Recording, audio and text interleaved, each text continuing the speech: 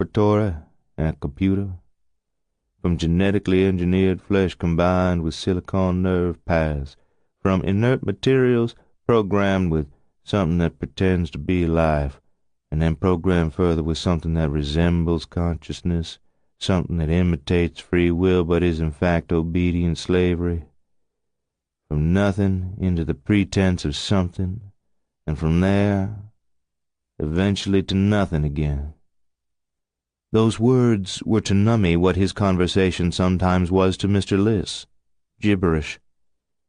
Yet his heart must have understood part of what was said, even if his brain couldn't make sense of it, because a big feeling came into him, a feeling so enormous that he seemed to swell with it.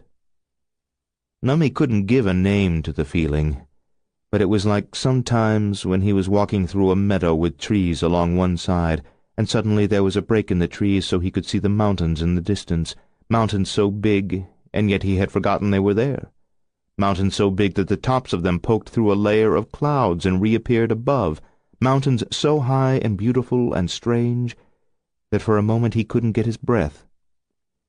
This feeling was like that, but many times more powerful. Mr. Liss was silent again, as if he was remembering mountains of his own.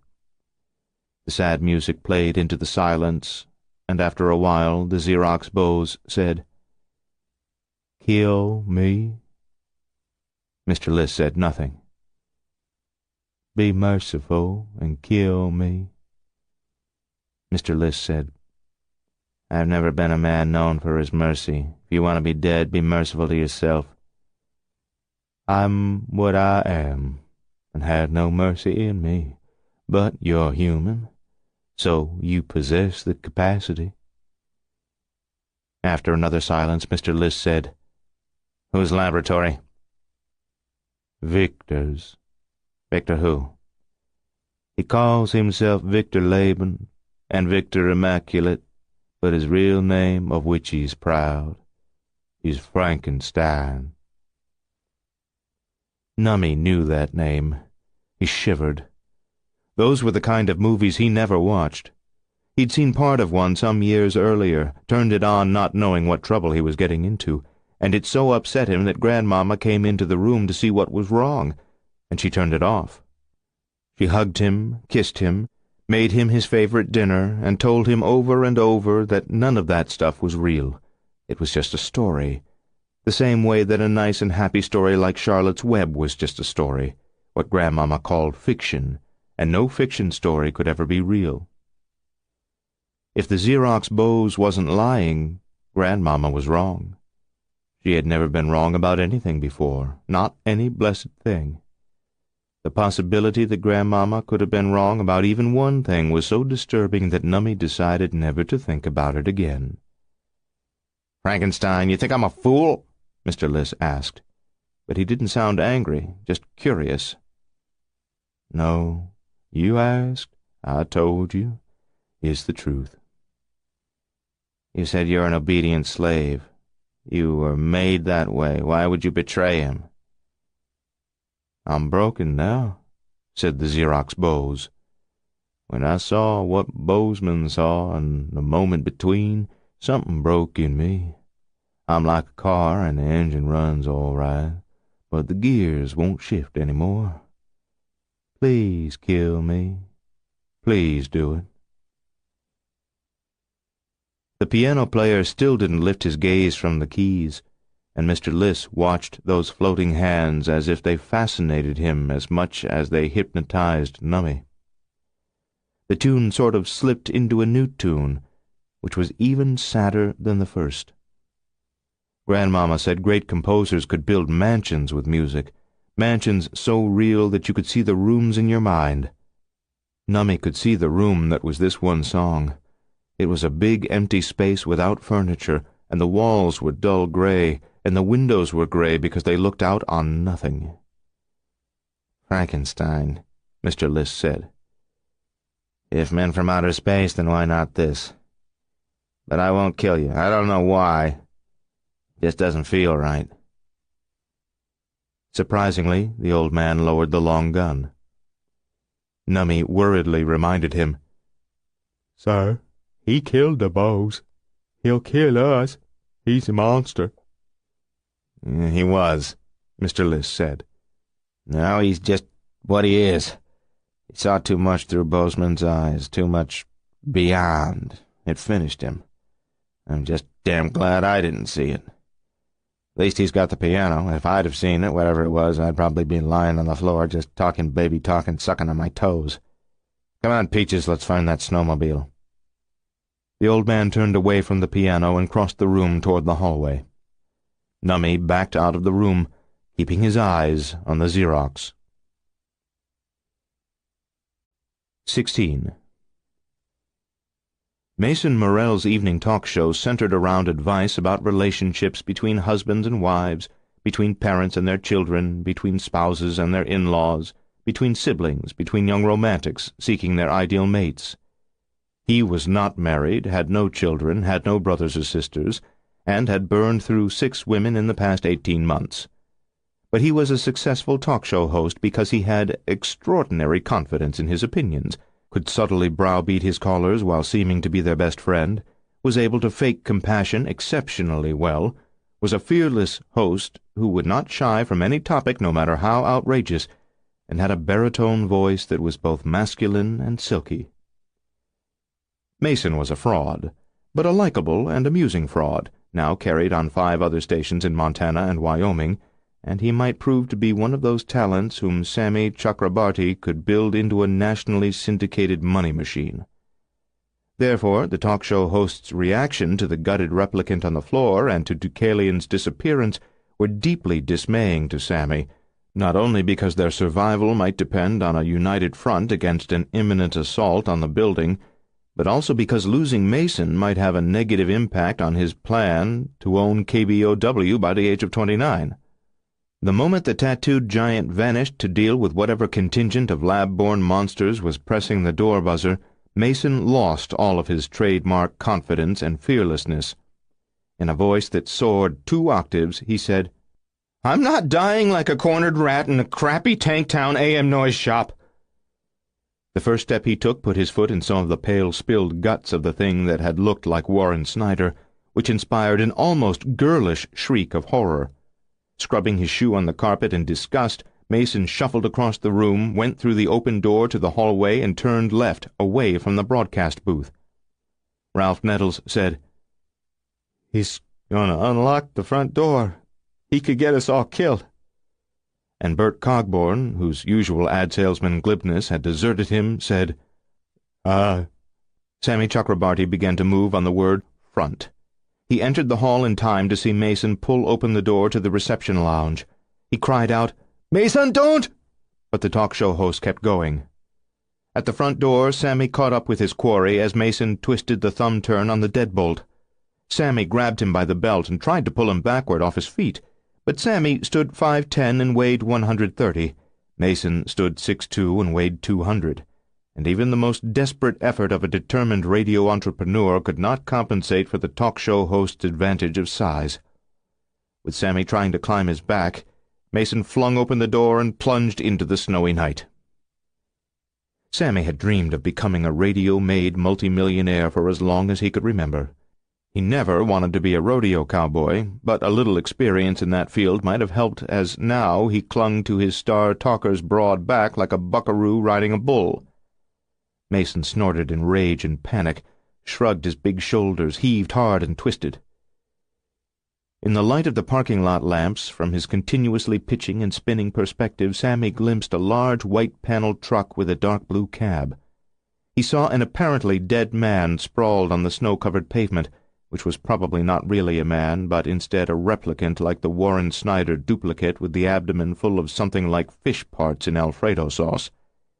He saw Deucalion lifting another man off the ground, above his head, which seemed an impossible feat, something that even the great Buster Steelhammer, superstar wrestler, wouldn't dare pretend to be able to do even in an extravagantly choreographed performance.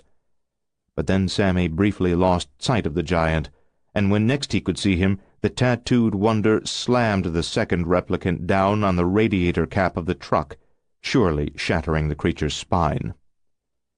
Mason's shirt tore. Sammy flew off his mount, landed face down, slid through the snow, came to a halt against a lumpy something, and found himself face to face with one of the dead replicants. From the nostrils of the thing streamed a noxious blue gas that plumed into Sammy's mouth. Spitting in revulsion, rolling away from the fiendish creature and onto his knees, Sammy wondered for the first time in his life if his mom and dad had been wise to emigrate from New Delhi. Maybe contemporary America was too wild for anyone to ride. Not just an angry bull of a country, but a crazy bull of a country, all hooves and horns and bucking muscle. Sammy's doubt lasted only as long as he took to get to his feet. Mason was climbing behind the wheel of his Toyota Sequoia, which was the last in the line of parked vehicles, and Sammy was the only alternative for the on-air voice that would warn Rainbow Falls and the county at large about the invasion, or whatever it was, of the Stepford people, or whatever they were. An hour from now poor Bert Cogborn would probably still be able to say nothing but, And though Ralph Nettles was a good man, a solid man, he was far from a silver-tongued orator. Sammy didn't sound like a geek or a snark or a weasel, but he didn't have a trained voice. He wasn't radio talent. He was radio executive. He wouldn't be half as convincing as Mason. Suddenly Sammy was energized once more by his particular American dream. Not only for the people of Rainbow Falls, who were evidently being slaughtered, and not only for the future of humanity, which might hang in the balance, but also for Chakrabarti's syndication, which had not yet been incorporated, but which would one day dominate the AM landscape. Sammy staggered toward the Sequoia. He intended to drag Mason Morrell out of the SUV or be clubbed senseless in the attempt. Fortunately, Deucalion got to the Sequoia not only first, but in time. The doors of the SUV were locked, but before Mason could start the engine, the giant thrust both big hands under the flank of the vehicle, gripped the frame, and with an effort that made him roar in agony or rage, or both, he lifted the passenger's side off the ground. Deucalion heaved again, and he rolled the Sequoia onto its roof. 17. In the foyer of Chief Raphael Jaramillo's house, the portion of the hand on the floor consisted of the thumb, the forefinger, the connecting span that was called the anatomical snuff-box, and a piece of the fleshy thenar eminence. The tips of the thumb and finger were pressed together as if in the OK sign. Frost had no way of knowing if someone had arranged the digits in that fashion, or if instead the macabre gesture occurred by chance. In either case, he was not amused. Most cops lacked a sharp sense of black humor when they entered law enforcement, but they quickly developed one as a psychological defense mechanism. Nevertheless, Frost suspected that nothing he encountered in this house would tickle the dark side of his funny bone. The eaten edges of the flesh had the same appearance as the stump of the foot in the living room, bloodless, glazed but pitted, and the flesh was unnaturally pale. Daggett flicked a switch, and the open staircase brightened. In a hunt, stairs were always bad, either going up or coming down. You were vulnerable from above and below, with nothing to duck behind, with nowhere to go other than straight into the line of fire, because turning your back and running was even more surely a ticket to the morgue. Cautiously but quickly they ascended. Daggett took the lead, back to the curved wall, attention on the head of the stairs. Frost followed 6 steps behind, focused on the foyer below. Although they had cleared the ground floor, there might be a way someone could get behind them. They didn't even whisper to each other anymore. They had nothing to say. From here on, what needed to be done would be clear as events unfolded. They didn't find any additional scraps until they reached the upper hall, where a bloodless ear, as white as a seashell, lay on the carpet. Judging by the size and the delicacy, it must have been the ear of a young child. Chief Jaramillo had 2 children. Of all crimes, those involving violence against children most infuriated Frost. He didn't believe in life sentences for child murderers. He believed in any kind of slow execution. Jaramillo's behavior on duty the previous 12 hours argued strongly for his corruption.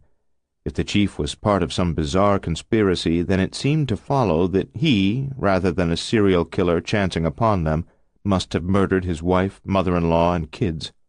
Murdered and dismembered. But Frost couldn't make sense of what they had found thus far. The huge sums funneled into this town through Progress for Perfect Peace suggested a criminal enterprise vast in scale. In fact, the laundered funds were so enormous that the possibility of a terrorist plot of historic dimensions could not be dismissed. A cop on the take, getting immensely rich for helping the bad guys conceal their activities, wasn't likely to derail the money train by chopping up his family over a disagreement with the wife. 4 bedrooms, a master suite sitting room, various closets, and 2 of the 3 bathrooms offered them only 2 more grisly pieces of evidence. Both were in the master bedroom. On the floor near the dresser lay a fragment of a jawbone from which protruded 2 molars, 2 bicuspids, and a single canine tooth. Something green trailed from between the molars, perhaps a sliver of skin from a bell pepper or a jalapeno. The facets of the bone that should have been shattered, where they had been broken away from the rest of the jaw, instead looked melted. Because it was not just another bit of biological debris, but an impossible construct out of a surrealist fantasy, the second find in the master bedroom proved more unsettling than anything they had discovered thus far. It lay at one corner of the neatly made bed, near the footboard, not as if carefully presented, but as if tossed aside, or as if spat out. The thick tongue, curved and with the tip raised as though licking something, would have been repulsive and alarming if it had been nothing more than that. But instead, it was like an image by Salvador Dali inspired by H.P. Lovecraft. In the center of the fat tongue, not balanced upon it but snugly embedded in its tissue, actually growing from it, was a brown and lidless human eye. Frost saw the monstrosity first. In the instant of discovery he was overcome by a sensation about which he'd often read but of which he had no previous experience. The skin on the back of his neck went cold and seemed to be crawling with something as real as centipedes or spiders. As an agent of the FBI assigned to the equivalent of a Black Ops division, he had seen horrors enough and had known fear in a variety of textures and intensities. But nothing until this had touched that most deeply buried nerve, which was not a physical nerve at all, but an intuitive sensitivity to the uncanny, whether of a supernatural or merely preternatural kind. Neither all of his education nor his vivid imagination could explain the existence of this abomination. As he stared at it, the crawling sensation burrowed deeper, from the back of his neck into his spine, and a chill scurried down his laddered vertebrae. He gestured for Daggett to join him. Frost didn't need to look up to gauge his partner's reaction to the loathsome object. The sudden intake of breath and a wordless expression of revulsion in the back of his throat conveyed Daggett's disgust and dread. For a moment Frost anticipated that the eye might turn in its fleshy socket, focusing on him, or that the tongue might flex and curl in an obscene quest. But that expectation was imagination run wild. The tongue and the eye on the bed were dead tissue, no more capable of movement than the teeth in the jawbone fragment would be able to chew the carpet under them. A mere pistol and 2 spare magazines seemed to be inadequate armament against whatever enemy they faced. The explanation behind the events in Rainbow Falls was neither ordinary criminal activity nor terrorism of a kind before seen. As though he had been cast back to childhood, to the confusions and anxieties of a preschooler, Frost looked down at his feet, inches from the hem of the quilted bedspread, and he wondered if something hostile might be hiding under the bed, where in the past there had never been a boogeyman or a troll or any kind of witch's familiar. Might there now be something more mysterious and yet more real than any of those fairy-tale threats? The spell of childish timidity held him in thrall only for a moment and was broken by the announcement of a real threat. From the darkness in the adjoining bathroom, through the half-open door, into the stillness of the master bedroom came a sound like scores of urgent, whispering voices. 18. The front passenger side window dissolved as Deucalion rolled the Toyota Sequoia onto its roof. When Mason Morrell refused to abandon the overturned SUV, the giant expressed the intention of smashing the windshield as well and hauling the reluctant warrior from the vehicle whether he wanted to come out or not. Sammy Chakrabarti prevailed upon Deucalion to let him negotiate with the on-air talent. He reached through the broken window, pulled up the lockstem, and dragged open the passenger door. After using the side of his foot as a broom, sweeping away the broken glass that sparkled in the snow, he got on his hands and knees, and he crawled into the Sequoia. On all fours, on the ceiling of the overturned SUV, he faced Mason at a curious angle. The talk show host hung upside down in the driver's seat. Actually, he wasn't hanging because he hadn't taken the time to put on his safety harness, so eager had he been to start the engine and split the scene. He maintained his position by holding tightly to the steering wheel and by hooking the heels of his shoes under the seat as best he could. Of the two men, Mason was the one whose head was nearer the ceiling. Sammy found himself peering down into his friend's face when the orientation of the SUV suggested that he should be looking up into it. The only light, the bluish glow of the parking lot lamps, seeped through the low windows of the inverted vehicle. The air was cold and smelled of new car leather and of Mason's spicy aftershave. Besides their breathing, the only sounds were the clicks and tinks and pings of the Sequoia adjusting to its new unconventional relationship to the pavement. "I'm so sorry this had to happen," Sammy said. Mason sounded more resigned than aggrieved. "It didn't have to." "Maybe it didn't, but it has. The station will pay for repairs." That's the way you are, but it's not the way Warren is. Warren pinches pennies." "Remember," Sammy said, "Warren Snyder is dead, and the thing that looked like Warren is dead too. It's weird guts all over the floor in there, so I'm in charge now." Refusing to look at Sammy, Mason declared solemnly, "We're all going to die." "That's not what I believe," Sammy said. "Well, it's what I believe." "I haven't told you this," Sammy said, "but I have big plans for you and your show." "It's the end of the world. There won't be any radio after the end of the world." "It's not the end of the world. It's a national crisis, that's all. If we pull together, if we defend the station and get the word out about what's happening here, we can turn this around in no time. I've always been an optimist, you know, and my optimism has always proved to be justified." "You're not just an optimist, you're insane." "I'm not insane," Sammy said. "I'm an American." "Hey, you're an American too. Where's your can-do spirit? Listen, I have plans to expand the format of your show, make it emotionally deeper, really let you spread your wings. I want to advertise it more widely, too. With your talent and my dogged determination, we can take this show to regional syndication, then national. Not just 5 other stations, but hundreds. You could be the male Dr. Laura. You could be a more human Dr. Phil." "I'm not a doctor." "You are if I say you are. That's how radio works." A few flakes of snow spiraled through the broken-out window and danced on the frosty plumes of their breath. Sammy was cold, and the thinly padded ceiling was hard under his bony knees. The weird angle made him feel like he was in one of those topsy-turvy dreams in the movie Inception. But he smiled and patted Mason on the arm in a most friendly. A few flakes of snow spiraled through the broken-out window and danced on the frosty plumes of their breath. Sammy was cold, and the thinly padded ceiling was hard under his bony knees. The weird angle made him feel like he was in one of those topsy-turvy dreams in the movie Inception. But he smiled and patted Mason on the arm in a most friendly way, as if to say, "I'm here for you." Tipping his head forward, rolling his eyes down and sideways to get a better look at his program director, Mason said, "Because I'm tall and built like a football star, people think I'm tough. I'm not tough, Sammy. I don't think I'm tough enough to stand the pressures of national syndication." "I'm tough enough for both of us," Sammy assured him. "And did you just listen to your voice?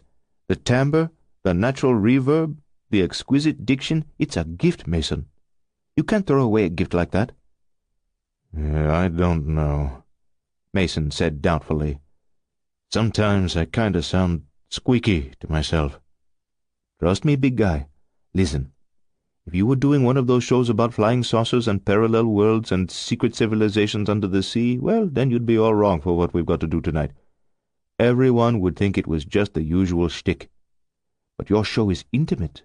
People let you into their lives all the way in. They trust you. They take your advice. They admire you. They love you, Mason. You are a friend to your listeners. They think of you as family. If you tell your listeners that monsters made in some laboratory capable of passing for human are taking over Rainbow Falls, they'll believe you. They wouldn't believe my voice. I sound like a skinny kid. The talk show host closed his eyes and hung, or clung, upside down in silence for a long moment, like a big frightened bat. Then he said, "They love me? They adore you." "I try to do my best. I really try to help them." "That's why they adore you." "It's a terrible responsibility, giving advice." "It is, I know. I think it would be exhausting. But you're a very giving man." "I'm always afraid one of them will take something I say the wrong way." "They won't, Mason. You express yourself with great clarity." "I'm afraid some wife will, misunderstand my advice and go shoot her husband."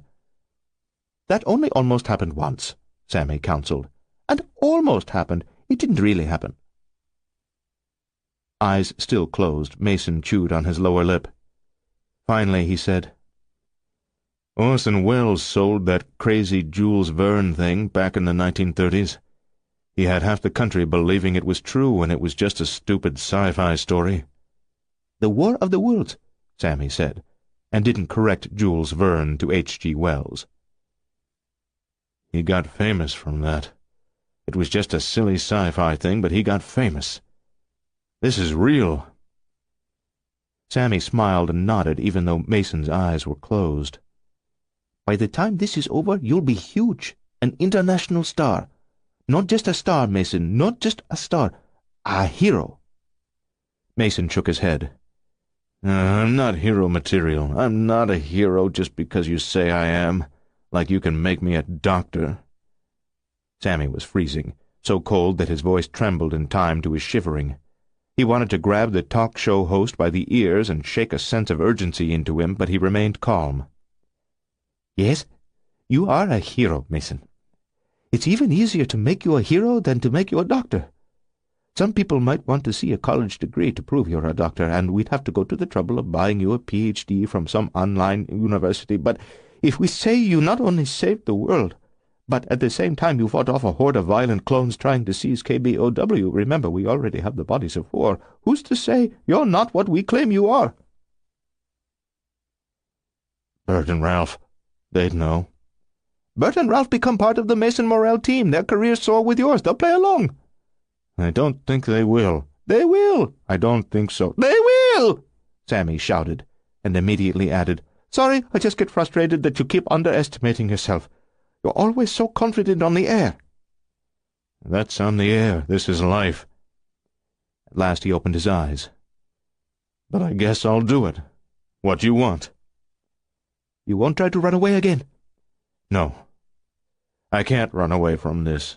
There's nowhere to run. I see that now." Sammy said, "My hero." "I think this door might be buckled. If you back out, I'll crawl over the console and come through the passenger door." Grinning, Sammy said, "Let's do radio." "Yeah. Let's do great radio." "Immortal radio," Sammy declared. Mason hanging upside down, Sammy kneeling on the ceiling, they tried to high-five each other. But the weird perspective defeated them. Mason boxed Sammy's left ear, and Sammy blew the sequoia's horn. 19. Pistols ready, flanking the partially open door to the master bathroom, Frost and Daggett listened to the voices whispering in the darkness beyond the threshold. They sounded conspiratorial and eager and sinister. But if anything being said had a scintilla of meaning, The conspirators were speaking in a foreign tongue. Frost couldn't understand a word. This sounded like a language entirely of sibilants, hissing and sissing and snuffling and fizzing, which seemed highly unlikely. Then, after a moment, the whispering no longer struck him as being conspiratorial, but instead restless and agitated. When he began to think of it that way, he realized he wasn't listening to whispering voices after all, but to friction of some kind, one thing sliding against another, or a horde of small things swarming over one another, all their carapaces and quivering antennas and brittle legs rubbing together. The door was hinged on the left, and Frost stood to the right. He reached around the jamb with his left hand, found the switch in there, and flipped light into the bathroom. Daggett moved even as the doorway brightened, crossed the threshold, said a word that Frost had never heard him or any other Mormon say before, and backed into the bedroom so fast that Frost hadn't yet moved in behind him. The large bathroom featured white ceramic tile with blue tile accents, a pair of sinks and a long counter, a shower stall directly ahead, and to the left a soaking tub spacious enough to accommodate husband and wife at the same time. Over the bathtub, depending part way into it, hanging from the ceiling on a thick and lumpy organic rope that looked like the umbilical cord of the Antichrist, was a greasy-looking sack larger than a man, glistening in a variety of shades of silver and gray. The teardrop shape suggested pregnancy. The slithering noise that arose from the sack, the whispering he'd heard through the open doorway, perhaps indicated a restless fetus of an unthinkable nature, and the overall impression was of a cocoon. The movement within that ominous incubator did not distort it. The surface neither bulged nor rippled. Farther from the doorway, beyond the tub, in the shower stall, behind a glass door, hung another cocoon. It virtually filled that space. Foreboding had gripped Frost upon the discovery of the eye in the severed tongue. Now that feeling ripened fully into dread. He tried to reassure himself that these things were preternatural, beyond the ordinary course of nature, strange and inexplicable, yes, but only because this was an expression of nature never seen before, an extraterrestrial life form, natural to the universe, just not to this world, or the consequence of some mutation of an earthly animal. Intuitive knowledge, however, trumped what he had been taught to know. He could not reason himself out of the recognition that behind this scene, at the bottom of this situation, a supernatural force was at work. Adjusting to the shock of his first sight of the cocoons, Daggett entered the bathroom again. Frost stepped onto the threshold behind his partner. They had never before fled from any threat, not because they were fearless, but because once they took the coward's way out, they would take it again and again until they would be forever incapable of fulfilling their duties. With evident uneasiness, Daggett approached the cocoon that hung over the bathtub, and Frost cautioned him, and Daggett said, "There's something strange about the surface of this thing." "Not just the surface," Frost said. The continuous slithering noise didn't grow louder, but Frost found it increasingly sinister. He thought of snakes, but he knew that it wouldn't be snakes, wouldn't be anything he had ever seen before. Daggett's face was hardly 12 inches from the sack when he said, "It looks greasy or wet, but I don't think it is. It glistens because the surface is in constant motion, crawling with something silvery like tiny specks of metal. But they can't be metal because they seem alive, like fleas, only smaller than fleas, so small I can't see what they are, thousands of them, maybe millions, all sort of shivering, ceaselessly dancing across the surface." Where the umbilical met the ceiling, the gray tissue appeared to have eaten through the plaster in order to anchor the cocoon to a joist. "This is beyond our pay grade," Frost said. "Light years beyond. And we need backup." "Yeah," Daggett said. "Like maybe the National Guard. Or a Vatican SWAT team." "Be ready to shoot the son of a bitch if it does anything," Daggett said as he holstered his pistol in the rig under his ski jacket. Although he knew his partner to be prudent, Frost's dread was now sharpened with alarm. "What are you doing?" Snaring a hand towel from a wall rack and folding it into a thick pad, Daggett said, "When we call Moomaw about this, we better have all the details we can gather." Maurice Moomaw, their boss, had the glower of a carved stone god.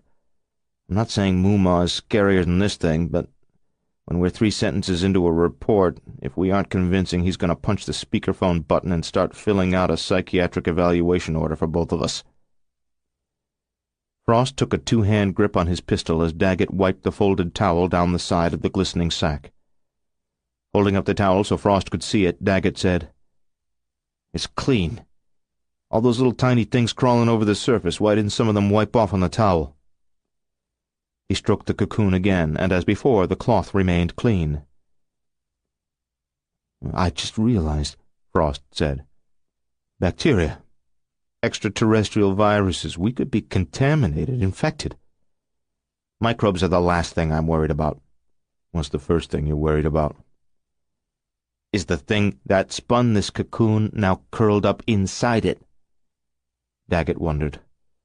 "Or did it plant something in this, like inside a spider's egg, then crawl away? And maybe if it crawled away, where is it?" "Not in the house. We searched the house." "We didn't search the attic." Frost glanced at the ceiling. He imagined some immense insect queen in the raftered space above them, attracted by their voices and homing in on them. He focused on the cocoon again, and it didn't seem as ominous as it had a moment ago, considering other possible threats. Daggett shook out the folded hand towel. With only 1 thickness of the cloth between his hand and the sack, he pressed his palm against the glistening surface. Frost watched the front sight of his pistol jittering on the target. He took a slow, deep breath, exhaled even more slowly than he had inhaled, imagined his hands perfectly still, and his tremors faded. "Interesting," Daggett said, towel-protected hand flat against the sack. "What?" Frost asked. "It's very warm, even hot. The heat comes right through the towel, and yet I don't feel any heat escaping from it into the air, none at all." Ever more disturbed by the slithering noise, Frost said, "Can you feel movement in it?" Daggett shook his head. "Nothing moving. But do you smell that?" "No, nothing." "Very faint." "What?" Frost asked. "Sort of like burning insulation on a shorting electrical cord." "I don't smell anything." Leaning closer to the sack and sniffing, Daggett said, "Yes, like burning insulation." "Maybe it's the hand towel scorching." "No." Daggett's face was 6 inches from the glistening cocoon. "Not the hand towel. It's hot, but not that hot." "Oh." "Oh, what?" "The smell just changed. It's like roses now." "From burning electrical cord to roses." "And I think—" "What?" Frost asked. "I'm not sure, but I think I just felt something moving in there." With a sound that was like 2 lengths of Velcro detaching from each other, but also like the bloated belly of a cadaver parting wetly under the scalpel of an autopsist, the sack split. 20. After pausing in the mudroom to take off their snow-caked boots, the male parishioners of Riders in the Sky Church came to the kitchen in groups of 4 or 5 to listen to Carson and Michael sell them the alternative to the space alien explanation. They knew their wives had already been persuaded, and they put a lot of store in their opinions. The Riderettes, as they were sometimes called, were women that the world could never confuse or make weary. They firmly held the reins of their lives and kept their feet in the stirrups. Neither Carson nor Michael mentioned the name Frankenstein. Dolly and Hank Samples and their friends were remarkably open-minded. They had proved they could cope with developments that in an instant turned their world upside down. But Carson and Michael were outsiders in this community, and even the most welcoming and trusting and swayable of the riders would at some point hit a wall of disbelief. Nanotechnology, people eating machine animals, replicants, a scheme to kill all of humanity. The current situation was already over-the-top fantastical. Adding to it the revelation that at the root of this chaos was a 240-year-old scientist much farther off his nut than Colin Clive had played him in the movie, and a 200-year-old monster who had made himself into a good man, even a hero. This was sensible rural Montana. This was not a place where people were conditioned to believe anything they were told. Carson claimed she and Michael had been working on an industrial espionage case that led them to the discovery of the replicants, and now the people-eating nanomachine animals, and to the belief that these things were being produced in a federal facility buried deep along the End Times highway. 1,000 movies and books prepared the writers to believe in evil extraterrestrials, but their daily lives prepared them to embrace the idea that their own government might want to replace them with obedient engineered citizens. As Carson expected, 15-year-old Farley samples proved to be a great help convincing the writers that their enemies didn't have to be from another planet, that nanotechnology was a real and rapidly advancing field on this world. His enthusiasm for science and for science fiction proved contagious. His deferential nature allowed adults to learn from him without feeling belittled, and he had absorbed a thing or two about effective storytelling from those novels of Robert Heinlein that he loved so much. More than Carson's and Michael's private investigator licenses, more than their expired photo IDs from the Homicide Division of the New Orleans Police Department, what gave them street cred were their weapons. The writers revered guns nearly as much as they loved Jesus. They were impressed with Carson's and Michael's Sig Sauer P226X6s with 19-round magazines, but especially with the Urban Sniper slug-firing shotguns. Even though Carson proved at the kitchen table that she could hold her own in arm wrestling with men half again her weight, some were dubious that she could fire that hardcore shotgun without being knocked flat by the recoil. None of the doubters among the riders were women. When Carson stood up from the table after an intense battle to a draw with a man named Glenn Botine, a full-time car mechanic and part-time quarter-horse breeder, he said, "Thank you, ma'am, for a lesson in humility. Now, as ex-police, what do you and your husband think we should be doing here that we're not doing?" "Instead of just preparing to defend this place, we need to go door to door in the neighborhood," Michael said. "Alert as many people as possible. You've got the cell phone videos. You're locals, they'll believe you. Make the entire square block a garrison and defend it, falling back to individual houses only if the larger perimeter can't be held." Carson thought of her brother Arnie and Little Scout in San Francisco, safe for now, if perhaps not for long, and she asked, "How many children do you have here?" The women conferred and quickly agreed that there were 7 teenagers and 12 younger children among the 44 riders at the sample's house.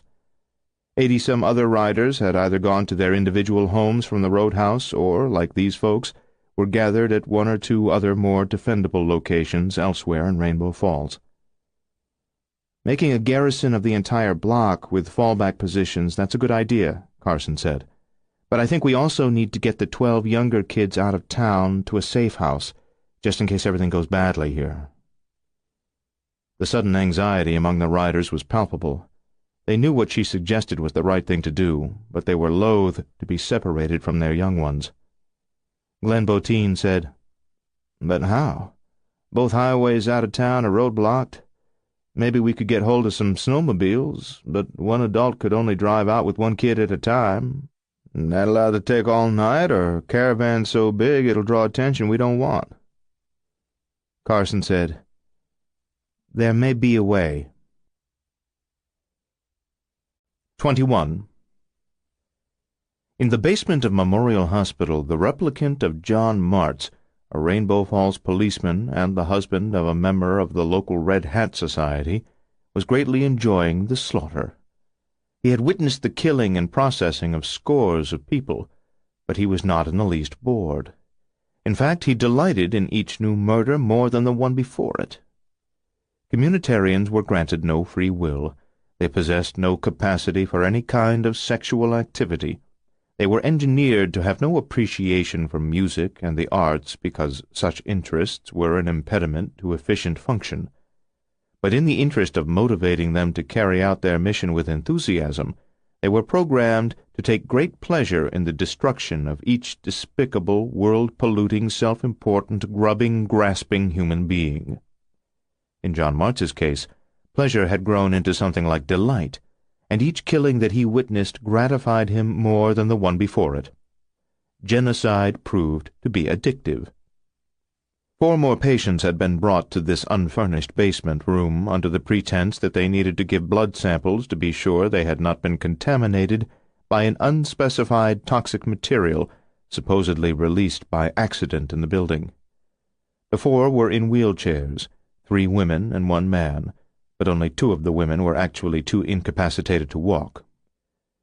The replicant of Nurse Ginger Newberry was present to assist John Martz with the management of the patients. Managing these people was enormous fun. A number of hospital visitors had been dispatched as well. They couldn't be permitted to leave after they arrived and discovered that friends and loved ones were missing from their rooms. Because the visitors were not ill, they were more difficult to manage than the patients, which was why John had a nightstick and why Nurse Newberry kept a taser clipped to her uniform belt under a white cardigan sweater. 3 builders were busy here on the basement level, first reducing their victims to various component molecules and then using those resources to create another generation of gestating builders in the suspended cocoons. Builders produced only others of their kind. Communitarians were extruded and programmed only in the labs of the hive. Several rooms were now filled with cocoons that hung from the ceiling, which was a sight that profoundly pleased John Martz. Gestation required not fewer than 12 hours, but not more than 36. As new builders emerged, fed on more useless human beings and created ever more of their industrious kind, their numbers would increase geometrically. Within a week they would be traveling to other towns with support teams of communitarians, and by then they would be an unstoppable force, a rapidly growing army of exquisitely lethal biological machines, a nanotide of death. The pajama-clad patients in the wheelchairs expressed their worries and confusions in that whiny way that was a hallmark of humanity, but Nurse Newberry coddled them with what seemed to be genuine sympathy until the builder arrived. This one was a young woman designed to the highest standards of human beauty. Whether a builder looked like a man or woman, it was always crafted to be so striking in appearance that the people who were its potential victims would be at first sight enchanted by it. Beauty disarms. Beauty lures. All of the patients, regardless of gender, were riveted by this blonde and blue-eyed vision who wore ordinary hospital greens as if she were an intern or an orderly. She stood in front of them, their wheelchairs arranged in a semicircle of which she was now the focal point.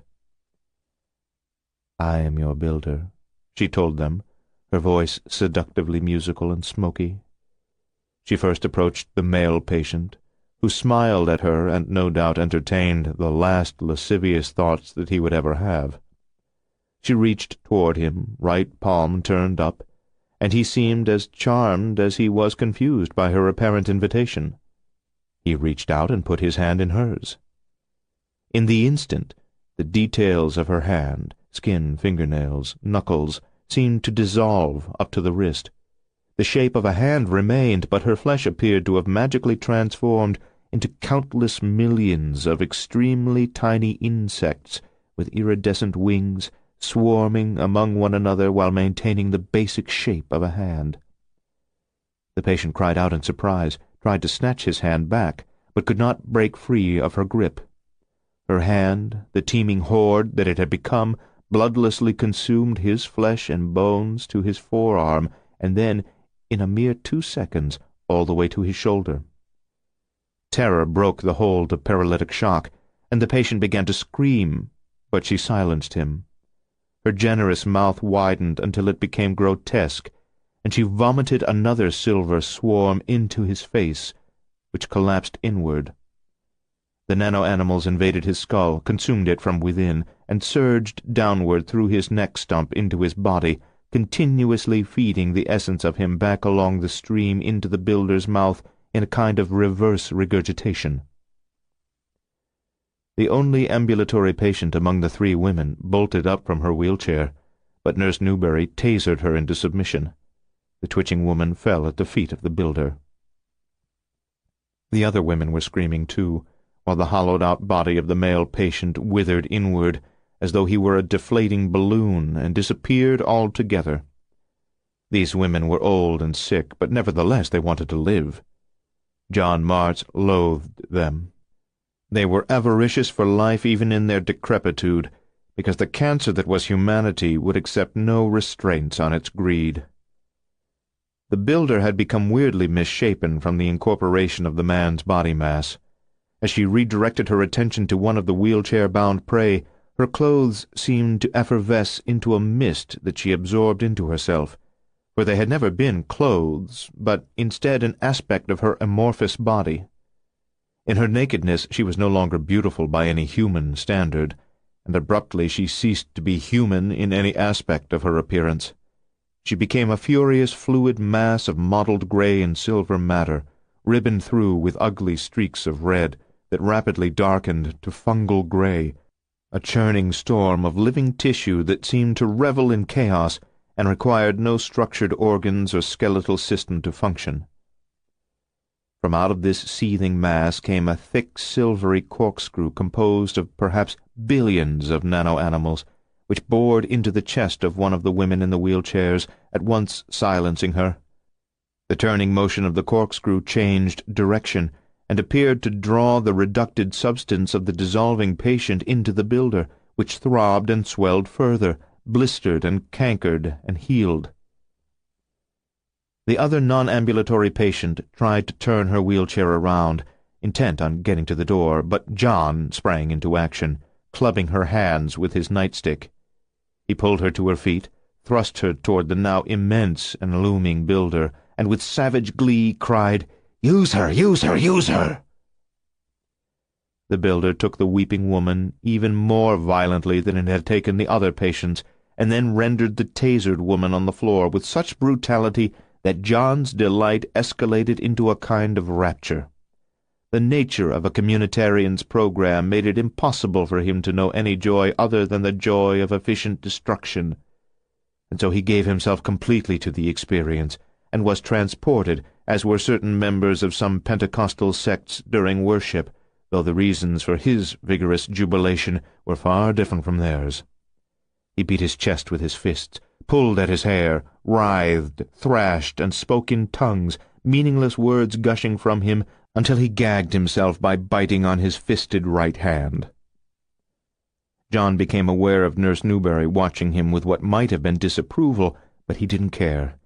This was a joy that he was permitted, and he needed it.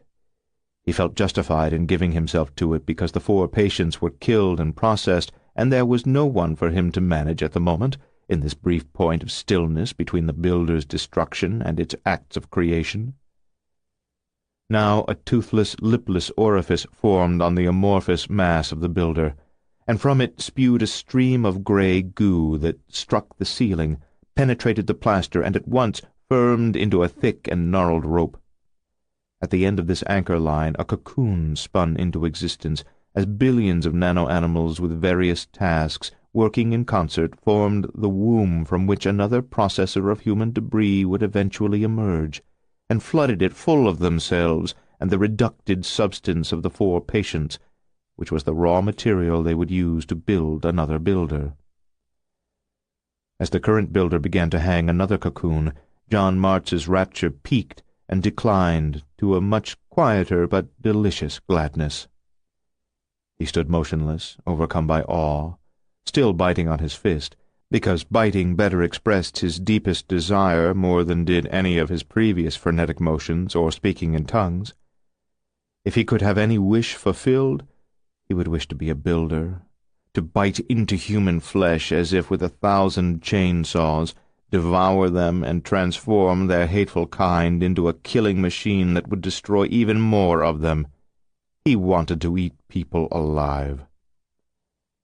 He realized that he should not express this desire to Nurse Newberry or to anyone else. Such a longing was an affront to Victor, who had made him what he was, and to whom he must always be obedient and grateful. Besides, one of the principles of the communitarian culture was that every one of them was absolutely equal to all the others, that no one was smarter or stronger or better in any way, That he could even dream of being a builder, which was an infinitely more deadly and efficient killing machine than any communitarian, meant that he aspired to being more than what he was, and therefore must think that he had the capacity to be superior to others in the community. He wanted to eat people alive, lots of them. But that was okay, as long as he didn't think about it too much. If he allowed himself to dwell obsessively on what it might be like to be a builder and process human flesh into human-killing machines, he could not be an efficient communitarian. Inefficiency was the only sin. When the current builder finished the second cocoon, it returned to the form of a beautiful young woman, clothed once more, and walked out of the room. After glancing at John in what he believed to be disapproval, Nurse Newbury departed too. John remained there for a moment, admiring the pair of cocoons. As he was about to leave, he noticed something lying on the floor, under one of the wheelchairs, half hidden by the chair's floor plates. He rolled the chair aside, dropped to one knee, and saw a human ear lying concave side down on the vinyl tile. The convex back of the ear was smooth, with no torn tissue, as if it had never been attached to a head and therefore had never been cut off, though this peculiar detail didn't mean much to him at first. During all other jobs of rendering and processing to which he had been witness, John had not seen a builder overlook even a tiny scrap of human tissue. To leave a portion of a body unused must surely qualify as inefficiency. When he turned the ear over in his hand, he saw that it proved something worse than inefficiency. In the folds and curling down into the exterior auditory canal were human teeth, not loose but embedded, growing from the ear. This shell of flesh and cartilage was not a scrap of any of the 4 patients. It could only be a created object, manufactured by the builder during the rendering and processing, and then spat out. Most likely the toothy ear had been created without conscious intent, just as the human urinary tract didn't think about making a kidney stone before producing one. This was proof that the builder was malfunctioning. The only sin was inefficiency, and the ultimate inefficiency was malfunction. By comparison, John's yearning to be a builder and to eat lots of people seemed insignificant. After all, his desire could never be fulfilled. He was what he was and could be nothing else. He therefore could not malfunction by realizing his desire. But this builder had badly malfunctioned by creating this macabre ear and spitting it out instead of using the tissue in its assigned work. John felt better about himself. He probably should report the transgressive builder, but there was no rule requiring him to do so, most likely because Victor did not believe builders could malfunction. Throughout development, only the communitarians had sometimes gone wrong by acquiring obsessions, and even that, too, had been resolved by identifying the potential obsessives and eliminating them before they left the hive. If John reported the builder, Nurse Newbury would also be asked to provide a report. She might then make note of John's rapturous reaction to the builder's work, whereupon he would be asked to explain his actions. He turned the ear over and over in his hand. He ran his thumb along the curve of teeth within that fleshy shell. He decided that he had better not report the builder. Before moving on to his next assignment, he bit off the lobe of the ear and chewed it. An interesting taste. 22. The KBOW parking lot, after Sammy Chakrabarti coaxed Mason out of the overturned Sequoia, and as they and Bert returned to the station, Deucalion asked Ralph Nettles which of the other vehicles belonged to him. Still unsettled by the tattooed giant's magical disappearance from the engineer's nest, and by the way he had almost effortlessly overturned Mason's Toyota SUV, Ralph hesitated before indicating a 3-year-old black Cadillac Escalade. "We'll go to your place and get the guns and ammunition you mentioned," Deucalion said. "Give me the key." Producing the key, Ralph hesitated to surrender it. Well, it's my car, so I should drive." "You can't drive like I do," the giant said. "You saw how I took one step from your room back there and into this parking lot. I had no need to walk it, no need to use doors. I can drive the same way. I understand the structure of reality, truths of quantum mechanics that even physicists don't understand." "Well, good for you," Ralph said. "But I love that Escalade. It's my big-wheeled baby." Deucalion took the keys from his hand. Having seen how the giant killed 4 of those things called replicants, Ralph decided against an argument. The snow came down hard, obscuring everything like static in a lousy TV image. In fact, Ralph half felt as if he had stepped out of reality into some television fantasy program in which all the laws of nature that he knew well as an engineer were laws that Deucalion, and perhaps others, could break with impunity. He liked stability, continuity, things that were true in all times and all places, but he figured he'd better brace himself for turbulence. He got in the front passenger seat of the Escalade as Deucalion climbed behind the wheel. Ralph wasn't a small man, but he felt like a child next to his driver, whose head touched the ceiling of the SUV. Starting the engine, Deucalion said, "Your place, is it a house or an apartment?" "A house?" Ralph told him the address. Deucalion said, "Yes, I know where it is. Earlier I memorized a map of the town laid out in fractional seconds of latitude and longitude." "It makes as much sense as anything else," Ralph said. Light pulsed through the giant's eyes, and Ralph decided to look away from them. As Deucalion popped the brake and put the Cadillac in drive, he said, "Do you live alone?" "My wife died 8 years ago. She was perfection. I'm not a big enough fool to think it can happen twice." Deucalion began a wide U-turn in the parking lot. "You never know. Miracles do happen." During the turn, for an instant there was no falling snow, and every source of brightness in the storm clicked off, the parking lot lamps, station lights, headlights, and the night was more deeply dark than any night had ever been. Then snow again, and lights. But though they should have swung around toward the exit to the street, they had turned directly into Ralph's driveway, 5 long blocks from KBOW. 23. As the sack split, Daggett staggered backward into the counter that contained the bathroom sinks. Pistol in both hands, covering the cocoon, Frost almost squeezed off a shot. He resisted the urge to fire when he saw what began to emerge. Even in childhood, Frost hadn't been given to picturing monsters in his closet, but he had never before encountered a cocoon as big as a grown man, either. Now his pent-up imagination suddenly abandoned the usual mundane trail and galloped into grotesque territory. He expected something insectile to spring out of the splitting sack, nothing half as attractive as a monarch butterfly, some strange hybrid cockroach with 3 heads, or a spider with the face of an evil pig, or a ball of snakes because of all the slithering noise. Instead, from the sack, came a breathtakingly gorgeous, nude young woman, such a perfection of face and body as Frost had never seen before, such a flawless brunette that she seemed to have been airbrushed and photoshopped. Her complexion was not marred by even the smallest blemish. Her smooth and supple skin seemed to glow with good health.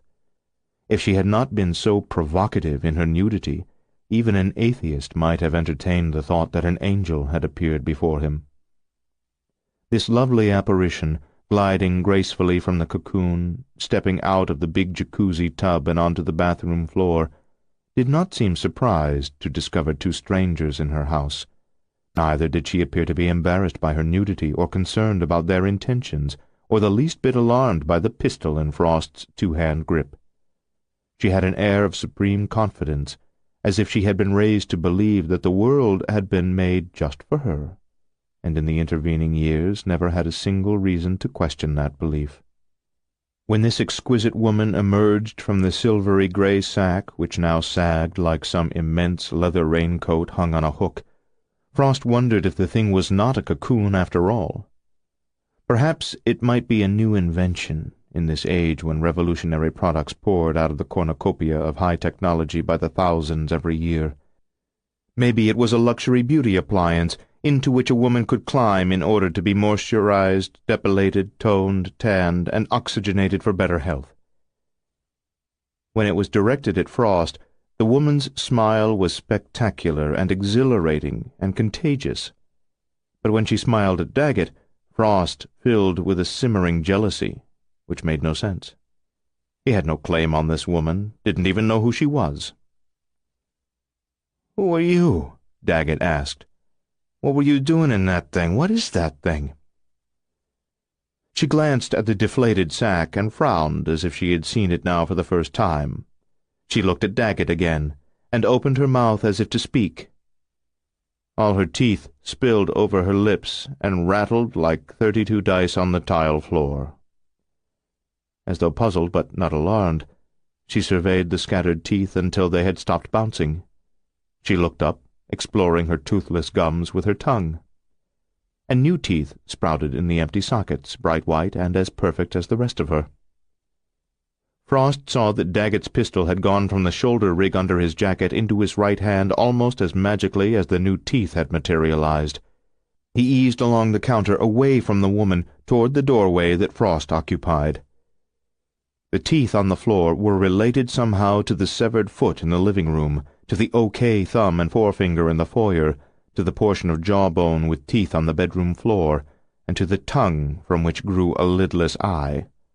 But Frost couldn't put it all together. Nobody could have put it together. It was crazy. This wasn't like anything he'd expected to find, not just a criminal enterprise or a terrorist plot. The woman wasn't just a woman, she was something more, and her singular beauty was perhaps the least astonishing thing about her. But whatever else she might be, she was a woman, naked and seemingly defenseless, and he couldn't shoot her just because she could grow teeth in an instant, apparently at will.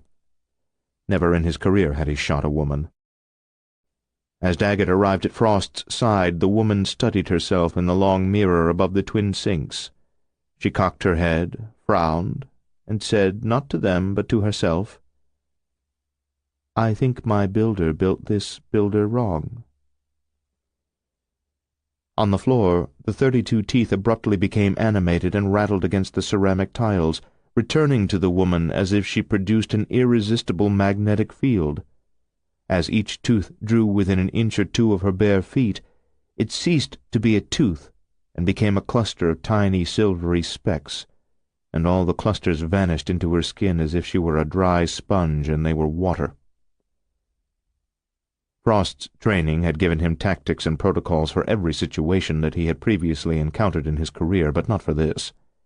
He could see nothing that he and Daggett could do other than wait, observe, and hope for understanding.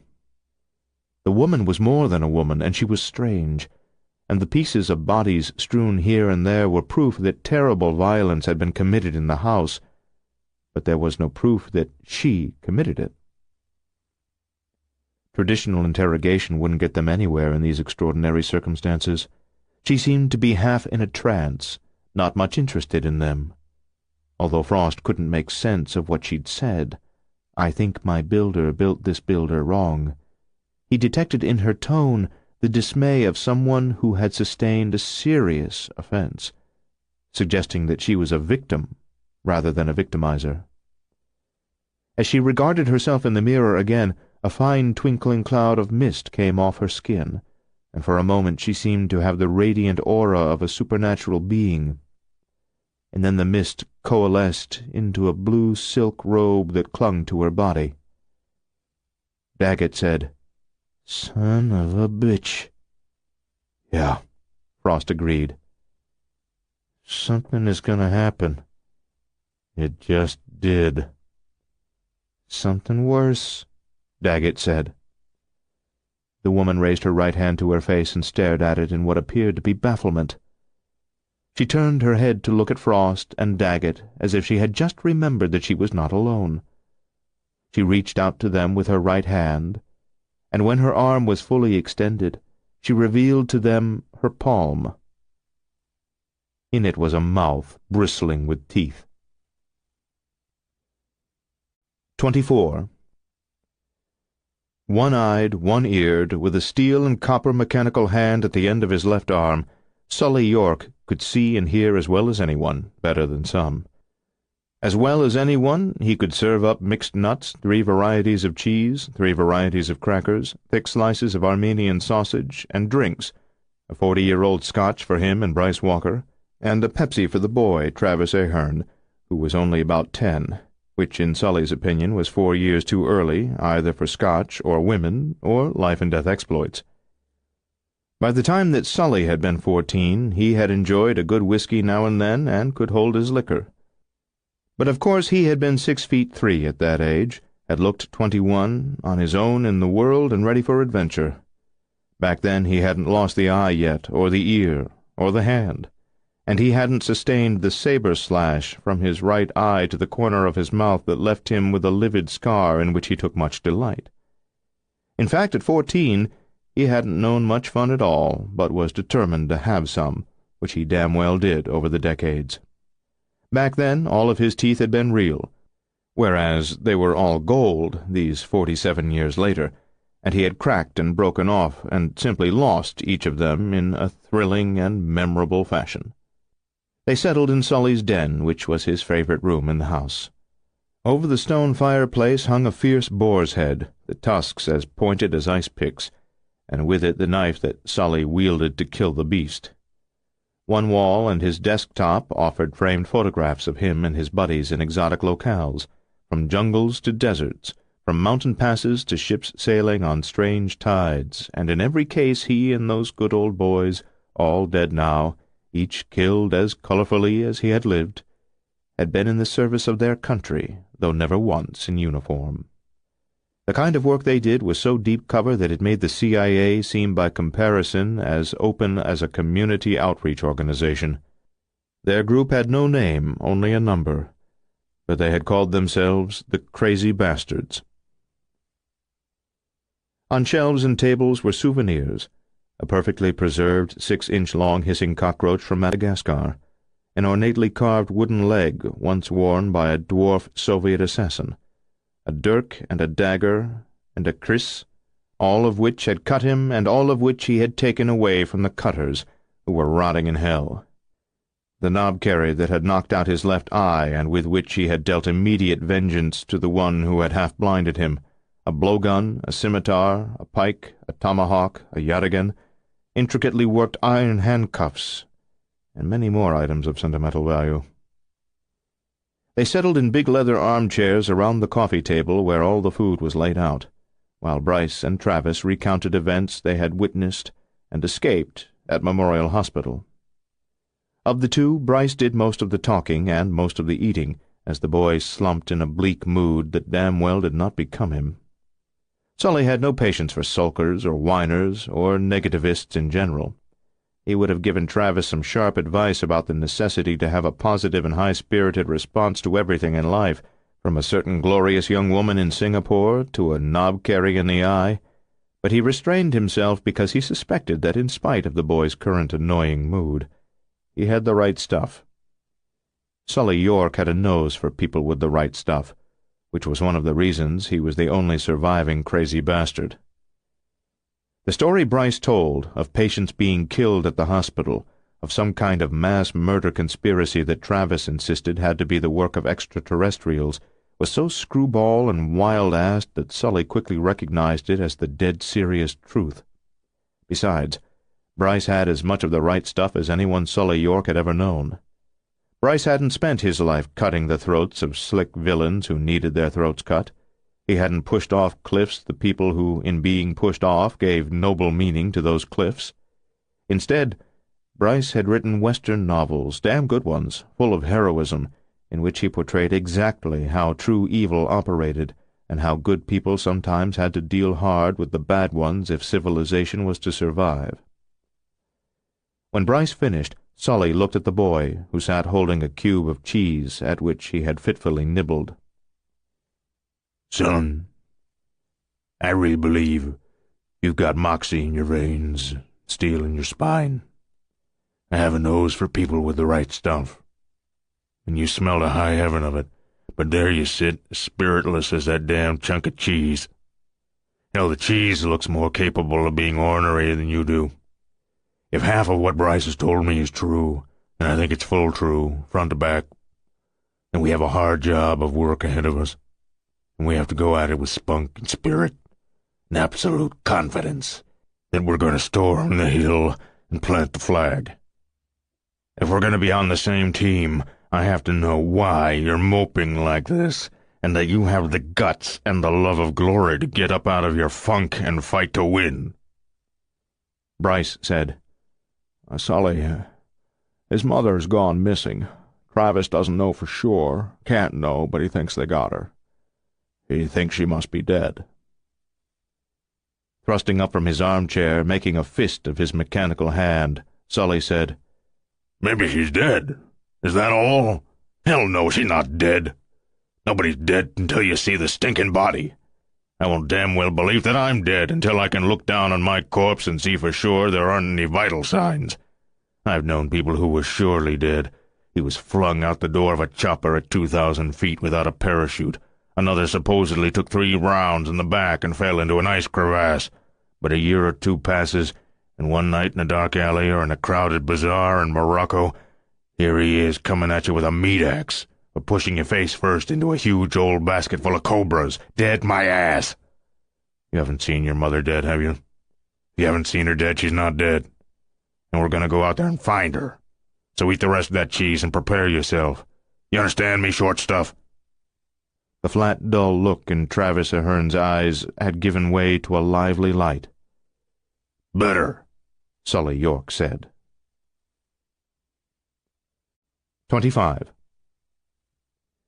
Carson would have preferred to stay at the Samples house with the riders and riderettes, having all those well-intentioned, well-armed, tough and savvy people covering her back, not to mention the excellent coffee and the pumpkin pies in the oven.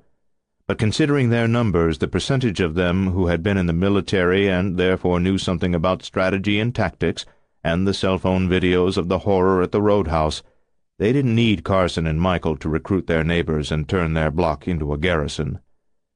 The most urgent task at hand was locating Deucalion. With his singular gifts, only he would be able to drive the children out of Rainbow Falls, past the roadblocks, to the comparative safety of Erica's house 4 miles west of town. With no telephone service of any kind, they would need to track him down somehow, which at first seemed to be an almost impossible mission in a town of nearly 15,000. As Carson piloted the Grand Cherokee through a sea of snow, tides washing across the windshield and foaming at the wheels, heading toward the center of Rainbow Falls, Michael said, "I've got an idea." "You always have an idea. You always have a dozen ideas. That's why I married you, just to see what ideas you'll come up with today." "I thought you married me for my looks, my sensitivity, and my fabulous bedroom stamina." Carson said, "Lucky for you, beauty is in the eye of the beholder. But I will acknowledge you really do an exhaustive job cleaning the bedroom." "Here's an idea. Why do I have to do any house cleaning? We have a full-time housekeeper. Why doesn't she do it?" "Mary Margaret is a great cook and a nanny. She does only light housekeeping. Keeping a spotless house requires someone with muscle, determination, and fortitude." "Sounds like you." Carson said, "Do you want me to clean, and from now on you do all the stuff I do, like fix plumbing and electrical problems, keep the cars fine-tuned, do the accounting and taxes?" "No. I'd wind up electrocuted trying to replace a valve in the toilet just before the IRS seized the house. Back to my idea. We know Deucalion intends to take out the crews of as many of those blue and white trucks as he can. So if we can locate one that's still operating and we tail it, maybe we'll find Deucalion when he finds the truck." "That's pretty much a lame idea." "Well, I don't hear any dazzling suggestions from our plumber, electrician, mechanic, accountant." They rode in silence for a couple of minutes. Then she said, "I've got a bad feeling about this, Tonto." "The way I see it, Kimosabe, we can't fail. When Deucalion received his gifts on the lightning, they had to have come from a higher power." "The riders call him the trail boss in the sky." "I didn't know that." "Lorene Rudolph told me. You were at the other end of the kitchen checking out the contents of all those cookie jars faster than the kids could." "Have you ever known anyone with 5 cookie jars? Anyway, for over 200 years, Deucalion has been on Victor's trail, and he won the round in New Orleans. I think he'll win this round too, the entire fight. He's on a divine mission. It's his destiny to stop Victor and undo everything Victor does, so this is going to turn out okay. No snowplows were on the streets. The replicants of the city employees were engaged in other activities, mostly murder.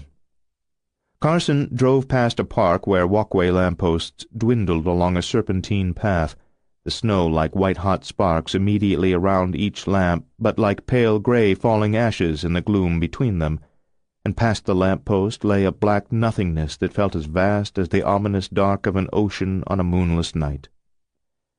"The thing is," she said, "this is Deucalion's mission. We're supporting players. We don't have to live for him to fulfill his destiny." "Well," Michael said, "I'm putting my trust in the trail boss."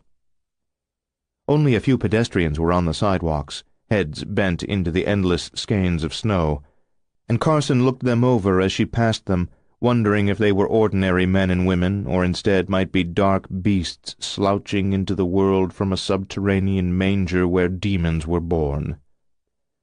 When Carson turned left off Cody onto Russell Street, she saw one of the blue and white trucks parked at the curb, engine running, crystallized exhaust smoking from the tailpipe. She coasted past it. Michael confirmed what she thought she had seen. No one in the cab. Go around the block. She went around to Cody, turned onto Russell again, parked 50 feet behind the truck, and doused the headlights. They watched the vehicle for a few minutes, the pale exhaust feathered up into the night like a procession of spirits answering some celestial trumpet that only they could hear. Why would they leave the truck unattended, she wondered. And they wouldn't herd their silver-beaded zombies into it in such a public place.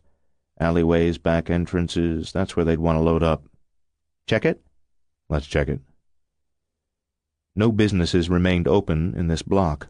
Traffic was even lighter than it had been before they stopped at the Samples house. Russell Street looked as lonely as a trail through some Arctic wasteland, so they boldly carried the urban snipers. The night had grown colder, the snowflakes icier. The cab of the truck was still unoccupied, but 2 dead men were sprawled in the cargo hold. Not men, replicants. This was clearly Deucalion's work. Closing the cargo space door, Michael said, "I already have another idea. Your last one didn't get us killed, so let's hear this one. Instead of us trying to find a truck to follow until Deucalion attacks it, we switch our gear from the Jeep to this and cruise until our monster buddy comes to kill the crew. Let's hope he recognizes us before he breaks our necks." 26. The sad piano music followed them through the house and all the way into Officer Bozeman's 2-car garage. The garage contained no cars, but there were a Ford Expedition, a motorcycle, and in front of the cycle, a snowmobile on an open trailer, just as Numme O'Bannon had told Mr. List there would be. "Peaches, every time I think you're as useless as a 2-legged cat, you come through for us. You're all right." This praise greatly pleased Numme until he realized they were stealing another vehicle, just one without wheels this time. He was being praised for helping Mr. List to steal. "Sir, when that there lottery ticket in your wallet wins big, it'll be good if you pay for the Boze's snowmobile then." "Hell and all, who would I pay? Bozeman's dead in the kitchen. His wife is dead and buried. They never had kids. I'm damn well not going to pay his monster look-alike so it can make the next mortgage payment and just sit on its ass playing morbid piano." He poked Numme in the chest with one finger. "You've got this fixation about always paying for things." He poked Numme again. "It's not just because you're a moron. It's psychological." He poked Numme a 3rd time. "It's neurotic is what it is. Sick. It's deeply sick. Sick and damn annoying. Nobody pays for everything. I guess I should pay for the air I breathe, for the sounds I hear, for all the things I can see because I've got eyes. Who do I write those checks to, Who?" Numme was pleased that Mr. List had begun to understand. He said, "You want to tithe? Grandmama, she always tithed to St. John's over on Bear Claw Lane. So if you want to tithe where she did, then that'd be good." Mr. List just stared at Nummie while the piano got even sadder. Then he threw his hands in the air as if shouting hallelujah and tossing away all his cares. "I give up! How can I expect you to learn some street smarts when you don't have any other smarts of any damn kind? Can a donkey waltz? Can a monkey sing opera? Can a cow jump over the freaking moon?" Nummie didn't know what to say because he didn't understand any of those questions. They didn't make sense to him. Fortunately, Mr. List didn't try to shake answers out of Nummie like he sometimes did. Instead, the old man climbed into the open, roofless trailer with the snowmobile and began examining the controls, all the while muttering to himself. Nummie shuffled around the garage, looking at the tools hanging on the walls, the workbench with all its little drawers, several gasoline company signs the Bows collected, and the spider webs here and there in the corners. He didn't like spiders at all. Charlotte and Charlotte's web was okay. She was nice, but she wasn't a real spider. She was a story spider with a good heart. He hoped it was too cold for spiders now, because real ones didn't have good hearts. Once, more years back than he could count, he came upon a web where a fly was stuck and a spider was eating it alive. Nummie felt awful for the fly because it didn't know webs were sticky. It just didn't know. It made one mistake, and now it was being eaten. The fly was hardly alive. Nummie was too late to save it. He turned away, but couldn't stop feeling awful for the fly. He felt awful all that day, way back when. And later that evening he realized why he was upset about the fly's suffering. The little fly was dumb, and the spider was smart, making its sticky web, and so the dumb fly never had a chance.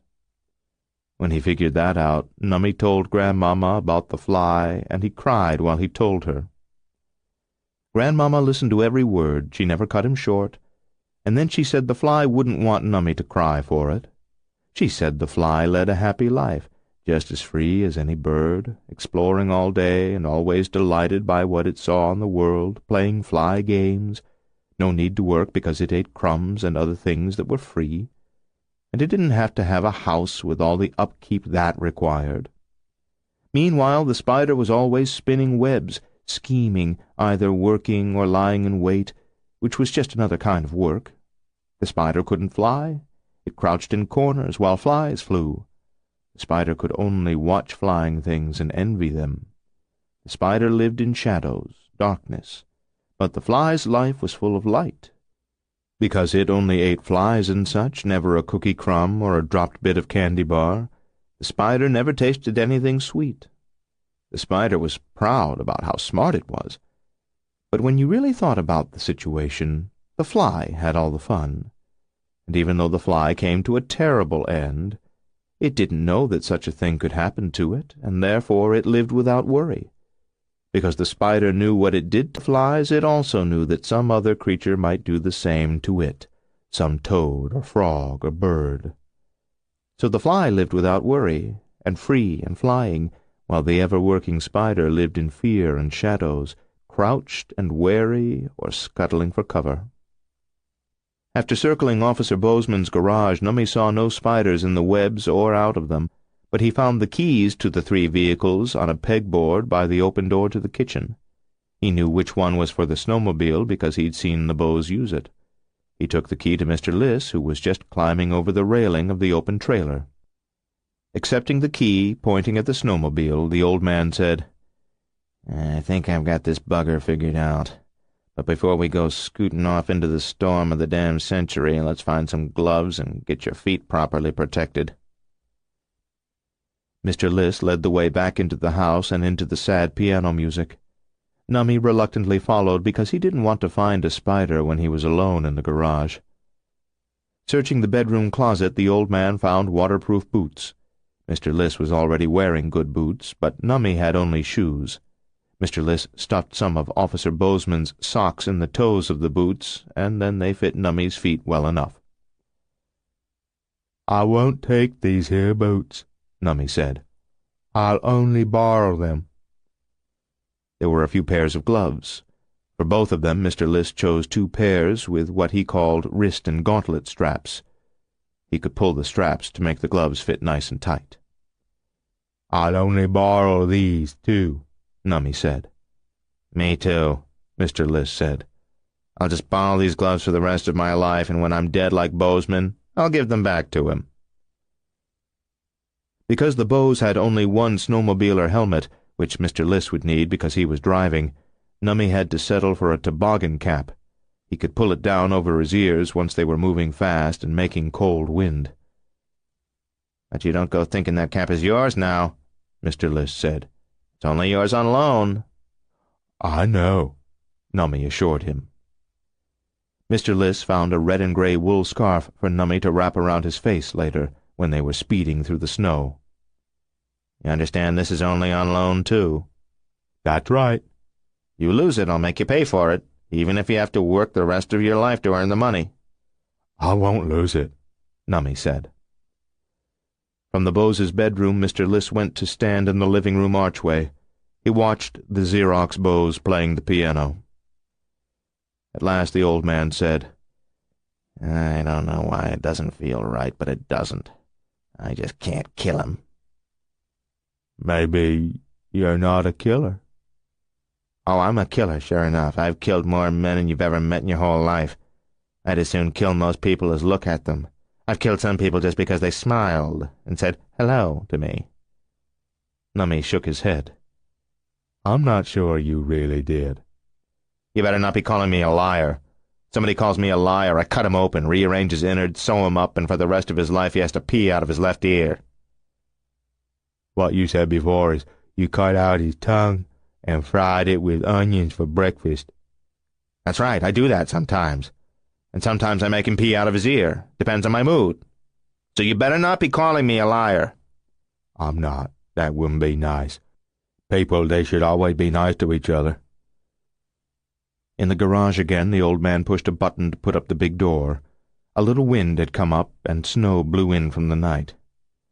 Putting his long gun on the workbench, he said, "I can't see any way to take this. It won't fit in the saddlebags. We'll have to hope the pistols are enough." The smaller guns were in the deep pockets of his long coat, and there were lots of bullets in other pockets, all borrowed from the preacher's house that they'd burned down. Nummy had been with Mr. List not even a day yet, but it seemed like a life's worth of stuff had happened. You didn't have time to be bored around Mr. List. "We'll pull the trailer into the driveway and drop the ramp in the snow," the old man said. "But wait, just let me put on this damn thing." The damn thing was the helmet. It was silver and black with a clear window across the face. A circle of little holes in the helmet in front of Mr. List's mouth let out his voice. "How do I look?" "Like a spaceman." "Scary looking, am I?" "No, you look funny." "You know what I've done to any snarky bastard who says I look funny?" "Nothing nice," Nummy said. 27. The instant he saw it, Frost knew the mouth in the palm of her hand was real, but nevertheless he tried to tell himself that it was just an unusually dimensional tattoo or a joke decal, because if it was real, none of his training or experience would be worth spit in this situation. If it was real, this town didn't need undercover FBI agents. It needed exorcists, a platoon of them. When the tongue licked out of the mouth, fondling the teeth and fluttering obscenely, Frost looked to the woman's eyes. Previously they were glazed, as if she were half in a trance, but they changed now. Her stare became bold and sharp, her eyes as fierce as the eyes of any bird of prey, although no bird's gaze ever burned with the scorching hatred that informed this creature's eyes. The blue silk robe that had materialized around her became mist again, like the smoke that rises off dry ice, and the mist appeared to be absorbed into her skin. From her toes to the top of her head she rippled like a heat mirage, and the ultimate playmate proportions of her body melted away as her flesh and bones flowed like soft wax. Some of the substance of her torso poured into her outstretched right arm, which swelled, the skin stretching like sausage casing being pumped full of liquefied meat. Her hand thickened, and the tongue in the mouth of that hand unraveled toward them, now silvery gray, as flat as a tapeworm undulating through the air, the tip of it flaring like the hood of a cobra. Daggett let out a cry of revulsion and terror that startled Frost, but also prepared him for the deafening boom of his partner's pistol, 6 quick shots that echoed off the tile floor and walls, off the glass shower door, off the mirror, like flying through the heart of storm clouds when thunder broke the sky. The range was point-blank, and Daggett was a master marksman, and Frost saw the bullets tear into the naked body, which was now as weird as someone reflected in one of those distorting mirrors in a carnival funhouse. But no blood spilled, no wounds bloomed raw and red. The beast didn't drop or reel backward from the impact of the high-power rounds, but instead absorbed them as a pond would absorb a dropped stone. The flesh didn't even dimple with concentric ripples as water would have done. The tissue received the bullets, and at once closed around them, smooth and unscarred. Daggett's next 4 shots had no greater effect than the first 6, except that the undulating gray tongue abruptly grew thicker and shot at him with the lightning speed of a striking snake. It wasn't a tongue any more. It was an auger, and it bored into Daggett's face.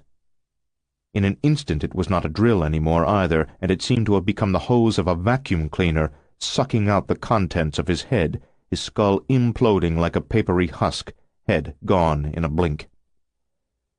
Backing out of the bathroom doorway, Frost stumbled, almost fell, got his balance. In the bathroom, beyond the open door, Daggett's pistol clattered against the floor tiles, but his headless body didn't collapse. The ravenous gray tentacle now seemed to be composed of a swarming mass of small somethings, millions of tiny silvery piranhas, and all of them schooled down through his neck into his dead body, apparently holding him erect, his legs jittering and his feet seeming to dance on the bathroom floor.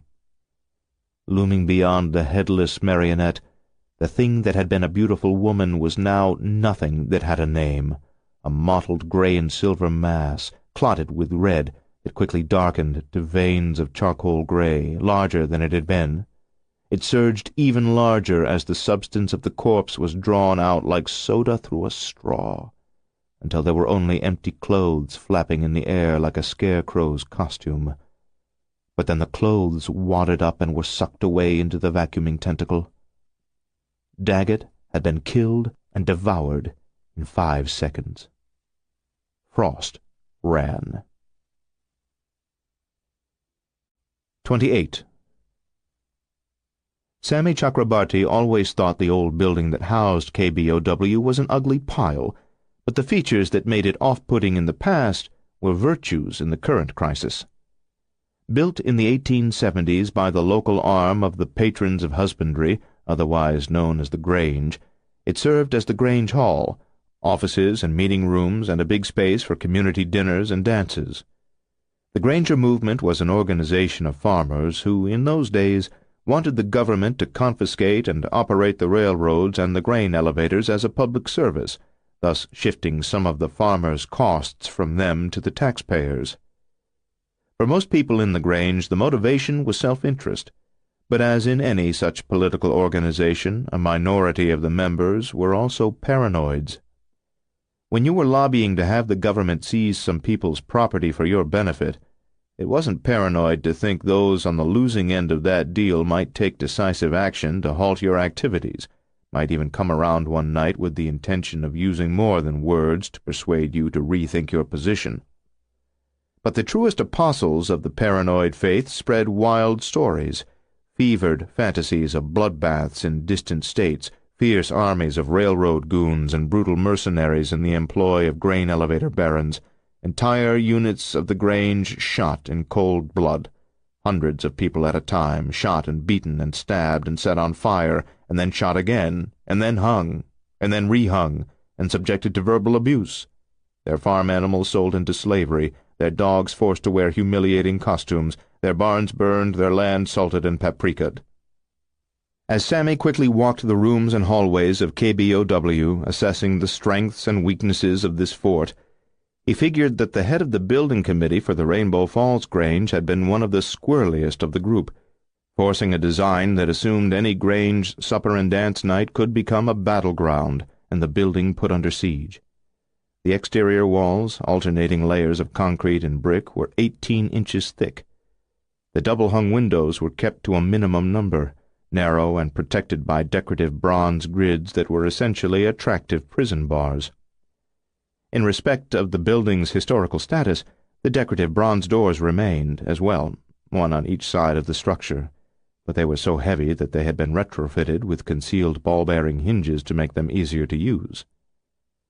By design, nothing in the construction materials was flammable, yet the contents of the place would have made it a fire trap without the sprinkler system that had been added decades ago to meet the building code requirements for KBOW to occupy the premises.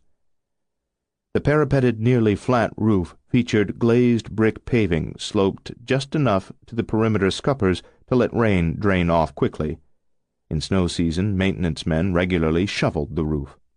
But tonight would be the first time, at least in recent history, that a gunman would be stationed up there to defend the building. Ralph Nettles and Deucalion were gone less than 10 minutes, and they returned with enough firearms to delight the paranoid head of the Grange Building Committee if he had still been alive to see them. 6 pistols, 4 assault rifles, 3 pistol-grip shotguns. They also brought several metal ammunition boxes with strap handles packed with boxed ammo and with pre-loaded spare magazines for the various weapons. In the conference room, which they had chosen to designate the armory, Sammy said to Ralph, "I know you're not a gun nut in the negative sense." "How do you know?" Ralph asked, sweeping his arms wide to indicate the array of firearms on the conference table. "This is like 1/5 of my collection, and none are antiques. You're not any kind of nut. You're steady. So you have some good reason to gun up like this." Ralph hesitated. He wasn't a guy who talked much about himself.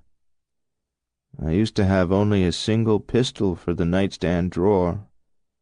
8 years ago this past September I started the collection."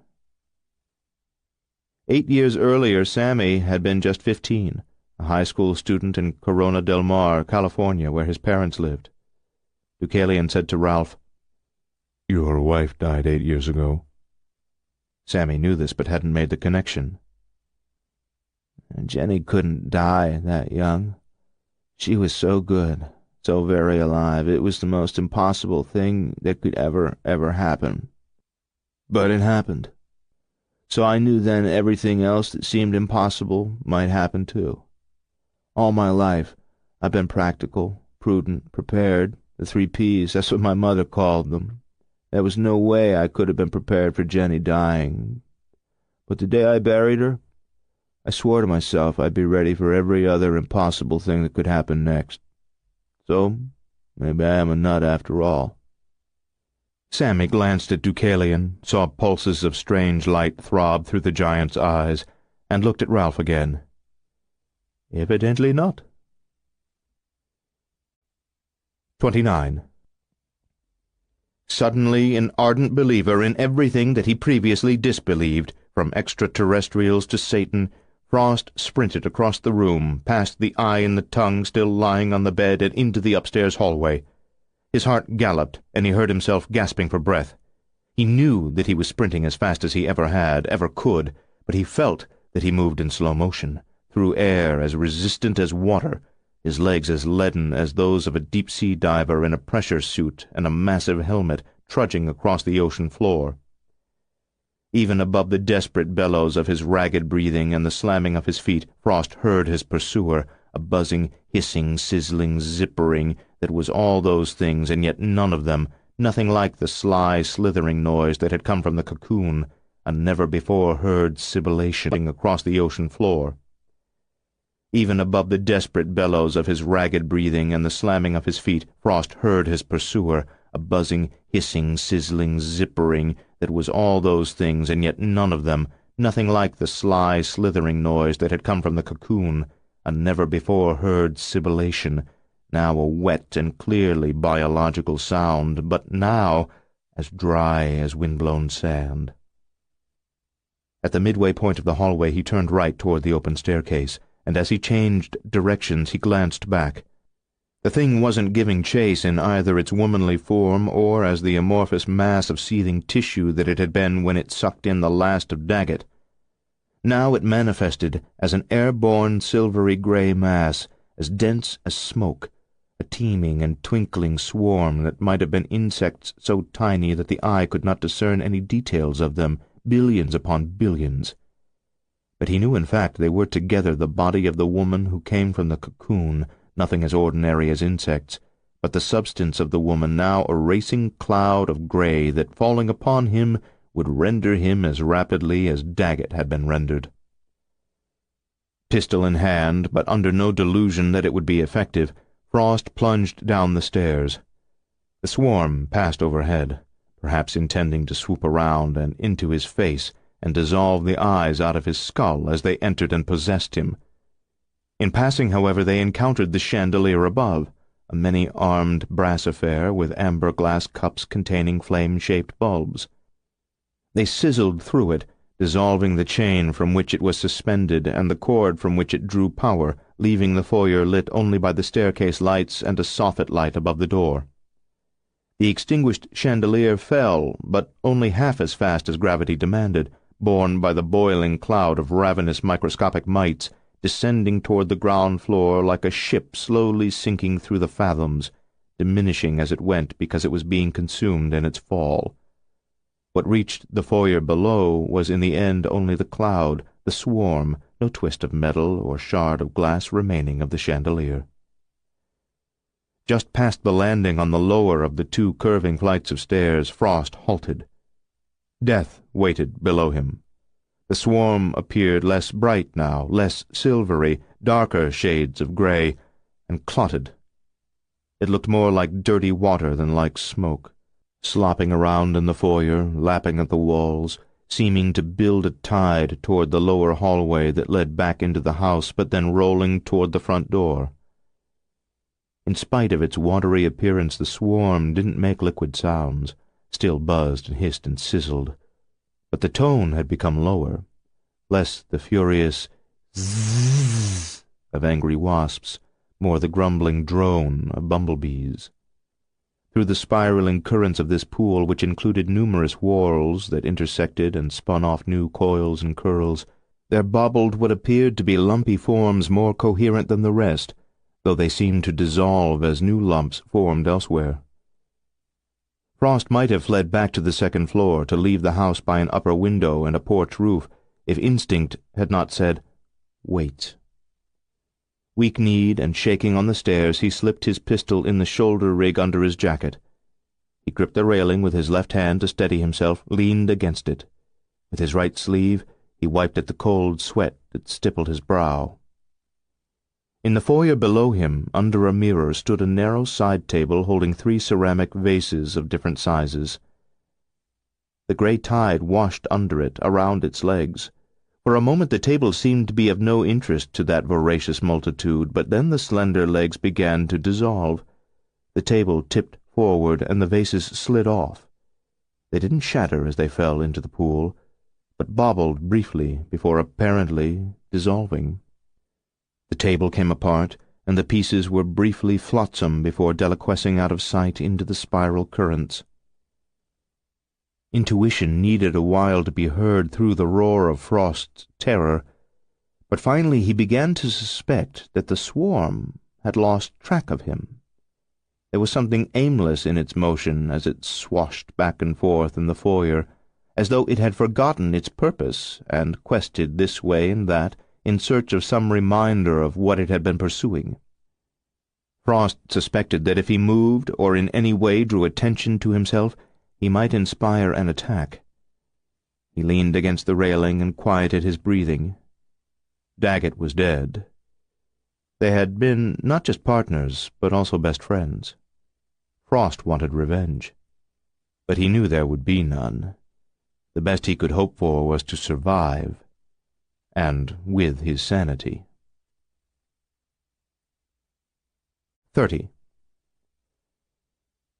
After Nancy Potter, replicant of the mayor's wife, threw down the last of the angels and crushed them underfoot, shrieking with delight, she eventually grew somewhat calmer.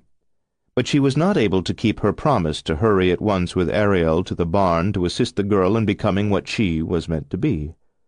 All of the shattered figurines had left a mess on the living-room floor, and Nancy could not merely walk away from such appalling disorder. She was alarmed that by eliminating the porcelain icons, which in themselves were symbols of unreason and disorder, she had created this other chaos herself, and she was unable to remember the chain of reason by which she had justified such behavior. In a disordered environment, the highest efficiency could not be achieved, and she must at all times be efficient. She must vacuum the living room and restore order before going to the barn. Ariel was not a replicant. She was a builder, although a much different kind of builder from those at work elsewhere in Rainbow Falls. As a builder, she lived by the same principles that were programmed in the replicants. Indeed, builders had an appreciation for order and efficiency even greater than that of the replicants. Each replicant was a single organism, but each builder was a colony of billions of nano-animals, each of which was mandated to destroy only for the purpose of efficiently constructing other things, new builders, that were more finely ordered than those beings that they deconstructed. When the colony acted as one, either as a swarm or in the form of a single creature, the imperative to order things around them according to their programmed directives was an irresistible motivating force. Consequently, Ariel fretted about the delay, but didn't protest much when Nancy wanted to clean the living room and put things right once more. She dusted diligently while Nancy gathered the larger fragments of the figurines, and she vacuumed while Nancy polished the glass shelves and the display case with Windex. When Nancy became disturbed about a few scratches in the shelves, realized she could not make them look perfect, and smashed them, Ariel picked up the bigger shards of glass and disposed of them. She also vacuumed again while Nancy went to the kitchen and for a while sat at the dinette table with her eyes closed and her hands limp in her lap. Replicant Nancy's thoughts were as jumbled as laundry tumbling in a dryer. The real Nancy had not kept the most spotless possible house, but she'd been a demon about laundry. Therefore, because the replicant had downloaded the woman's memories, the laundry metaphor occurred to her, and it served her well. One by one, she took her tumbling thoughts from the dryer, ironed them, folded them, and put them away. When Ariel finished bringing order to the living room, she came into the kitchen and said, "Can we go to the barn now?" Eyes still closed, Nancy said, "I need a couple minutes more." After 9 minutes and 26 seconds, Ariel said, "I really need to become what I'm meant to be. I really do."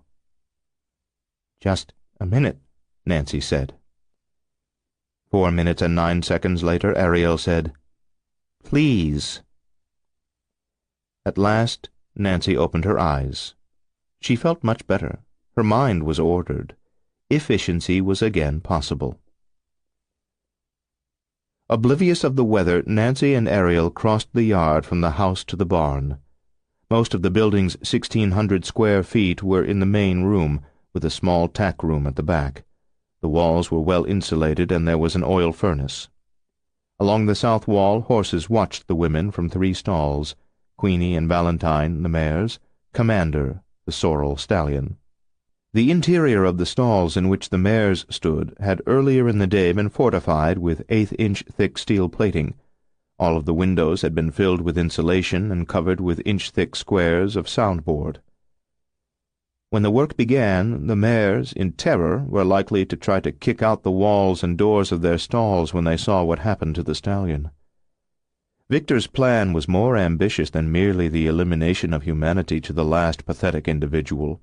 He intended also that every thinking creature in nature should be chased down in every field and forest and deconstructed by Ariel's variety of builder. Victor's definition of thinking included any life form with even minimal self-awareness, any animal that took joy in life, that exhibited even the least curiosity about the world, that had the slightest capacity for wonder, must be hunted to extinction. The substance of those creatures would be used to make more builders that could mimic all the myriad species.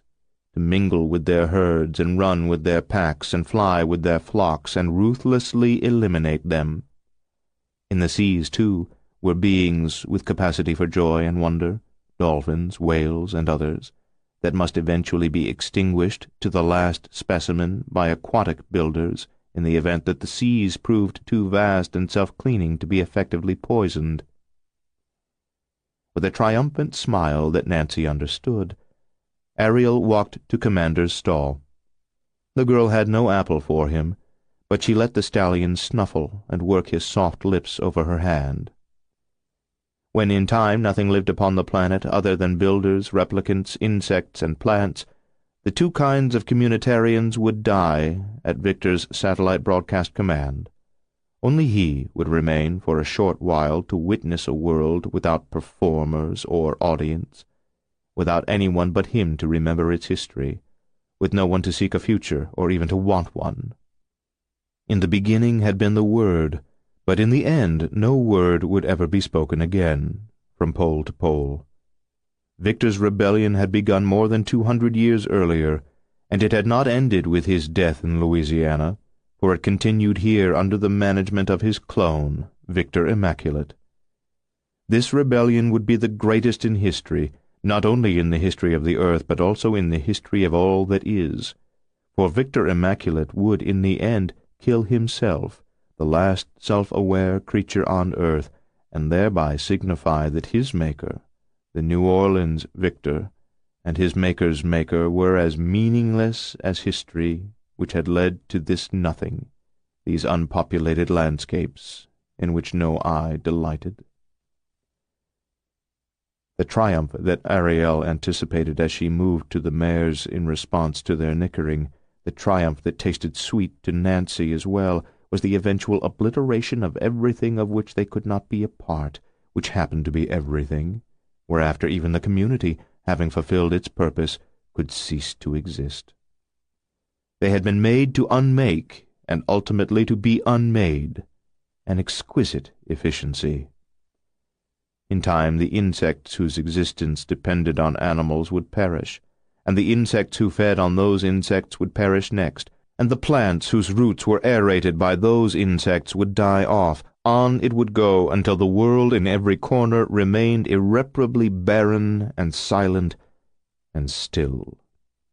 Returning to the center of the barn, Ariel said, "Help me to become what I am meant to be." Surveying the scattered stalks of hay that littered the floor, Nancy grimaced and said, "Just give me a few minutes to sweep this floor. You can't create in all this disorder. Just because it's a barn, there's no excuse for this mess, no excuse at all. This just makes me livid." 31. From the arsenal on the big conference room table, Mason Morrell chose only a pistol, and from the cache of ammunition he selected one spare magazine, which he loaded. "I'll be locked in the broadcast booth," he told Sammy. "If they get as far as breaking down that door, the rest of you are dead, and I won't have any hope of holding out against them. I'll want to kill a couple, just for the principle of it, but then I won't need anything but one round for myself." He went away with Deucalion, who needed to coach him a few more minutes about what he should say when he pulled the current recorded program and went live. More familiar with all of these weapons than the average radio ad salesman might have been in, say, Connecticut, Bert Cogborn took some time deciding what he might need. He chose a pistol, an assault rifle, and a pistol-grip shotgun, plus spare magazines for the first two and a box of shells for the 12-gauge. "I know there isn't time," Bert said, "but I sure wish I could go home and get Bobby." "Bring him back here." Bobby was his Labrador retriever. He always took Bobby with him on sales calls and usually brought the pooch to the station as well. Mason Morrell called them the Cogborn twins, Bert and Bobby. For some reason, Bert had left the dog at home this time. "I don't know what I'll do if anything happens to Bobby." "Nothing's going to happen to Bobby," Sammy assured him. "He's smart and tough." "Well, if something happens to me," Bert said, "will you take in Bobby and treat him like your own, like you'd had him since a puppy? I trust you to be good to him." Sammy was touched. though he figured that if Bert died defending KBOW, they would all be overwhelmed and killed. "I will, sure. I'll take him in." "He really likes those Royal Canin treats." Bert spelled the brand name. "They're made with fruit and vegetables, so they're good for 'em. Little brown cookies with ridges in them." "Royal Canin treats," Sammy said. His favorite toy is the bunny. Not the fully stuffed one, the floppy one. Not just the one with floppy ears, but the one that the whole thing is floppy. And not the white floppy one, but the light green one. "Light green, fully floppy bunny," Sammy said. "I've got it." Bert was not by nature an emotionally demonstrative person, but with tears standing in his eyes, he hugged Sammy. "You're a good friend, Sammy. You're the best." Bert took his guns to the reception lounge to set up a defense position near the front door. Ralph Nettles had already armed himself, which left only Sammy to choose from the dazzling variety of weapons that remained. Because his roots went back to the land of Mahatma Gandhi, some people assumed that Sammy must be an ardent advocate of nonviolence, but that was an erroneous assumption. His family had long included Hindu apostates who had numerous reasons to be unmoved by Gandhi, and many who were Americophiles. Sammy's grandfather had been a fan of the hard-boiled novels of Mickey Spillane, and his father thrived on Spillane and the thrillers of John D. MacDonald. Sammy had read everything by both those authors, adored the work of Stephen Hunter and Vince Flynn, and couldn't resist learning to use the guns in the stories that he had been reading since he was 10. Besides, this was not gun-fearing San Francisco or Malibu. This was Montana, and Sammy wanted to fit in with the locals, unlike most Californians who fled their state and moved here and then wanted to make Montana into a version of what they left behind. As the program director, promotion director, and community affairs director of KBOW, Sammy was the most senior company officer on the scene. With Warren Snyder dead twice if you counted his replicant, Sammy was certain to remain the big bear as long as this crisis continued. By his standards, this required that he take for himself the most difficult role in the station's defense, rooftop sniper and guardian of the broadcast tower. At 130 pounds, he would find many shotguns difficult to control, but he could handle the low-recoil Beretta Extrema 2 12-gauge, which some well-trained shotgunners could even fire with a one-hand grip.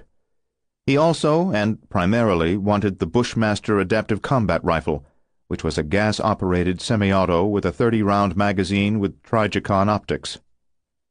He didn't think he would need a pistol, but he took one anyway. Ralph Nettles had brought 3 spare loaded magazines for the Bushmaster. Sammy filled a waterproof ammo bag for the other guns, collected additional gear that he needed, and piled everything in the break room off the kitchenette where a set of spiral stairs in one corner led up to the roof door. The areas of the studio directly associated with the broadcast were kept cooler than other rooms, and Sammy tended to chill easily. He had come to work wearing insulated long johns, blue jeans, and a wool sweater, so he wasn't underdressed for rooftop work. When he went into his office to snatch his ski jacket from the hook on the back of the door, Sammy realized that the station feed coming through the wall speaker was no longer the recorded material that had been running. Mason had gone live again, although not with advice to the lovelorn and dysfunctional families. Sammy turned up the volume. "This town that I love, the wonderful people of both this town and the county beyond, and perhaps the people of Montana and of the entire United States, are in grave peril tonight. Many who are listening might have turned on their radios to find out why they have no telephone or internet service. Others may have tuned in to KBOW because they've seen something strange or inexplicable, and they're seeking information that might make sense of it to them." It's begun, Sammy thought, and for the first time he began to feel the true momentous nature of these events. So much had happened so fast, so much of such a fantastical nature that his ability to absorb it, believe it, and react properly to it had required all of his energy, and had prevented him from grasping the more profound implications of events. The danger had initially seemed primarily personal, to himself and his co-workers, to his plans for KBOW. Now he had a chilling sense of the full existential nature of the threat to the town, to the county, the state, and to all of humanity. "Others of you may be missing family members," Mason continued. "Some for a short enough time that you attribute it to bad weather, delays because of road conditions.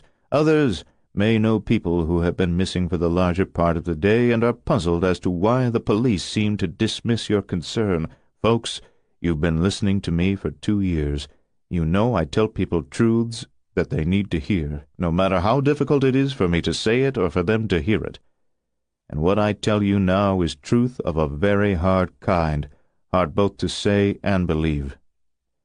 You cannot trust the Rainbow Falls police. They aren't who they appear to be. Your missing friends and family members may be dead. An unknown number of people in this town have been killed. The killing continues as I speak." Sammy ran to the spiral stairs in the break room. He needed to get to the roof. Mason had blown the lid off the conspiracy, and the blowback would be coming. 32. On the stairs, leaning against the railing, making not a sound, Frost warily watched the thing in the foyer, seething swarm or blob-like in the movies, machine or animal, terrestrial or alien from a far world. He didn't know which, didn't care which, at least not now. Not until he got out of this house and away and was somewhere safe where he could think. After the table and the 3 vases were dissolved, the thing became less active. The arches, loops, and whorls formed by apparent currents in its substance were fewer and churning slower than before. Frost's initial impression was that the beast must be resting, but after a couple of minutes he decided that it might be thinking. Something about its attitude, if the blob was capable of having an attitude, suggested deliberation, a pondering of the situation, and a consideration of its options. Options? Based on what he had seen of the thing's capabilities, its options were virtually unlimited. It was a shape-changer. It could fly, bullets had no effect on it. It was fearless and aggressive to an extent that suggested it was invulnerable, and instantaneously it could incorporate into itself people and objects of all kinds. Why would such a creature have any need to brood about its options? It could do anything it wanted, with no mortal consequence to itself, but with plenty of mortal consequences for everyone who got in its way. The idea of this thing meditating, musing, reflecting somberly upon its destiny almost teased a laugh from Frost, but he didn't give in to the impulse because the laugh would have been a dark, despairing giggle. Besides, he remained convinced that if he made a sound, the creature would be reminded of its pursuit of him and in an instant would be upon him in one hideous form or another. The wisest thing he could do for the time being was remain still, silent, and wait for some development that he might be able to use to his advantage. He didn't have to wait long before something happened. The thing began to act once more like a pool of thick liquid, washing back and forth in the foyer, its whirling currents returning to their previous level of activity. Frost tensed.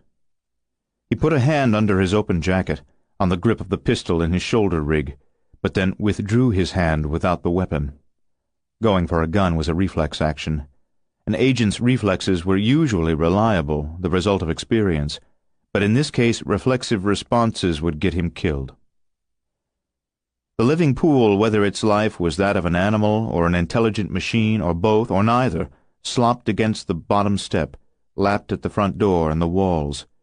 The patterns of the currents within it were for the most part as liquid and sinuous as before, but here and there the currents twitched, stuttered briefly before spiraling smoothly once more. Suddenly a woman's hand rose out of the pool, a hand in various shades of gray with veins of black, as if carved from stone and yet animated, clutching at the air in search of something to which it could secure itself. After a moment other hands reached through the surface of the pool, or rather formed from the substance of it. A second female hand, slender and beautifully shaped, had skin like brass, like the shiny brass of the fallen chandelier that had been incorporated into the swarm. A man's hand, then a second, one with skin the color of the glazed vases that had stood upon the foyer table, the other with normal flesh. All the hands receded, melted into the pool, but then the gray surface glistened like water, and an immense face appeared in it, as if just below the surface, perhaps 5 feet from the point of the chin to the top of the brow.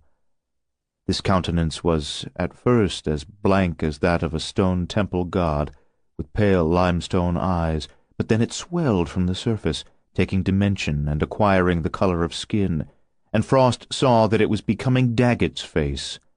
The eyes opened, but they weren't eyes, were instead ovals of what seemed to be amber glass, like the cups that contained the flame-shaped bulbs on the chandelier.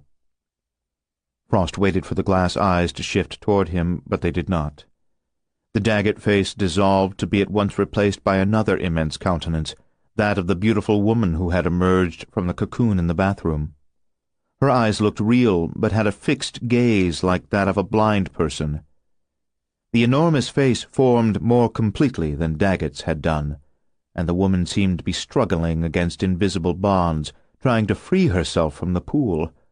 Her mouth went wide as if in a scream, but no sound escaped her. Frost remembered what she had said upstairs, after the teeth had fallen out of her mouth and she had grown new ones, as she gazed at herself in the mirror above the bathroom sinks. "I think my builder built this builder wrong."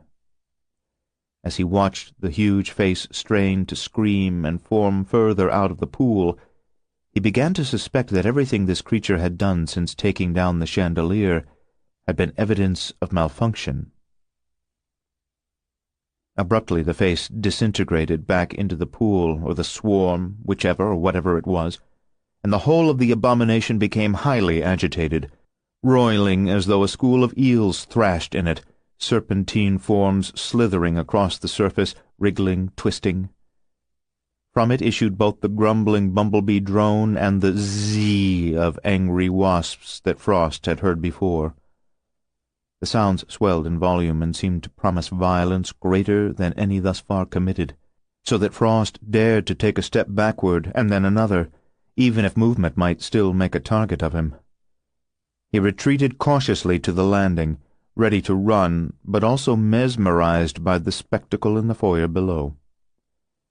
Simultaneously the pool stopped thrashing, and the 2 insect voices fell silent.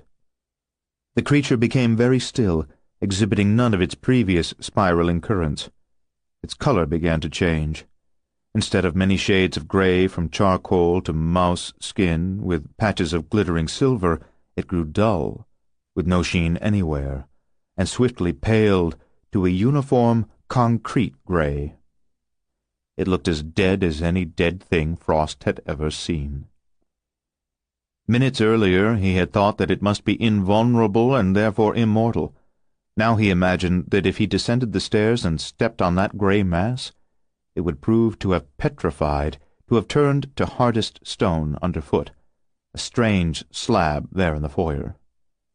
Perhaps if sliced with a high-powered mason's saw, it would appear to have the grain of granite, allowing no clue that it had ever been anything else, certainly not anything more. But he did not descend to test the accuracy of his perceptions. He backed quietly off the landing and onto the upper flight of the open staircase, all the while watching the stone but not stone through the railing. He found a bedroom with a window that opened onto the front porch roof. He climbed out of the house, crept toward the edge of the snow-covered roof. The slope was gradual, and he did not slip. He jumped to the yard below, tucked and rolled as he landed, and sprang to his feet, covered in snow, turning fearfully in a circle, certain that something must be coming at him. Nothing pursued him. He was alone. No neighbors seemed to have heard Daggett's 10 shots. Maybe no one remained alive to hear them. No traffic passed in the street. The silence could have been no deeper if he had been sealed in the vacuum of a snow globe. Behind the wheel of the Land Rover he realized that Daggett, who had been driving, had the key. The key was not a key any more. It was whatever Daggett had become, part of the granite-like mass in the foyer. If it had been an older vehicle, he might have tried to hotwire it, but it was too new for that, with an electronic ignition. He got out of the Land Rover and stood in snow that fell so thickly it seemed to be something other than snow. It seemed to be the whole world coming apart around him. 33. In the offices of the Rainbow Falls Gazette on Beartooth Avenue, Addison Hawk, the editor-in-chief and publisher, worked late. He was alone, and aside from the noises he made at his cluttered desk, the only sound was the tick-tock of the silver-plated pendulum in the grandfather clock. Among the original furnishings of these premises, the handsome clock dated back to the late 1800s, when Ellsworth Hawk, Addison's great-grandfather, founded the Gazette. It had stood in the reception lounge for decades, until he moved it into his private office upon ascending to the editorship. Many people these days had no patience for the monotonous counting of such a clock, but to Addison it was lovely background music. He would no more have disposed of it than he would have ripped out the stained oak beadboard wainscoting and the ornate decorative tin ceiling. He was an advocate for tradition in a world that had gone mad for change, that valued destructive and constructive change equally, and in fact seemed unable to tell the difference between the two. He generally put in long hours, but it never seemed like work because he treasured this town, its history, its people. Chronicling life in Rainbow Falls was a work of love, and therefore his writing and editorial duties were really play. This evening he might have left earlier, but he was slowed in his work by the loss of phone service and internet connection. And his mind wandered repeatedly to the California detectives, Carson and Michael, who had paid him a visit in the late afternoon. They told him a patently false story about working on an inheritance case, searching for an heir. He had known they were stonewalling him, and they had known that he knew, but he had liked them anyway. In spite of the couple's personable nature, and at times even light-hearted demeanor, Addison had been aware that they were tense and worried, even though they were hiding it well. Worried might be an inadequate word. His newsman's sixth sense told them that they were scared, which had been most evident when they had talked about the End Times highway.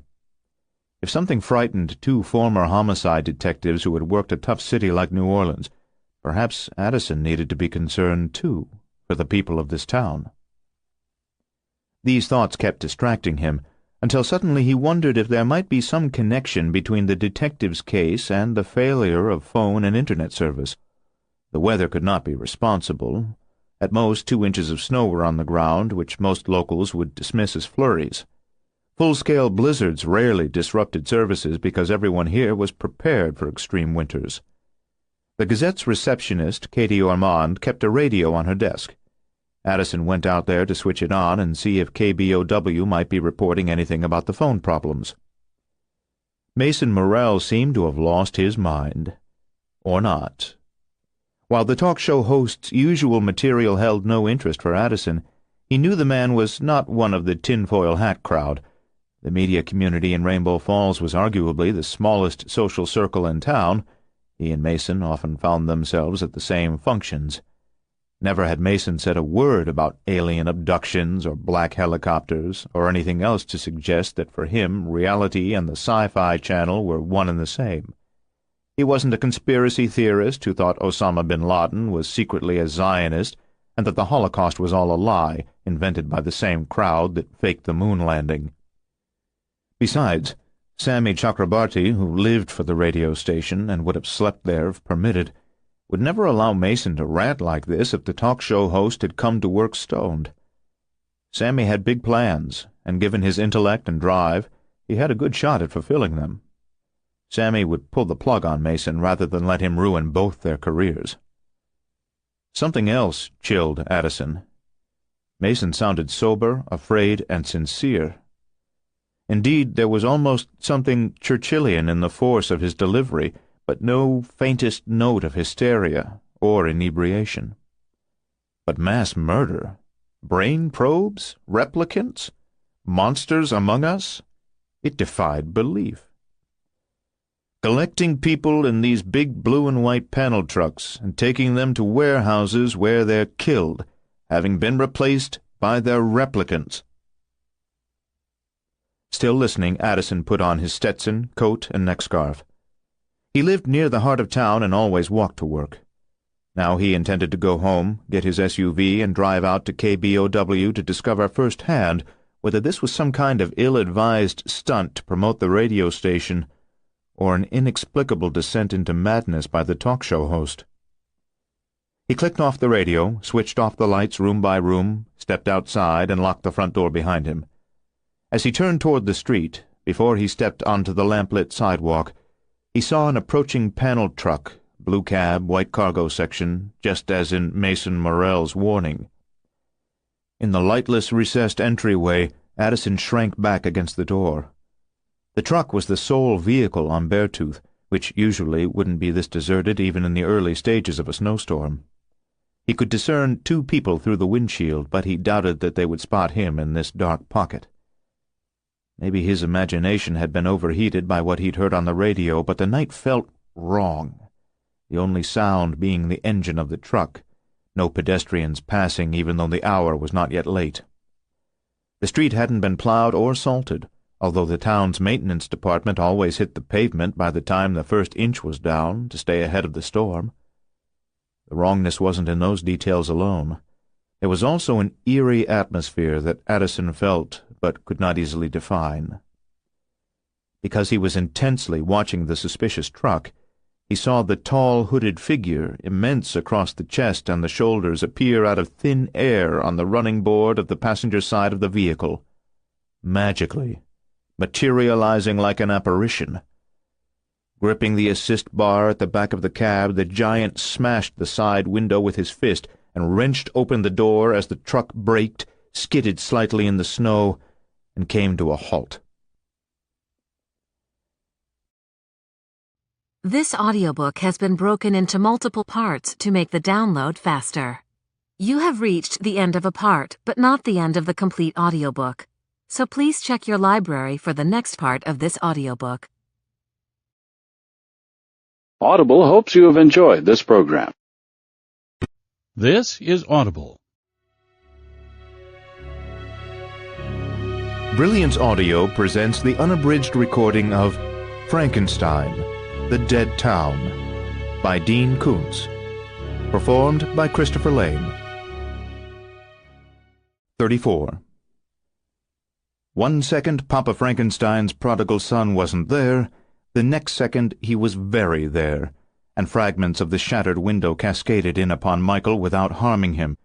The door came open, and Michael shouted his name, "Michael! Michael! Me! It's me!" so that the big guy wouldn't break his neck, although even as he cried out, and even as Carson braked, he saw that he had been recognized. Deucalion dropped off the access step as the truck came to a stop, and Michael clambered out. "Thanks for not killing me." "Any time." Michael didn't know why Deucalion should look even bigger in the falling snow than he had looked in other environments, but he seemed to be a lot bigger. Maybe it was because heavy snow at night created a magical mood in any circumstance, which emphasized Deucalion's nearly supernatural appearance. Maybe it was because this was the start of Armageddon.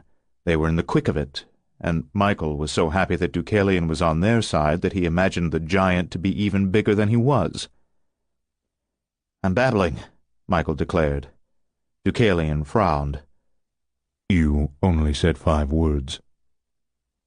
"In my head, I'm babbling. To myself, in my head."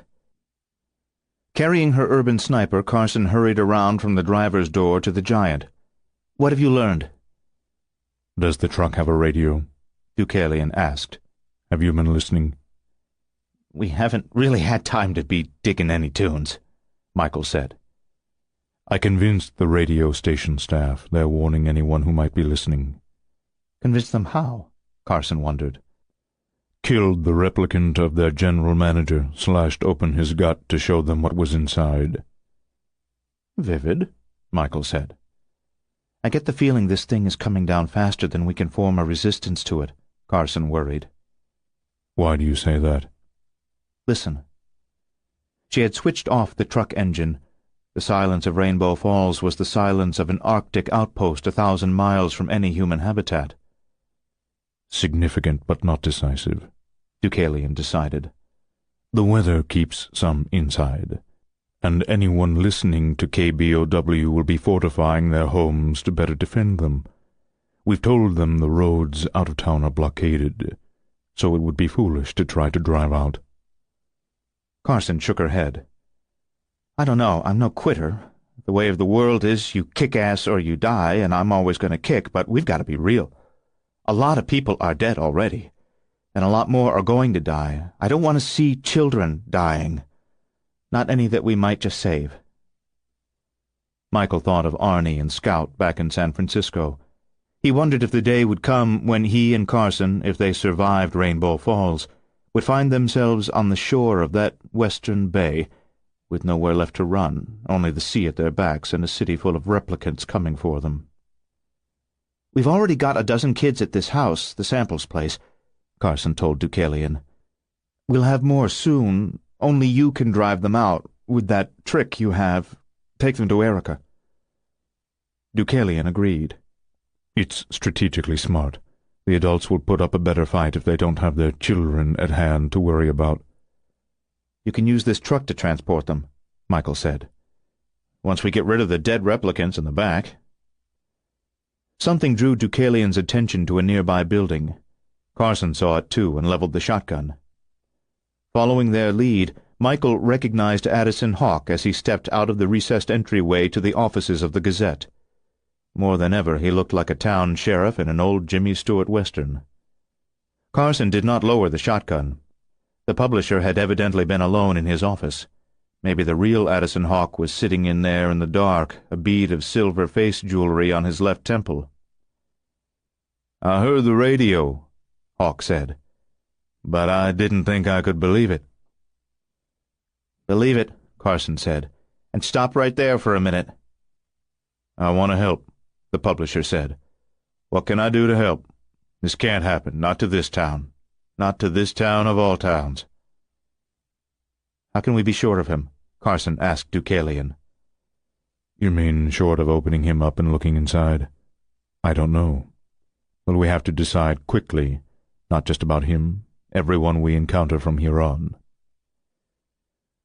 This night provided Michael's first experience of snow.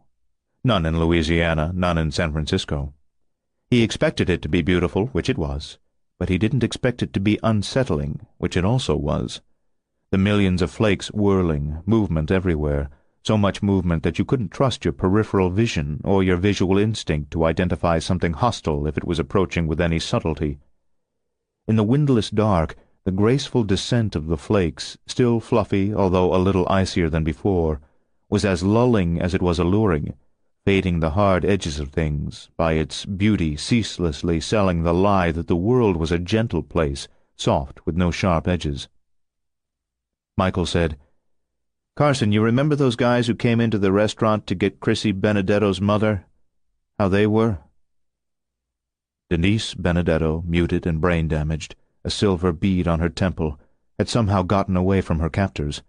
2 policemen and 1 man in civilian clothes had come after her into the restaurant where Carson and Michael were having dinner. "They were bold," Carson said. "Arrogant, cold bastards." "I've lived my whole life here," Addison Hawk said with some distress, "except when I was away in the service. My dad and Mom are here. My Aunt Brenna, she's all alone now. Uncle Forrest and Aunt Carrie. What are you telling me is going to happen to them? What are you telling me?" "Arrogant, cold," Michael agreed, and something almost dead in their eyes. After a hesitation, Carson lowered the shotgun. "I guess sometimes we'll just have to trust and hope." 35. At first Ariel seemed all right with Nancy's need to bring some order to the littered floor of the barn. There was a push-broom for the purpose of doing exactly that, and Nancy wielded it diligently, starting near the door by which they had entered and working her way back toward the tack-room. She had no intention of cleaning out the stalls. Mucking them out was the correct term, and she felt sure that she could resist that temptation as long as she didn't look inside them. Horses were engines of disorder, dropping all their road apples, pawing their hooves at the soft covering of their stall floors until little clouds of dust and minced hay and probably feces billowed out from under the doors. They were no messier than other animals, of course. Pigs and cows and chickens and goats, dogs and cats, birds and fish, all of them crapping, on land and in the sea and in the air, pissing and crapping every day, every hour, every minute. All of nature was a filthy, untamed chaos, a riot of plants that cast their seeds and spores everywhere, growing in wild tangles, relinquishing their fruit to rot on the ground, growing until they collapsed and rotted themselves and then grew again out of their own disgusting rot. All of it topsy-turvy, unsymmetrical, pure confusion, muddle, jumble, all living things a bedlam, pandemonium since time began. Someone had to put an end to it, to the chaos, and the community was ready for the job.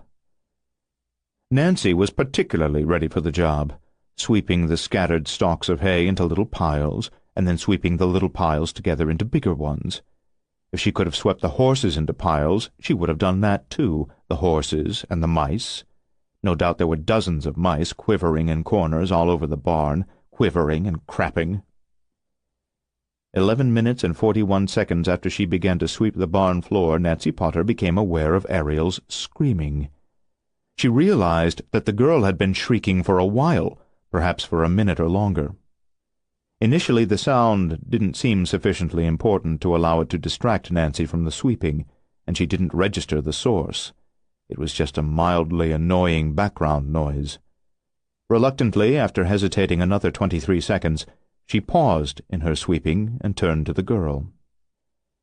Ariel trembled violently as she screamed. More than merely trembled, vibrated. She was like a machine with several flywheels coming loose inside all at the same time, connecting rods knocking, cranks rattling against crankshafts, overlapping waves of succussion loosening every weld and rivet and bolt and screw. The horses were growing agitated. The mares whinnied in fear. The stallion began to kick the barn wall at the back of his stall. His quarters hadn't been fortified with steel plate because he was supposed to be the first to be processed, in which case it would be the mares who, standing witness, might attempt to kick out of their stalls. "All right, Ariel, all right," Nancy said. "Just let me finish sweeping. Then I'll bring Commander out here. I'll prep him. You can tear him down and get started. I need a few minutes to finish the sweeping, to do it exactly right, and then I'll wash out the bristles of the broom. I can't put the broom away when the bristles are full of hay bits and mouse crap." Ariel's scream escalated for a moment, and then her mouth grew so wide that the corners of her lips extended to her earlobes. She gagged, choked off her scream, and spewed forth a thick stream of silvery nano-animals, such a violent disgorgement of her essence that she appeared to deflate. She pulled off the seemingly impossible feat of collapsing inward, sort of folding up and disappearing into the tail end of her spew. Airborne as a dense cloud of buzzing, hissing nano-animals, Ariel became frenetic and appeared to ricochet around the room, diving and soaring. She ate a hole through the barn roof and disappeared into the night, only to reappear through another hole, plunge into the dirt floor, and tunnel across the room. The swarm resurfaced under Nancy's left foot, surprising her, consuming her leg to mid-thigh in an instant, and raced away. The leg stump was essentially cauterized by the action of the nano-animals. No vital fluids drizzled out of it. Because Nancy was a communitarian and not a mere human being, she had no pain. She remained on her foot, because she could use the push-broom for a cane. This development would make sweeping up the last of the hay a more difficult task, and Nancy was not sure how she would be able to proceed in a timely and efficient manner, and now she needed to deal with the additional issue of 2 holes in the floor and the 15-foot-long swale caused when Ariel's tunnel collapsed between her entry and exit points. Furthermore, Nancy noticed for the first time that where she had already swept the hard-packed earthen floor, the stiff bristles of the broom left shallow brush marks going every which way in the dirt. She wouldn't feel the job was done until all the brush marks went in the same direction. The horses were going nuts. Nancy glared at them, but of course they didn't care. They were like so many other animals in the mismade nature of this world, so easily startled, frightened, panicked, stampeded like herds of cattle or packs of lemmings, like frantic flocks of gobbling turkeys and overexcited fans at rock-and-roll concerts trampling one another to get nearer the stage. Toward the back of the barn the swarm was behaving strangely, spinning in place like a miniature tornado. Under the buzzing and hissing rose another sound like a starter grinding and a car engine trying to turn over on a bitter cold morning. The funnel cloud kept trying to form back into the shape of a girl, Ariel, but appeared to be having difficulty making the transition. Nancy wondered if this builder had something like indigestion. Ariel was designed to use the flesh, blood, bone, cartilage, and even the waste matter within the horses and eventually other animals to create the specific molecules with which to build more builders of her variety.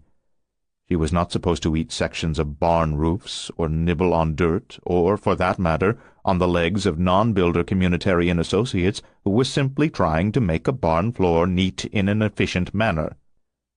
The funnel cloud of nano-animals at last coalesced into a kind of Ariel, although this Ariel was short and had 2 heads, and after a moment she began vibrating violently. 36. En route to Meriwether Lewis Elementary School, Sully York drove his black Hummer not much differently from how he would have driven a Ferrari Testarossa, with a love of speed and with great panache. The snowy streets were of no concern to him, nor were the curbs at corners which he sometimes drove over while making a turn. Every time they passed a telephone pole to which was stapled a politician's sign that had not been taken down after the last election, Sully gestured rudely at it and declared, "Bunkum!" Bryce Walker, now riding shotgun, had traded his pajamas and robe and slippers for some of Sully's clothes that fit him well enough. He had been in Memorial Hospital after a heart attack scare that proved to be only a scare, and young Travis Ahern had been there for tests to determine what caused 3 bad episodes of anaphylactic shock that apparently were triggered by an allergy to something in his drinking water, perhaps even to chlorine. When it became clear that the staff of the hospital weren't who they had once been, that no patient was going to be allowed to leave and that they were killing patients in the basement, Bryce and Travis had conspired to escape. Travis's mom, a dietitian and chef, worked in the kitchen at Meriwether Lewis.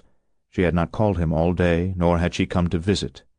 She was reliable, she loved him. She would not have failed at least to call, unless something happened to her. After escaping from Memorial when Bryce and the boy went to the Ahern house in that neighborhood known as the Lowers, they found no one home. The boy's father had abandoned his wife and son so many years earlier that Travis had no memory of him. The family now was just Grace and Travis, and they were close, the 2 of them against the world. He adored her. Bryce knew that if Grace had perished, the loss would not break the boy. Nothing would ever break Travis. He was so young, but Bryce could see the toughness in him. Travis would grieve hard and for a long time, but he would neither bend nor break, because he was a fine boy, and he had been raised this far by a woman of strong character. Bryce prayed that Grace would turn up alive. As a widower, he knew too much about grief. There would be great grief in this town in the days to come, supposing that any of them survived to mourn the dead. If Grace was alive out there somewhere, he would give his life to save her, if it came to such a sacrifice, because he wanted to spare the boy from the long-enduring sorrow of such a loss. In the back seat, Travis said, "If she's not at the school, where would we look next?" Sully said, "In an investigation as tricky as this, conducted in the midst of an invasion of hostile moon men or whatever the hell these critters are, it doesn't pay to get ahead of ourselves. What happens next is surely not going to be like anything we might expect, because they're aliens after all. Meaning they think as different from the way we think as we think different from the way a bunch of pencil-neck Ivy League professors of conflict resolution think. So putting ourselves through the what-if ringer until we're all wrung out, well, that's just a hellacious waste of time and energy. We're going to think positive and make the world be what we want it to be, which is a world where your mom is safe at Meriwether Lewis, Or maybe an injury has incapacitated her just a little, where she's probably only in hiding. Travis said, "I like the way you talk, sir." I like the way I talk, too. You know that question they always ask? If you were stranded on a desert island for a year, what 3 books would you take? Truth is, I find myself so damn entertaining I wouldn't need any books. I wouldn't even need a short story. If it was just me, my memory, and my mouth on that island, then I might even sign on for a 2nd year. "There's the school," Bryce said. They cruised past, looking over the place. All the windows on the 2-story building were dark. At the end of the block, Sully turned left and drove to the parking lot entrance, which was on the cross street. Bryce noted that no tire tracks marred the mantle of snow on the entrance and exit lanes. Another entrance/exit served the lot from the parallel cross street, at the farther end of the school, but he suspected that the snow over there would also be pristine. Everyone had gone home before the storm began, and no evening maintenance crew had reported to work. The parking lot lamps weren't aglow, but Travis said they never were used at night unless there was a school function of some kind. This was his school. He was in 5th grade, so he knew what he was talking about. Draped in snow, 6 school buses stood in one corner of the lot. Sully parked between 2 of them, where the Hummer couldn't be seen from the street. He switched off the headlights, the engine. Sully said, Travis. Now there's a name that's always ready. Are you as ready as your name, boy?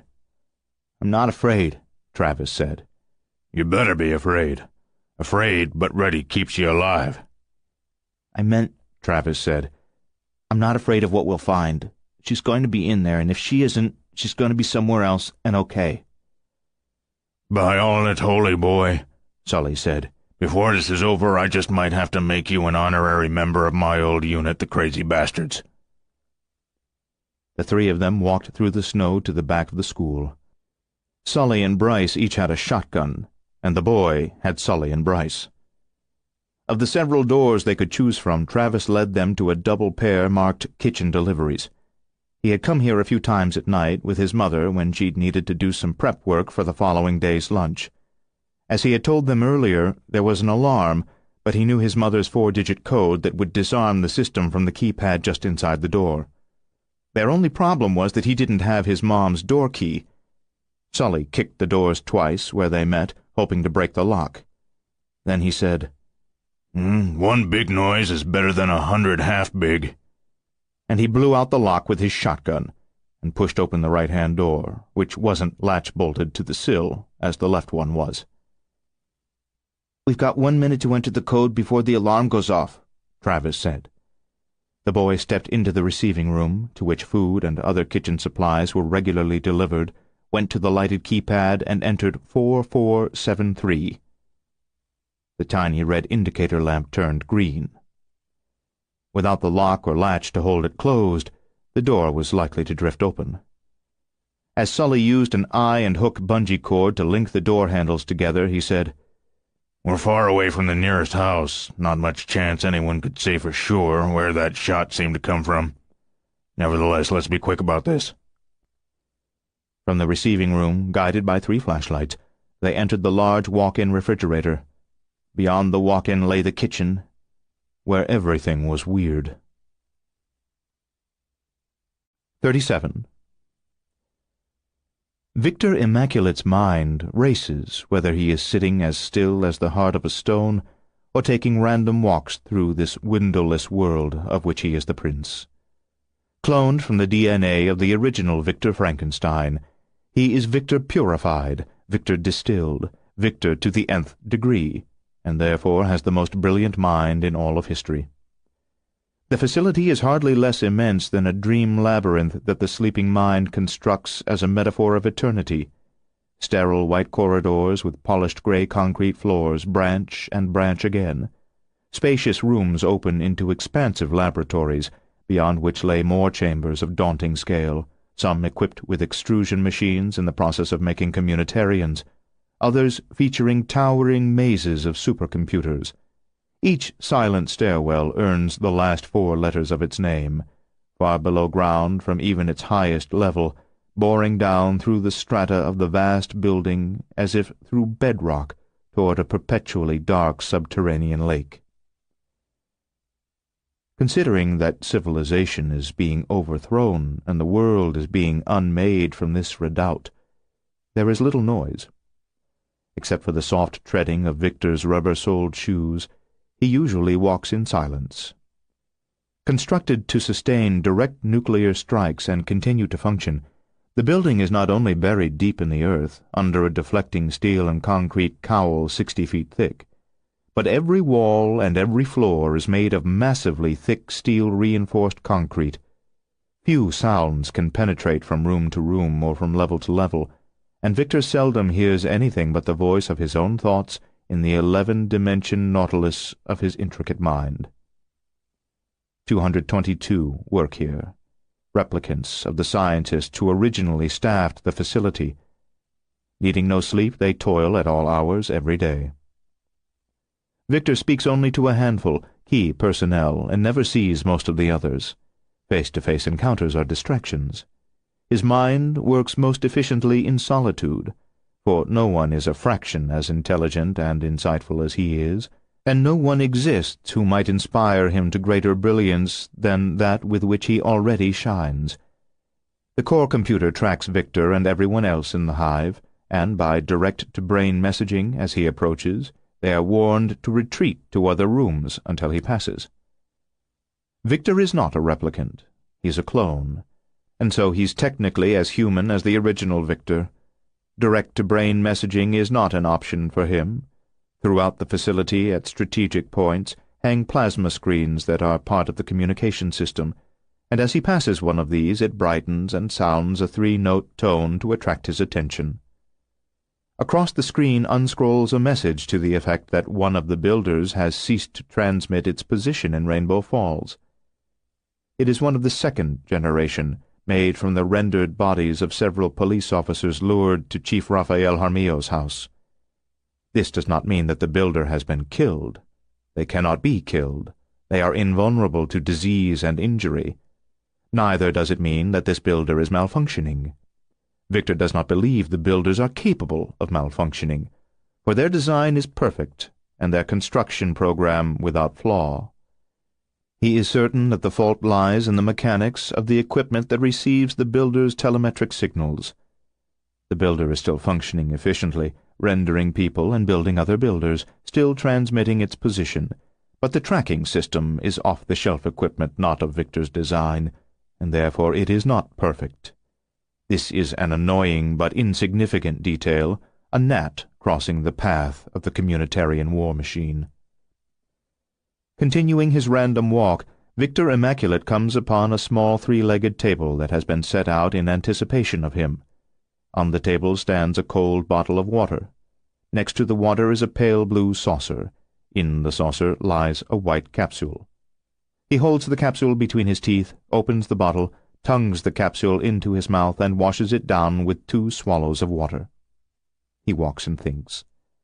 Through his mind race torrents of ideas, theories, plans, models of complex entities constructed from unique molecules that the universe is incapable of creating, but that he could create if he wished to do so. Now, as he routinely does, he engages in multitrack cognition, keenly following several completely different lines of thought simultaneously. As he passes another plasma screen, it brightens, issues the 3-note request for attention, and informs him that the first-generation builder that went into the world as Ariel Potter has ceased to transmit its location. This is, of course, the same tedious problem, another failure of the tracking system, an argument for never using government surplus equipment, but after all it is only another gnat. As he is turning away from the screen, it issues the 3 notes once more. This time, the scrolling message is in regard to the fleet of trucks efficiently collecting brain-probed people to be taken to extermination centers and rendered there by builders. 3 of the vehicles have fallen behind schedule. 2 of them have stopped at locations not on their manifests and have remained there for extended periods of time. This is certainly a consequence of mechanical failure, because Victor did not design the trucks and have them built at his facility. They, too, are off-the-shelf equipment. The third truck is on the move again, but it is not proceeding to any of the addresses at which it is expected. One of several possible explanations will account for this, and contingency plans exist for all of them. Consult the Master Strategy and Tactics program, apply the appropriate remedy, and press forward without delay, he tells the screen. Feeling the need for a change of atmosphere to refresh his eyes and mind, Victor rides an elevator down many floors and disembarks on one of the levels that he has not needed to occupy for his project.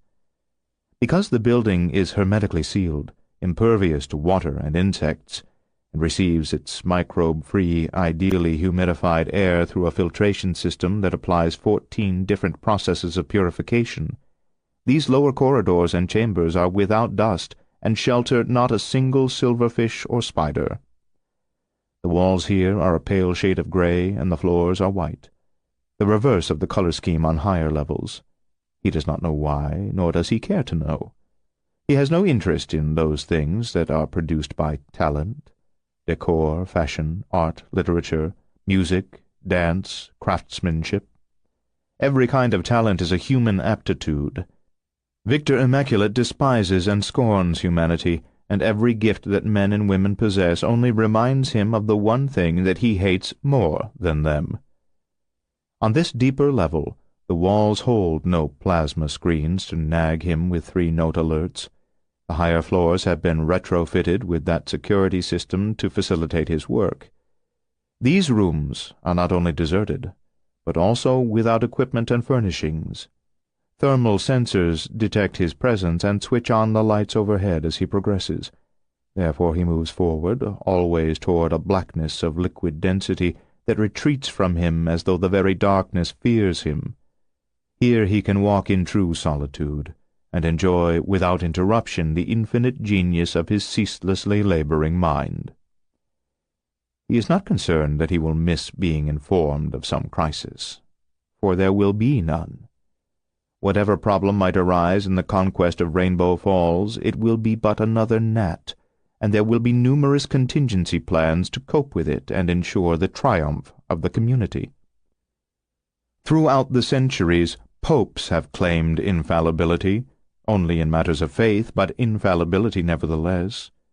Victor Immaculate knows with the certainty of genius that all popes are frauds, but he is not of their ilk. Victor Immaculate, purified, distilled, Victor to the nth degree, is infallible in all things.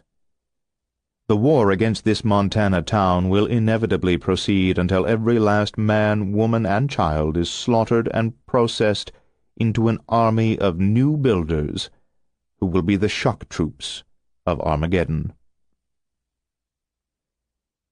38. Nummy thought a snowmobile trip would be fun. He never rode one before, but often he watched other people zoom around on them, and he figured it must be like the best carnival ride ever. The first thing that went wrong was his seat. Not his backside, but his seat on the machine. Mr. Liss drove, so Nummy had to perch behind him and hold on for dear life. Some machines 2 people could ride real cozy, but this one had these saddlebags that you couldn't take off without tools and time, so Nummy sat part on the seat and more on the saddlebags, which wasn't comfortable, especially when they flew off a little hill and bounced down. Another thing that went wrong was how cold it was, even colder because of the wind they made, how it stung Nummy's face where the wool scarf didn't cover, how it almost right away began to bite his ears, even through the toboggan cap he pulled over them. This neighborhood was Nummy's, and it was near one edge of town, and he knew the fields all around, where to find the stream, and where you would go if you followed it for a while, and where you would go if you turned away from it near Bear Rock. Mr. Liss didn't know the land in these parts. Nummy was supposed to hold tight to the old man's coat, which was really not his coat but stolen, and look around Mr. Liss to keep an eye on where they were going. Then if Mr. Liss should bear left, Nummy was supposed to pull on the left side of his coat, on the right side if he was to go right. Mr. Liss said he would be the pilot and Nummy would be the navigator, and if they got lost, he would cut off Nummy's pee-wee with a blunt knife and tie it on the handlebars for decoration. The thing that was most wrong with the wind they made and with the cold was that Nummy didn't have a helmet like Mr. List did, so the cold wind stung his eyes, made them water. Even with headlights showing the way, Nummy found it hard to tell what was what in all the whiteness and the dark. When his eyes watered too much, getting lost got so easy that even he could do it without trying. Another thing that went wrong was that Mr. List didn't drive a snowmobile as well as he drove a car. Worse, he must have thought he was a better snow driver than he really was, and he went dangerous fast. Or maybe he was scared that the noise of the machine and the headlights would draw the attention of the monsters, and he wanted to get as far from town as quick as he could. Nummy bounced on those saddlebags so much he was afraid he might come down just the wrong way so hard that one of the saddlebags would get stuck between his butt cheeks. So there they were, running flat out into snow and dark, Nummy pulling hard left when he wasn't even sure left was right, Mr. List shouting curses that Nummy was grateful he could only half hear, and they came to a place where the land changed. The land dropped maybe 3 feet, and they were flying. The snowmobile wasn't an airplane, so it didn't fly far before it dropped, too, and if Mr. List wasn't giving the machine more gas even while flying, it sure sounded like he was. They came down so hard they both fell off, and the snowmobile slid maybe 100 feet across the field before it came to a stop, all the falling snow sparkling pretty in its headlights. Nummy was first on his feet, ready to run if Mr. List pulled a blunt knife from a coat pocket. If the snowmobile was broken, this was maybe even worse than getting lost, but almost at once an even worse thing happened.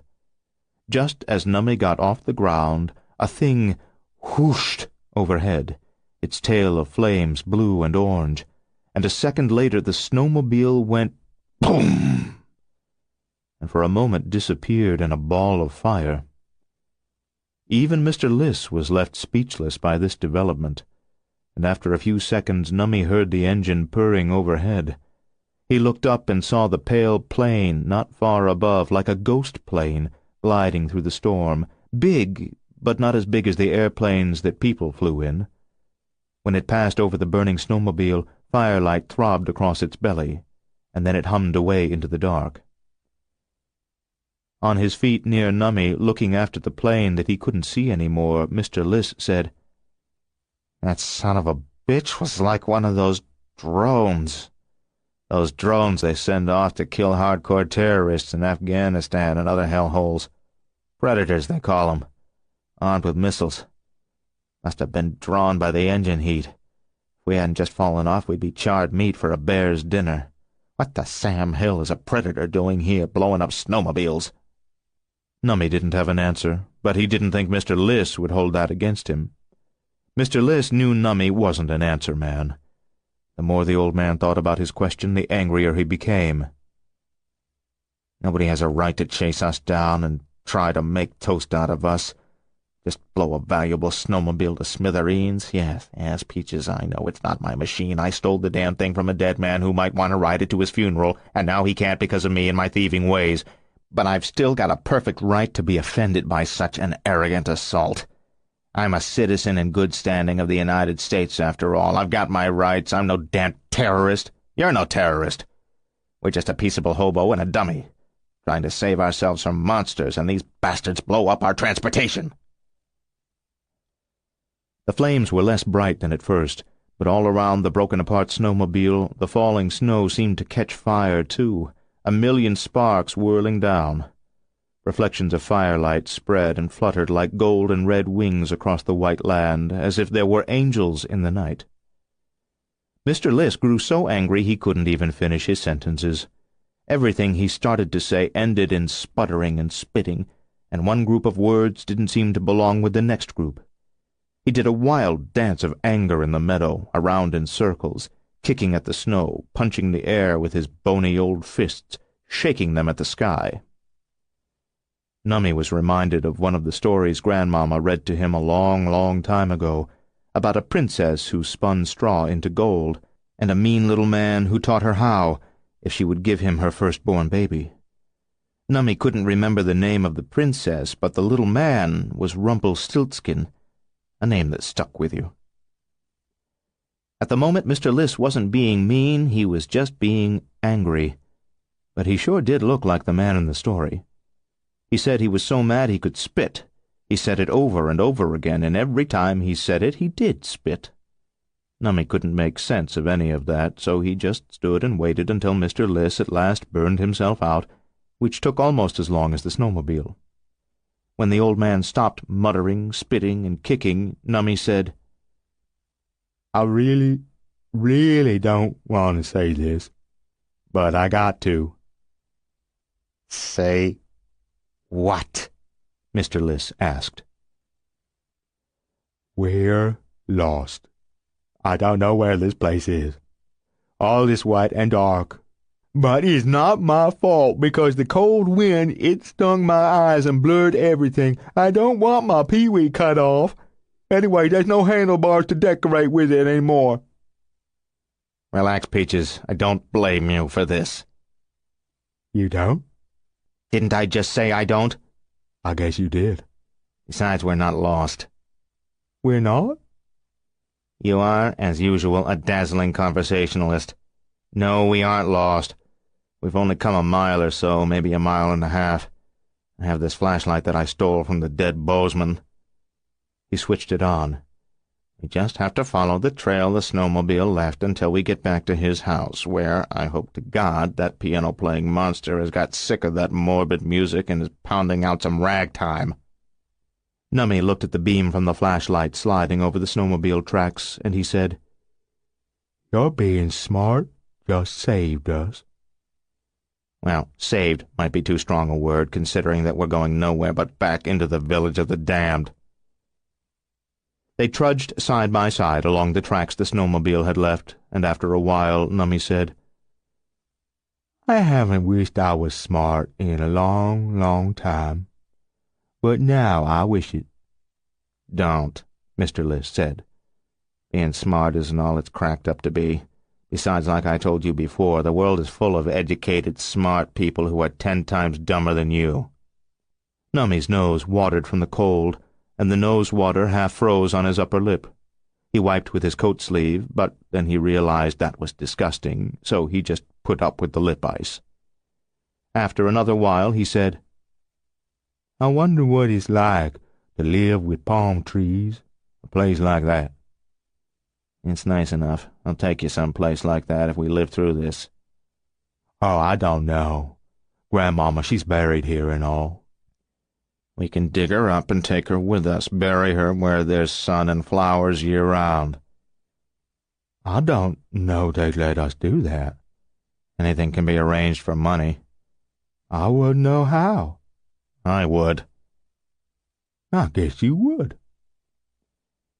After another silence, Mr. Liss said, Good thing for us there's no wind, or these tracks would smooth right over before we found our way back. That's another smart thing to figure out. My brain is so big and still growing so fast, every couple of years they have to open my skull and take out a piece of brain so there's room enough in there. I don't think that could be true, Nummy said. Well, it is true. My medical bills are enormous. 39. When Carson, Michael, and Addison returned to the Samples house with Deucalion, she knew the riders and riderettes were going to need a lot of persuading to turn over their children to a menacing-looking giant with half his face broken and tattooed, even if the other half was rather handsome. He would need to demonstrate his ability to move any distance that he wished in a single step. He would need to explain that he could take with him anything on which he placed his hands, including other people, or, with a slightly different technique, an entire vehicle full of people. But Carson worried that such a demonstration might have the opposite effect of the one intended.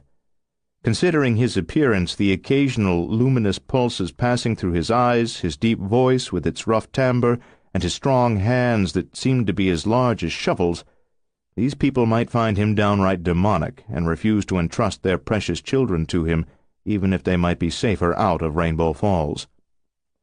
Having Addison with them would be helpful.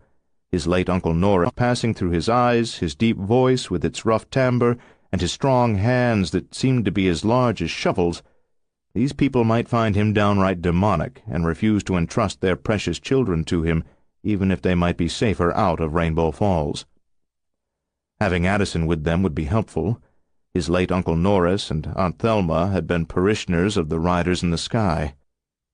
He said that the Gazette had a few times reported on the church's annual socials and on their charitable work, always with care not to write anything that might suggest that their faith was more colorful than the traditional denominations. Just as Deucalion, reluctant to risk stretching his credibility to the snapping point, had not spoken the name Frankenstein to the people at KBOW, so Carson had avoided mentioning it to these folks. With the help of young Farley Samples, she talked them out of the alien invasion theory and into an acceptance of the nanotechnology explanation, leaving them to imagine that the villains were part of some totalitarian faction of the government.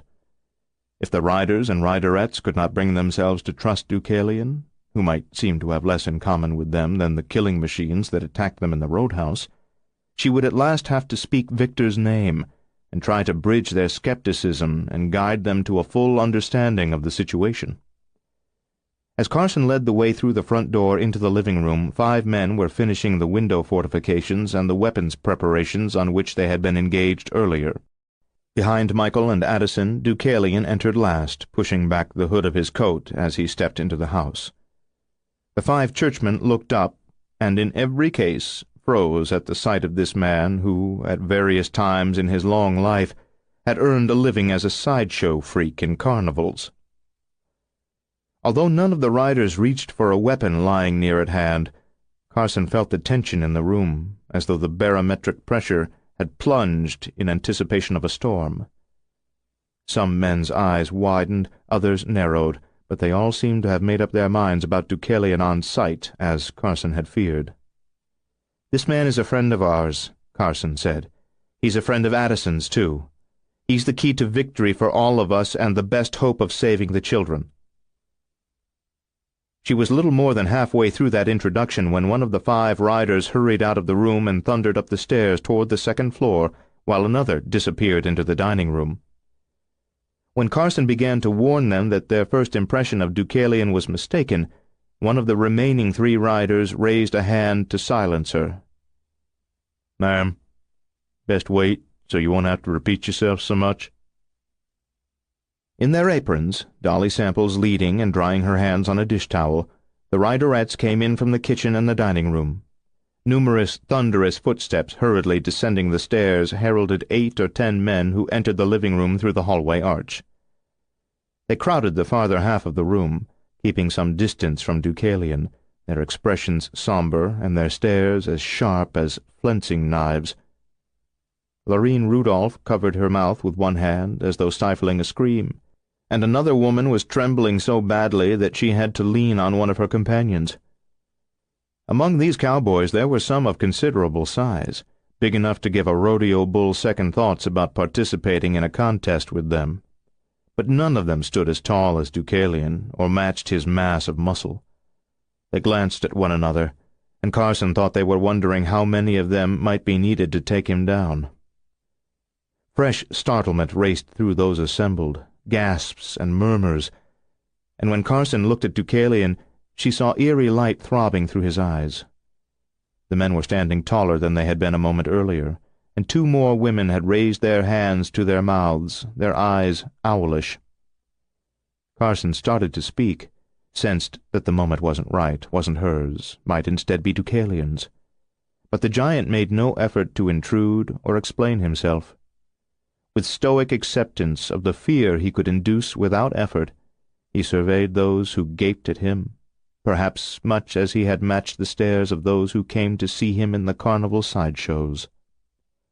Tucking the dish-towel in one of the 2 patch pockets on her apron, Dolly Samples came forward slowly, and no one warned her to stay back, though it seemed to Carson that the men grew more tense. Just 5 feet, too, Dolly had to peer up at quite an angle to study Deucalion's now downturned face, and she seemed most intent on the intricate half-face tattoo and on fully understanding the terrible damage to the underlying bone structure. "I dreamed of you," Dolly said, which was nothing that Carson expected her to say. "The most vivid dream of my life. More than 2 years ago it was." When Dolly spoke the date, Carson glanced at Michael, and he at her. For the night of her dream was also the night that Victor Frankenstein, the original, had died in the landfill in highlands north of Lake Pontchartrain. "I dreamed of your great size, the hooded coat you're wearing now," Dolly said. "Your lovely face and your poor face, both halves exactly as they are, and the tattoo in all its detail." Carson realized that the women with their hands to their mouths had never been stifling screams. They were guarding emotions of a much different kind, and now tears stood in their eyes. "In the dream, I saw the light in your eyes, and at first I was afraid, but then I knew there was no reason for fear. I thought of a line from Proverbs 15. The light of the eyes rejoiceth the heart, and I knew that you were our friend." When Deucalion spoke, his voice seemed deeper and more resonant than ever. "What happened in this dream?" "We had come to the shore of a sea, the water very dark and turbulent. There were so many children with us, our own, and children I'd never seen before. We were fleeing something. I don't know what, but death was coming. We were like the Israelites at the shore, and you came to us out of nowhere, one moment not there and then among us. You parted the sea and told the children to follow you, and they were saved." "I can't part the sea and make a dry path through it," Deucalion said. "But there's something else I can do that I will show you, and then you can decide whether to entrust the children to me." Dolly said, "I told everyone about the dream. I knew it must be prophetic, it was so intense. I knew one day you would appear among us out of nowhere." The other women crossed the room to Deucalion, and their men came behind them. Dolly said, "You have suffered very much." "And there was a time I caused suffering," he confessed. "We all do, one way or another. May I touch your face?" He nodded. She raised her right hand first to the undamaged side of his face and pressed it against his cheek as a loving mother might have done. Then her fingers tenderly traced the fractured contours of the damaged side, the impossible concavity, and the lumpish scar tissue. "You're beautiful," she said. "Very beautiful." 40. At first, with 3 flashlight beams sweeping this way and that, revealing only portions of the glistening contours, causing shadows to swell and shrink, Bryce Walker couldn't understand what these things might be that hung from the 12-foot-high ceiling of the school kitchen. Most were suspended over the prep tables, huge and greasy-looking, and somehow obscene, but a few hung in the wide aisles. The surface of each of these objects was mottled shades of gray, but among all the grays were silvery patches and veins that glittered like diamond dust. Young Travis, being a reader of genres different from and darker than the westerns that Bryce wrote, was quicker to identify these mysterious sacks. Cocoons! As if the word triggered a response, a slithering noise arose from the sack nearest the boy, and then the creatures gestating in the other cocoons grew restless as well, and raised a chorus of susurrant sounds, either the friction of countless snakes coiling among one another or their hissed threats, as if this were not the Meriwether Lewis Elementary School as it appeared to be, but was instead the bottom of the pit of the world, where the oldest serpent of them all waited golden-eyed and hungry. "Be very still," Sully York whispered. Bryce and Travis took the seasoned adventurer's advice, in part because, in spite of the noise, nothing appeared to move within the cocoons. The surfaces of them didn't ripple or show any strain of imminent birth. As the slithery noise gradually quieted, Bryce looked at Travis, whose features glowed with the flashlight beam reflected back from the glimmering sack. The boy's face, his furrowed brow, his haunted eyes, his grimly set mouth, revealed his thoughts as clearly as an e-book reader presented a page on its screen. Sometimes insects spun cocoons around themselves and around the paralyzed but living food on which they would feed during their metamorphosis, and Travis wondered if the kitchen staff might be sealed inside these hideous bags, incapacitated but aware, his mother among them, in the embrace of some pale, wriggling thing that had begun to feast. Bryce shuddered and longed to be in an armchair with a mug of spiked coffee and a book by Louis L'Amour or Elmer Kelton, in which the villains were nothing worse than hired gunmen or a sheriff gone bad or stagecoach robbing highwaymen. When silence reigned once more, Sully York whispered, "Nice and easy. Stay together. Look around." Because the kitchen was at the back of the school, the overhead lights would not have been seen from the street. Sully didn't propose turning them on, however, and Bryce supposed that might be because he feared that the residents of the cocoons would become agitated by the brightness. Or maybe he worried the shotgun blast that had taken out the door lock would have been heard by the wrong people, who were not really people, who would cruise around the building to have a look. In unspoken agreement, they kept the 3 flashlights low and away from the windows. Throughout the big institutional kitchen were signs of violence, overturned equipment, scattered pots and pans, broken crockery. The culinary staff evidently had put up a fight. Near a double-wide bank of stacked ovens, Bryce's flashlight revealed a severed hand. He almost turned the beam away from it in revulsion, but subconsciously he was aware that something about this chopped-off extremity was more shocking than the mere fact of its existence. He needed a moment to recognize that instead of a thumb, the hand was equipped with a big toe, not one that had been stapled to the hand by some psychotic jokester, but a toe that appeared to grow naturally where a thumb should have been. Many hours earlier this day had jumped off the rails of reality, and he no longer expected that 2 + 2 would always equal 4.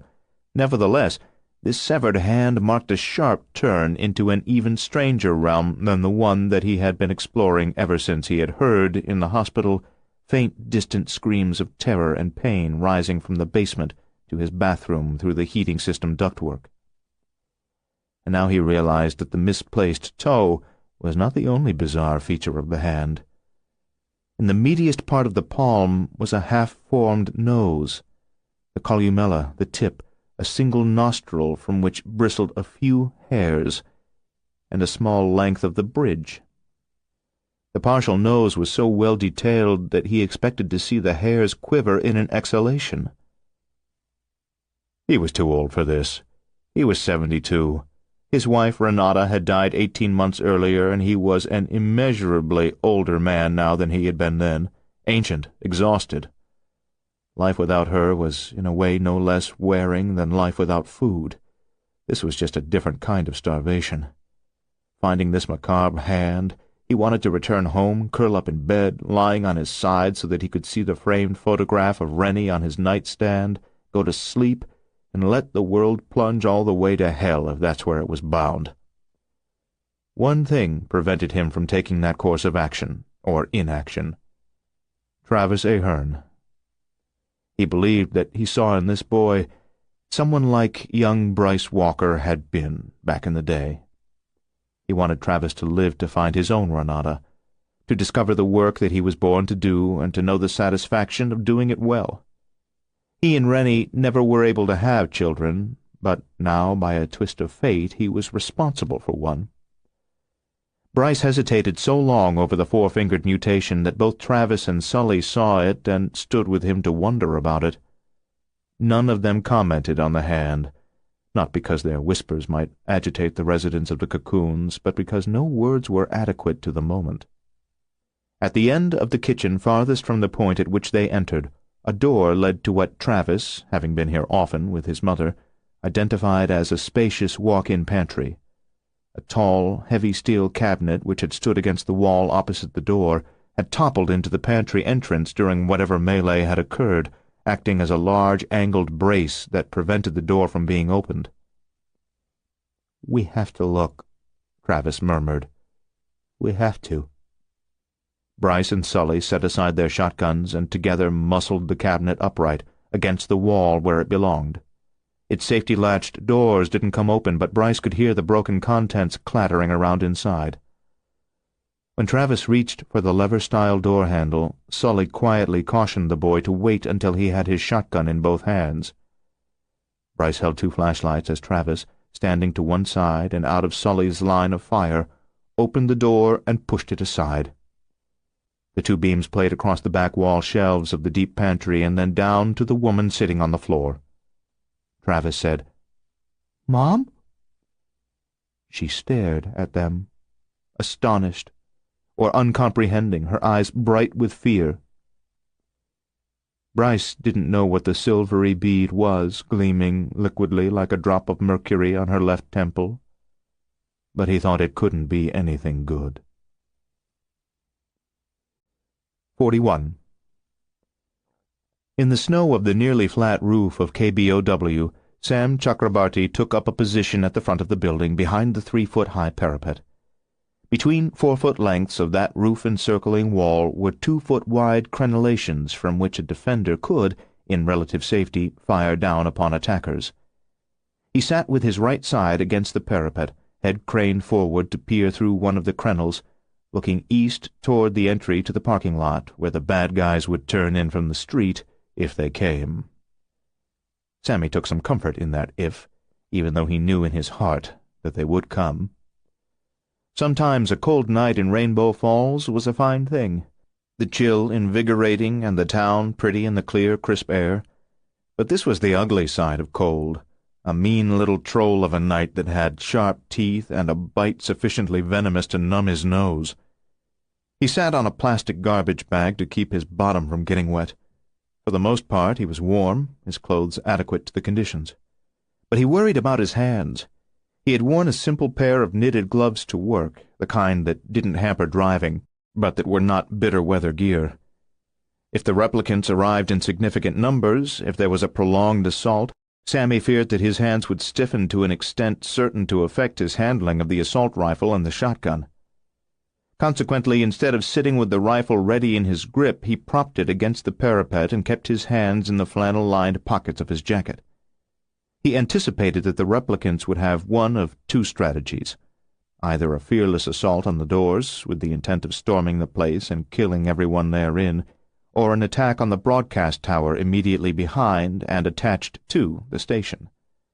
If they controlled the power company, as Deucalion insisted they did, they could black out this entire square block, but that would not put an end to Mason Morell's clarion call for strong resistance to the revolution. The station had emergency generators housed within the building, fed by a large gasoline tank buried under the parking lot, and they could remain on the air for at least 24 hours on their fuel supply, perhaps twice that long. The open-girder steel tower was of strong construction, its 4 legs sunk in 18-foot-deep concrete pylons that anchored it to the earth, and that were themselves anchored in bedrock. This design ensured the tower would ride through the worst projected 1,000-year earthquake that might rock the area related to a volcanic event at Yellowstone. The weakest point was the transmission cable that came out of the rear of the building in a conduit. The tower might be toppled with enough explosives, and the precious cable could be obliterated with a smaller charge. Sammy would be shooting down on any team that tried to approach the tower, and with the rapid-fire semi-auto Bushmaster, he should be able to take them out long before they reached their objective, even if they were tough enough to take 4 or 5 mortal hits before succumbing. From Ralph's home bunker, or whatever it was, he had brought not only weapons but also additional equipment that might prove useful, including 4 Motorola talkabouts, walkie-talkies about the size of cell phones but an inch and a half thick. These allowed Ralph, Bert, Mason, and Sammy to speak with one another in a crisis. Sammy kept his in a jacket pocket. The talkabout chirruped, and when he pulled it from his jacket he heard Bert Cogborn say, "Sammy, are you there?" Sammy held down the transmit button, said, "In place and ready for action," and then released it. From his post in the reception lounge below, Bert said, "If something happens to me and you take in Bobby, never ever give him any of those rawhide treats. He loves them, but dogs can choke on them too easy. Over." Sammy replied, "No rawhide treats. Got it. Over." Before Sammy could return the talkabout to his pocket, Bert said, "You'll want to take him out to pee first thing in the morning. Again around 11. Also after he eats at 3:30. And a fourth time just before bed. Over." Sammy was about to respond when Bert transmitted again. "Bobby pees 4 times a day, but he rarely ever poops 4 times. What he does is he poops usually 3 times a day, so if on one of his outings he doesn't poop, don't worry about it. That's normal. Over." Sammy waited to be sure that Bert was finished, and then he transmitted, "4 pees, 3 poops. Got it. Over and out." Bert wasn't finished. "Just to be sure you got it right, tell me which bunny is his favorite." Over. "Light green, fully floppy bunny, not just floppy ears," Sammy replied. Over and out. Anyone on the channel whose talkabout was switched on could hear their exchanges. The device chirruped before Sammy could pocket it, and Ralph Nettles said, "Good thing you aren't obligated to take me in, Sammy. With this prostate, I have to pee like every half hour. Over and out." Sammy waited for a while before stuffing the walkie-talkie in his jacket pocket once more. As if somebody opened a door in the sky, a breeze came down to chase off the stillness. The snow seemed to fall faster, which was probably an illusion. Instead of spiraling in a waltz with the air, the flakes hurried through the darkness, bright slanting skeins in the parking lot lamps. Instantly the air was colder than before, and Sammy fisted his lightly gloved hands in his pockets. 42. Jocko was going to screw up. Didn't know when, didn't know how, but Jocko would screw up because he was Jocko.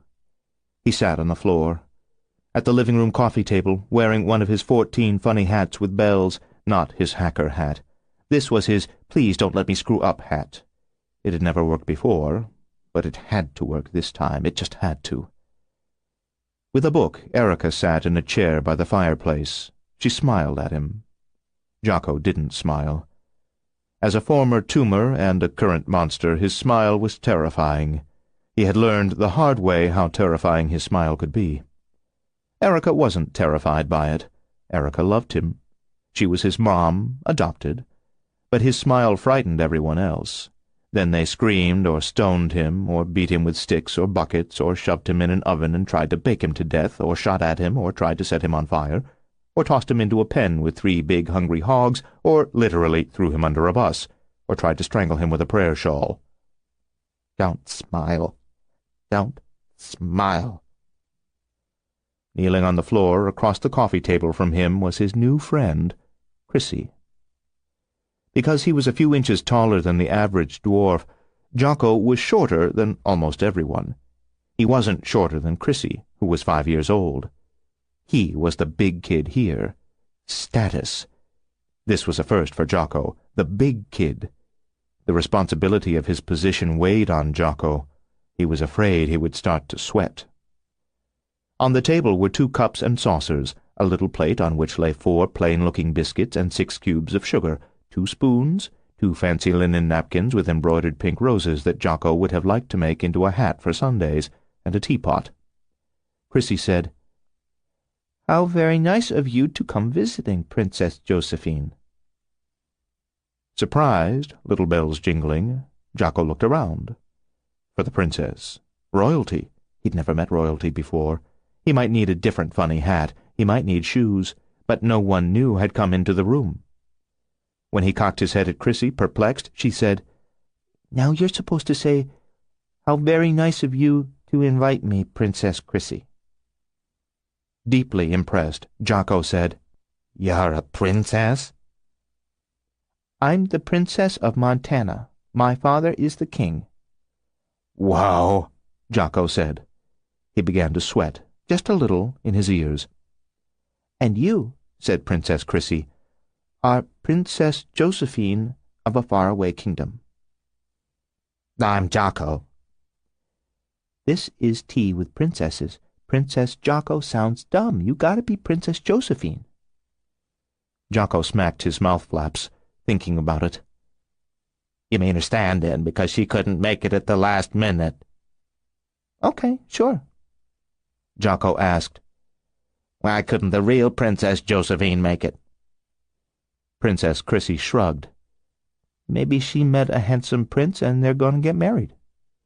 Or maybe, Jocko said, a sinister contagion has swept her father's kingdom. Princess Chrissy frowned. What's that thing you said? A sinister contagion, a plague, a horrible disfiguring disease.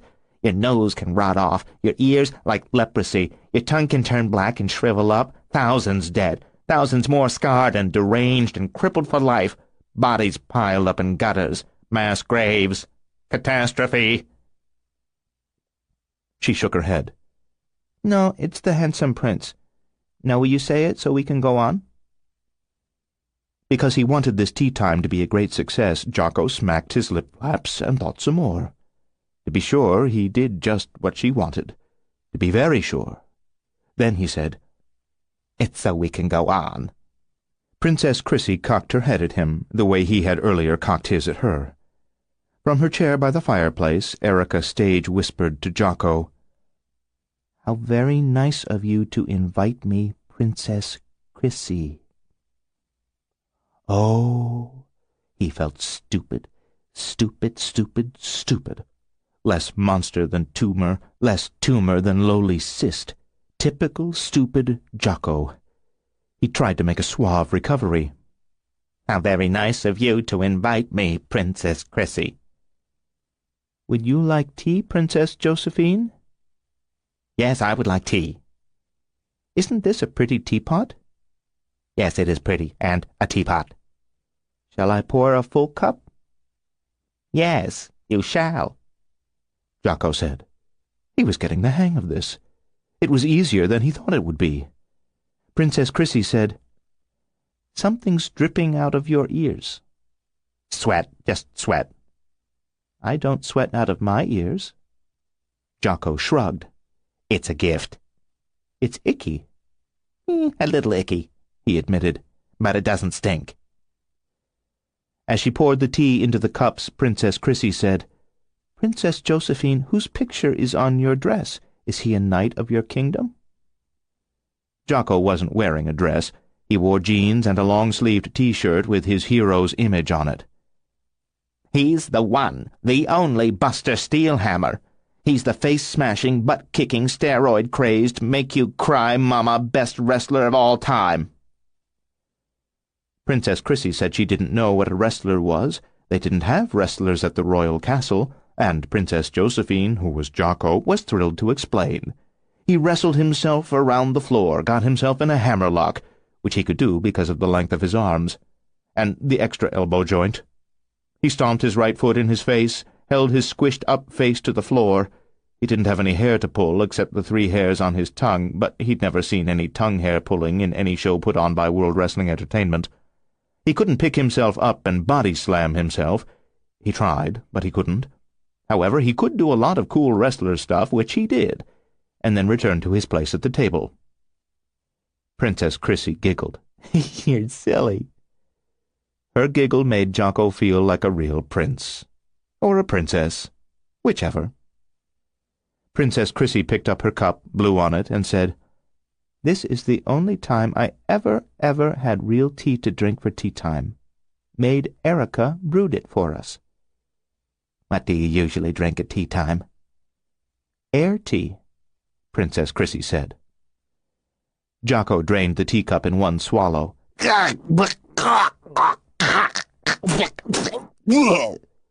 He stuck out his tongue and rubbed it vigorously with both hands, grabbed up the fancy napkin, wiped out the inside of his mouth, blew his nose, blotted the sweat from his ears. He said, No offense meant. You should ought to put sugar in it, Princess Chrissy said, pointing to the 4 cubes left on the plate. Jocko snatched up all 4 cubes, tossed them into his mouth, rolled them around. Better, but too sweet. He spat them in his cup. "Wait," he said, sprang to his feet, and pirouetted out of the room. Along the hallway, into the kitchen, around the center island. He liked to pirouette when he was nervous, burning up energy, spinning to calm down. Oh, how his hat bells jingled! When he returned to the living room, he brought a silver tray with 2 fresh teacups, a 2-quart bottle of cold Pepsi, a plate of whoopie pies. "This is how we have tea in my kingdom," Jocko said. He poured Pepsi in both cups, didn't slop any on the table, didn't just drink from the bottle, threw the 4 plain-looking biscuits into the fireplace, tossed a whoopie pie as if it were a frisbee, and caught it when it spun around the room like a boomerang and returned to him. Totally George Clooney. Putting her tea aside, Princess Chrissy said, "This is lovely." "Very lovely," he agreed. "Princess Josephine, tell me the news from your kingdom." About to thrust an entire whoopie pie in his mouth, Jocko put it down instead. He was only Josephine's stand-in. He didn't know anything about her kingdom. Maybe he should lie. But lying wasn't right. He had often lied, but it wasn't right. He wanted to be a better Jocko. Princess Chrissy said, "Tell me about your dragons." "There aren't any dragons." "What about witches?" "Nope, no witches." "Then tell me about your wizards." "No wizards." He saw she was unhappy with him. He was a bad conversationalist, bad, pathetic, despicable, horrendous. Think, salvage the moment. Put the burden of conversation on her. "Your father, he's the king of Montana. How many heads has he chopped off?" "Silly, he doesn't chop off heads." "Some kings do," Jocko said. "No, they don't." "Some do, and torture people in dungeons." "No, they don't." "They rip out your fingernails." "What's wrong with you?" Princess Chrissy asked. "Jocko's just saying, like in the history books. They brand you with hot irons and stick needles in your tongue." "You have yellow eyes," Princess Chrissy said. Now, confidently holding up his end of the conversation, pleased to discover his social skills improving so rapidly, Jocko said, "They put you on this thing they call the rack, and they stretch your body until your joints pull apart." "You got scary eyes," Princess Chrissy said. From her armchair by the fireplace, Erica said, "Did you know that some angels have yellow eyes, golden eyes?" "They do?" Chrissy and Jocko asked simultaneously. "Did you know that angels have to know how to wrestle because they're always wrestling devils?" "Is Buster Steelhammer an angel?" Princess Chrissy asked. "He's too badass to be an angel," Jocko decided. Outside, the growl of an engine rose like a truck pulling into their driveway. Putting aside her book, rising from her chair, Erica said, "Why don't you talk about angels, just angels, while I see who that is?" "Probably isn't angels," Chrissy said. "Angels fly, they don't need trucks." Erica said, "That's why I keep a semi-auto shotgun handy, sweetheart." 43. In the interest of efficiency, a communitarian needed to adapt to setbacks whenever they occurred. With the urgent need to finish bringing more order to the disordered barn and thus do her part to destroy humankind, Nancy Potter used the push-broom as a crutch and hobbled into the tack room at the back of the barn. At the end of that narrow space stood a small desk where the real Mayor Erskine Potter had sat to maintain records of expenses related to the horses and to keep notes about vet visits and recommendations. At the desk was an old wooden office chair on wheels. Nancy broke the back off the chair, turning it into a wheeled stool. Using a large roll of vet-wrap hoof tape, she bound the cauterized stump of her left leg to the stool, which wasn't an easy task, but she persisted for the community. Walking on her right foot, rolling on her footless left leg stump, she maneuvered out of the tack room into the main part of the barn. She stood over the remains of Ariel, wondering if there was anything she ought to do.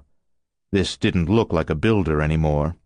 It was like a large, mostly smooth formation of limestone in which someone had been carving faces. There were 3 faces at different places, all sort of resembling Ariel, but distorted. She turned the broom around in her hands and rapped the end of the handle against what had once been Ariel, and it sounded like stone, too. She could not see anything she needed to do more urgently than sweep and sweep the barn floor until all the bristle marks in the dirt were aligned rather than chaotic. As she set to work, she realized that sprinkles of snowflakes were coming through the 2 holes that Ariel, in her swarm mode, had made in the roof. Because the building was heated, most of the flakes melted and evaporated as they fell. Those few that survived all the way to the floor became dots of dampness that would soon dry. The broom swished and swished. The wheels of the chair squeaked. The seat creaked. A light wind soughed in the eaves of the barn and snuffled at the holes in the roof. The horses were calm again. Commander had not managed to kick out any portion of his stall at the height of his terror. Now and then Queenie and Valentine nickered. A couple of times the stallion snorted. Entirely committed to precisely aligning the bristle marks in the dirt, replicant Nancy seldom looked up from the difficult task before her. But every time she raised her eyes, the horses had their heads beyond the tops of their stall doors, watching her, sometimes while they chewed a bit of hay, other times just staring. They were so stupid. Like everything in nature, they were really stupid, poorly designed, requiring too much in the way of resources, crapping all the time, urinating all the time, so stupid that they would just stand and watch hour after hour as she swept. Just stand and watch, too stupid to understand that she was working for the total destruction of them and of the natural world that sustained them. The horses were so stupid Nancy wanted to laugh at them, but she couldn't. In theory, she quite understood the psychological and emotional causes of laughter, but laughter was for human beings. One more indication of their lack of seriousness, of how easily they were distracted. Communitarians could pretend laughter to pass for the people they replaced, but laughter never distracted them from their duties, from their lethal crusade. Laughing or not laughing, humans were inattentive, heedless, preoccupied, oblivious fools, no better than horses. For a while she pretended laughter, practiced it diligently, so that if at some point she needed to masquerade as an amused and distracted human, she would sound convincing. The swish of the broom, the squeak of the wheels, the creak of the chair seat, the sough and snuffle of the wind, and her laughter, and the snow fluttering down and vanishing in mid-air, and the horses watching, the stupid horses, so easily entertained. 44. A lover of history and tradition, Addison Hawke had never been afraid of change. Occasionally suspicious of the reasons behind some of it, often unconvinced about its value, but not afraid.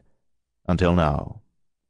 Replications of people being pumped out in laboratories, nano-animals instantly devouring their enemies. That electrifying video made by one of the riders seemed to support the fear that if the end of humanity had not begun in Rainbow Falls, if this battle could be won, the victory would be brief, and the end would begin elsewhere. The enemy, a later generation of these creatures, or something else equally post-human, but even worse. He didn't know what to make of Deucalion. The name Frankenstein had been shared with him, as it had not been shared with either the people at the Samples House or with the staff at KBOW. As an editor and a publisher, knowledge was his business, his life. But he was in danger of information overload. When he heard they were taking a dozen of the riders' youngest children, between 4 and 11 years of age, to Erica's house, he knew this must be the beautiful and self-possessed woman whom he had encountered earlier in the day outside of Jim James' bakery. He didn't know of another Erica in Rainbow Falls. He volunteered to go with Deucalion and stay with Erica, to help her manage these kids and the others who would be brought later. With the children on benches in the back of the truck, Addison rode up front with Deucalion. He was given to understand that the giant knew a shortcut, a way around the roadblocks, but this mode of travel, teleportation, was just as unprecedented as all else on this day. As Deucalion drove along the Samples' driveway toward the street, he said something about the arrow of time being indeterminate on the quantum level, that every moment contained both all the past and all the future. And when they turned left into the street, they also and instantly turned into Erica's driveway, 4 miles north of town, and parked near the front porch of the house. Evidently aware that Addison had been stunned into immobility, Deucalion said, "The universe began from an inexpressibly dense speck of matter, which was as much a thought, a concept, as it was matter. After the Big Bang, after expanding outward in all directions through these billions of years, that speck of matter has become the universe as we know it. But on a fundamental level, because all of time is present in every moment of time, the universe is still that dense speck. It's simultaneously both that speck and everything that it has since expanded to become.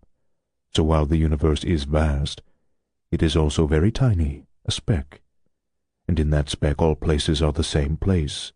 The Samples' house is 1 step from Erica's place, which is 1 step from Hong Kong, which is 1 step from Mars.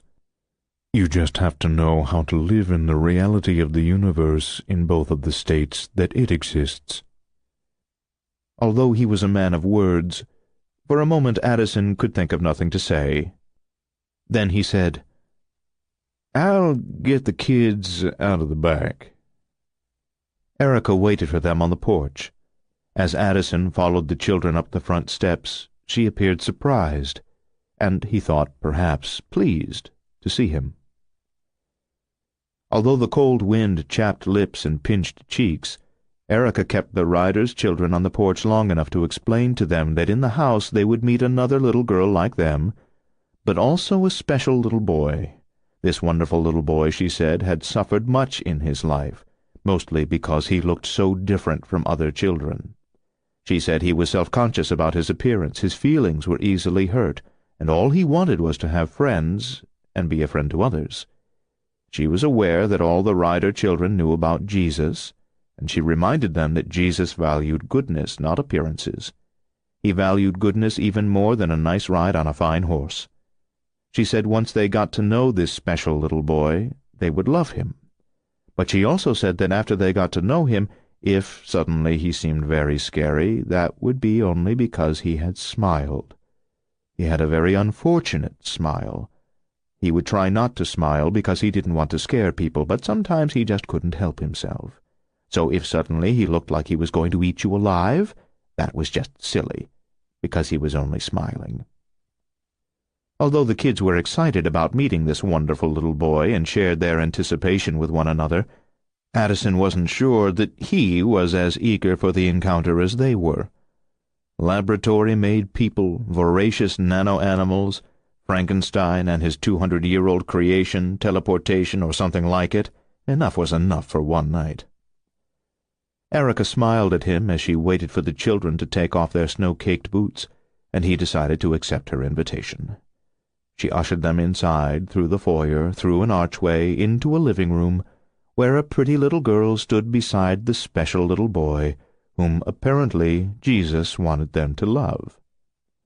The boy was immeasurably more special than Addison Hawke had expected, and if the word boy actually applied, Addison's dictionaries were so out of date that he might as well burn them. Not one of the kids screamed. That surprised Jocko. They all gasped. Nothing more. Gasp! Not one of them went looking for a bucket or a stick or an oven to bake him in. Some of them gasped twice, and a few smiled, sort of. Smiled funny-like. None of them puked.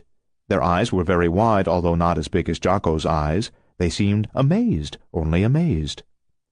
For a moment Jocko didn't get it. Then he did. They weren't interested in him. Why would they be? They recognized royalty when they saw it.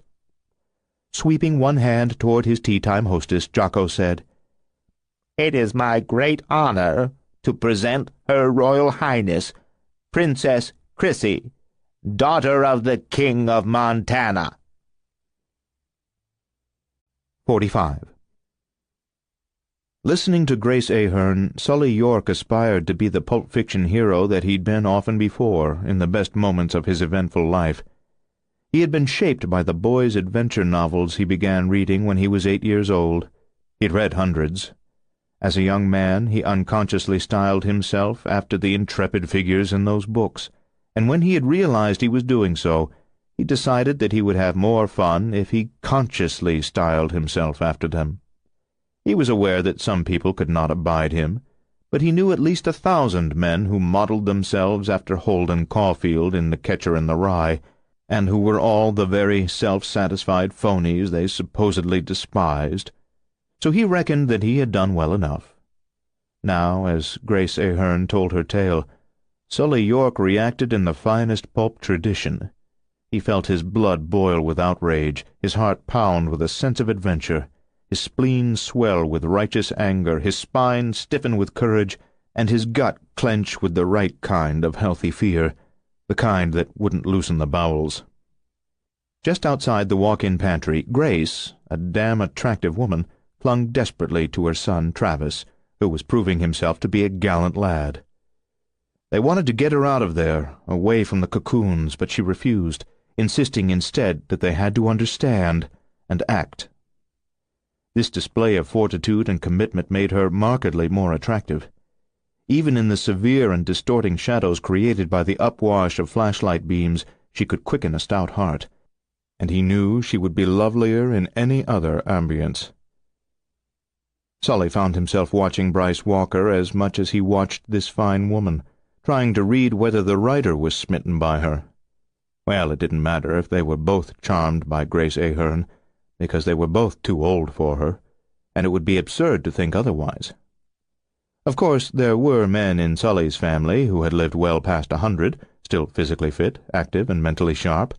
Some of them even held jobs past the century mark. But that was neither here nor there. They were both too old to charm her as she charmed them, and that was the end of it. Grace recounted how the culinary and janitorial staffs finished serving lunch the previous afternoon and were cleaning up the kitchen and the cafeteria when they were assaulted by police officers and by the principal, the assistant principal, the school nurse, and other people with whom they had worked for years. As they were overpowered, a gun-like stainless steel device was pressed to their heads, the trigger pulled. The others had become instantly docile, aware and alert, but incapable of resistance, able to control only their eyes.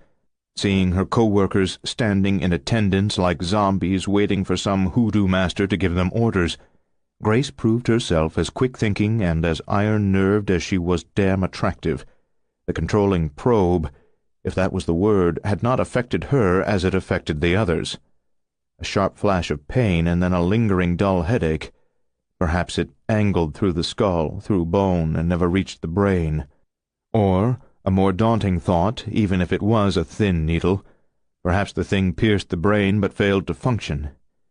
In any event, she pretended to the same docility that the others displayed.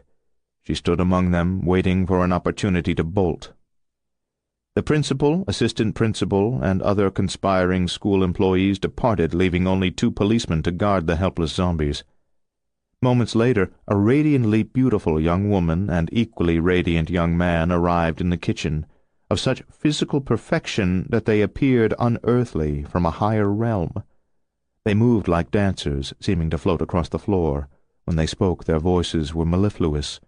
Each said only one thing, the same thing: "I am your builder."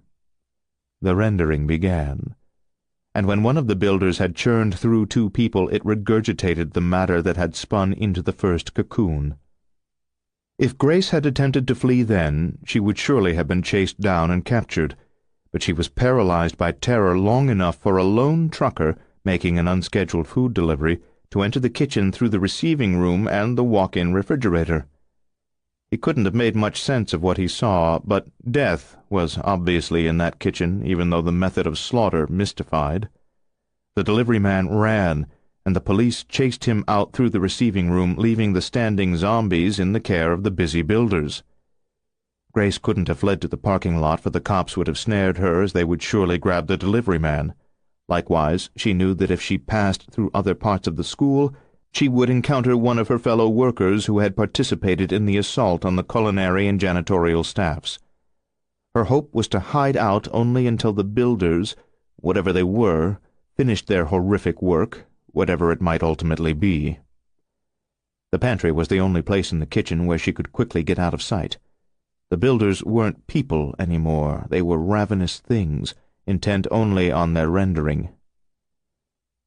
"But then," she said, still holding fast to Travis, the two of them supporting each other, "maybe the delivery man came back with reinforcements he found in the parking lot, or other people arrived unexpectedly. I don't know.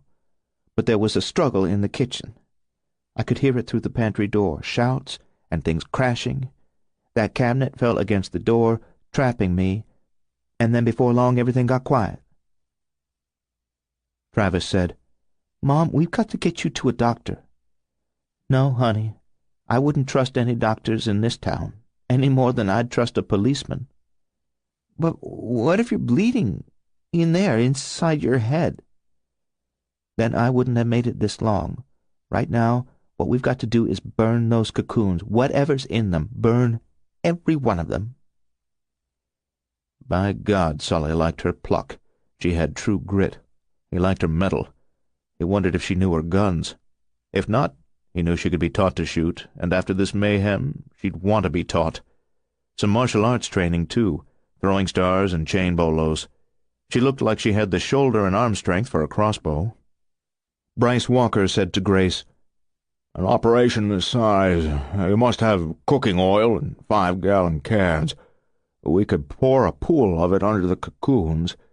Gas ovens are nearby, but I think we'll need something more flammable than vegetable oil to lead the flames down the front of the oven to the floor to get the kind of flash fire we need. I imagine you use sterno or some equivalent for the chafing dishes in the cafeteria. A can of that would be just the thing." Squinting at Bryce, Sully thought, So that's how it is, you sly boots, scribbler. We don't think Sully York will surrender the prize easily." He said, "Mix the sterno with cooking oil on the floor, but you can't be in the room and pour it on open gas flames. The flash will take you down. With sterno and a few ordinary cleaning supplies, I can make a Molotov cocktail, throw it from the door, and be out by the time it shatters and ignites the pool." "Let's do it," Grace said. "Burn all of these abominations, then find out where others have been spun, locate every one we can, burn them like burning nests of gypsy moths out of infected trees. Burn them back to hell where they came from." My God, she was game. She knew how to nail her colors to the mast and stick fast to them. Sully had never seen intrepidity in quite so pretty a package. 46. Jocko in the study with the big guy, the monster of monsters, the legend. The big guy sitting in Jocko's desk chair. Jocko standing beside him, not just a former tumor with hyperactivity disorder, not just a screw-up with hardly any butt and toed feet too big for shoes, but now a comrade in arms. This was better than anything, even better than eating soap. Jocko had tried to show Deucalion the printouts, stolen secrets, depredated data, plundered, pirated, purloined by Jammin' Jocko, cyber cowboy, highwayman of the ether. But he had dropped them, scooped them up, shuffled them into order, dropped them again. When Jocko started shouting at the pages as if they were alive and in rebellion against him, Deucalion suggested that he hold the pages, review them himself, and ask questions if he had any. Now Jocko stood ready, waiting for questions, about progress for perfect peace, standing ready. Well, not just standing, dancing from foot to foot, sometimes pirouetting, but only 5 or maybe 6 revolutions at a time, doing the boogaloo. A little bit of the funky chicken, making propeller noises with his mouth flaps, hat bells jingling, sort of Christmassy. He felt the need to talk, too. He said, Jocko had it all done like an hour ago. Ripped it, zipped it, got it done. Then Jocko was Princess Josephine, not the real one. Stand-in. Didn't put on a dress or anything. Stand-in for tea time. With Princess Chrissy. Her dad, I don't know. Maybe he chops off heads. Maybe he doesn't. Jocko sweated from his ears. Otherwise, did pretty well. Jocko hates tea. Tea sucks. Whoopie pies are good. Better than bugs. Like Jocko ate back when he lived in a sewer. Way better. No whoopie pies in the sewer. Jocko likes Little Women, the movie. Jocko's got every version. Poor sweet Beth. She always dies in every version. It just rips Jocko up. Jocko cries, not ashamed. It's a good cry. But they should remake Little Women. Let Beth live. Jocko would watch it 1,000 times. Unless Johnny Depp played Beth. You know Johnny Depp? Probably not. Different social circles. Jocko used to be afraid of Justin Bieber. Still is, a little. Then saw Depp. You have allergies? Jocko does. Raspberries. Face swells up. Lots of snot pours out. Well, not snot. Uglier than snot. Don't know what. Never had it analyzed. Disgusting. Jocko can be disgusting. Not on purpose, though. Do you like to pirouette? Jocko likes to pirouette. The big guy said, You've done an excellent job here. Jocko almost died of delight. Progress for perfect peace. No doubt this Victor Laban is the clone of our Victor. I've been to the warehouse you discovered they own. It's not where he's located. It's a center for liquidation of the people they've replaced with replicants. You found nothing that would pinpoint a location along the end times highway that's related to progress for perfect peace. Jocko shook his head, adamantly, proud of his thoroughness. Nothing to find. Jocko shucked every ear of data corn, popped it, buttered it, salted it, ate it up, peeled the online onion down to its last layer, bit every bite of the banana, sliced, chopped, diced, minced, mashed, and what you see is what there is. Jocko would bet life on it. Jocko will kill himself if he missed something. Kill himself brutally, savagely, over and over again. Progress for perfect peace, Deucalion brooded. Knowing this name is key, knowing it will find him. 47. A mild wind came up, and Mr. List called it a devil wind, not because devils were blowing around in it, but because it started to smooth away the snowmobile tracks. Just as it seemed the trail would be erased before their eyes, they saw house lights through the snow and found their way back to the Bozeman place. The sad music was still being played. After Mr. List retrieved his long gun from the workbench in the garage, he went into the house, to the living room. Nummie followed the old man, though he didn't want to follow, because he was afraid of the monster playing the piano. There was something about Mr. List that made you have to follow him, though Nummie didn't understand what it was.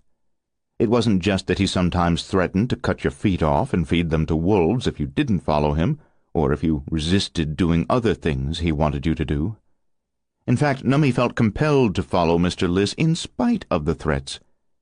Maybe at the beginning the threats were part of what made Nummie stay with him, but now it was something else. If Grandmama was still alive, she would know what it was and would be able to explain it. In the living room, Mr. List said to the piano player, "Was Bozeman the most depressive son of a bitch who ever lived, or are you just not playing the livelier music he knew?" "Kill me," the piano man said, "and the music will stop." "I'd like nothing better than to kill you dead as anyone's ever been," Mr. List said. "I've killed every damn monster I've ever met, and there have been more than a few, but I won't be told to do it by the monster himself. Not a man who can be bossed around. Tell him that's true, boy." Nummie said, "That's true. Mr. List can't be bossed around. He gets his back up easy. If he was on fire and somebody told him to jump in the water, he might not do it, 'cause it wasn't his idea first." "Hell's bells," the old man said. "Where did that come from, boy?" "It come from me, sir."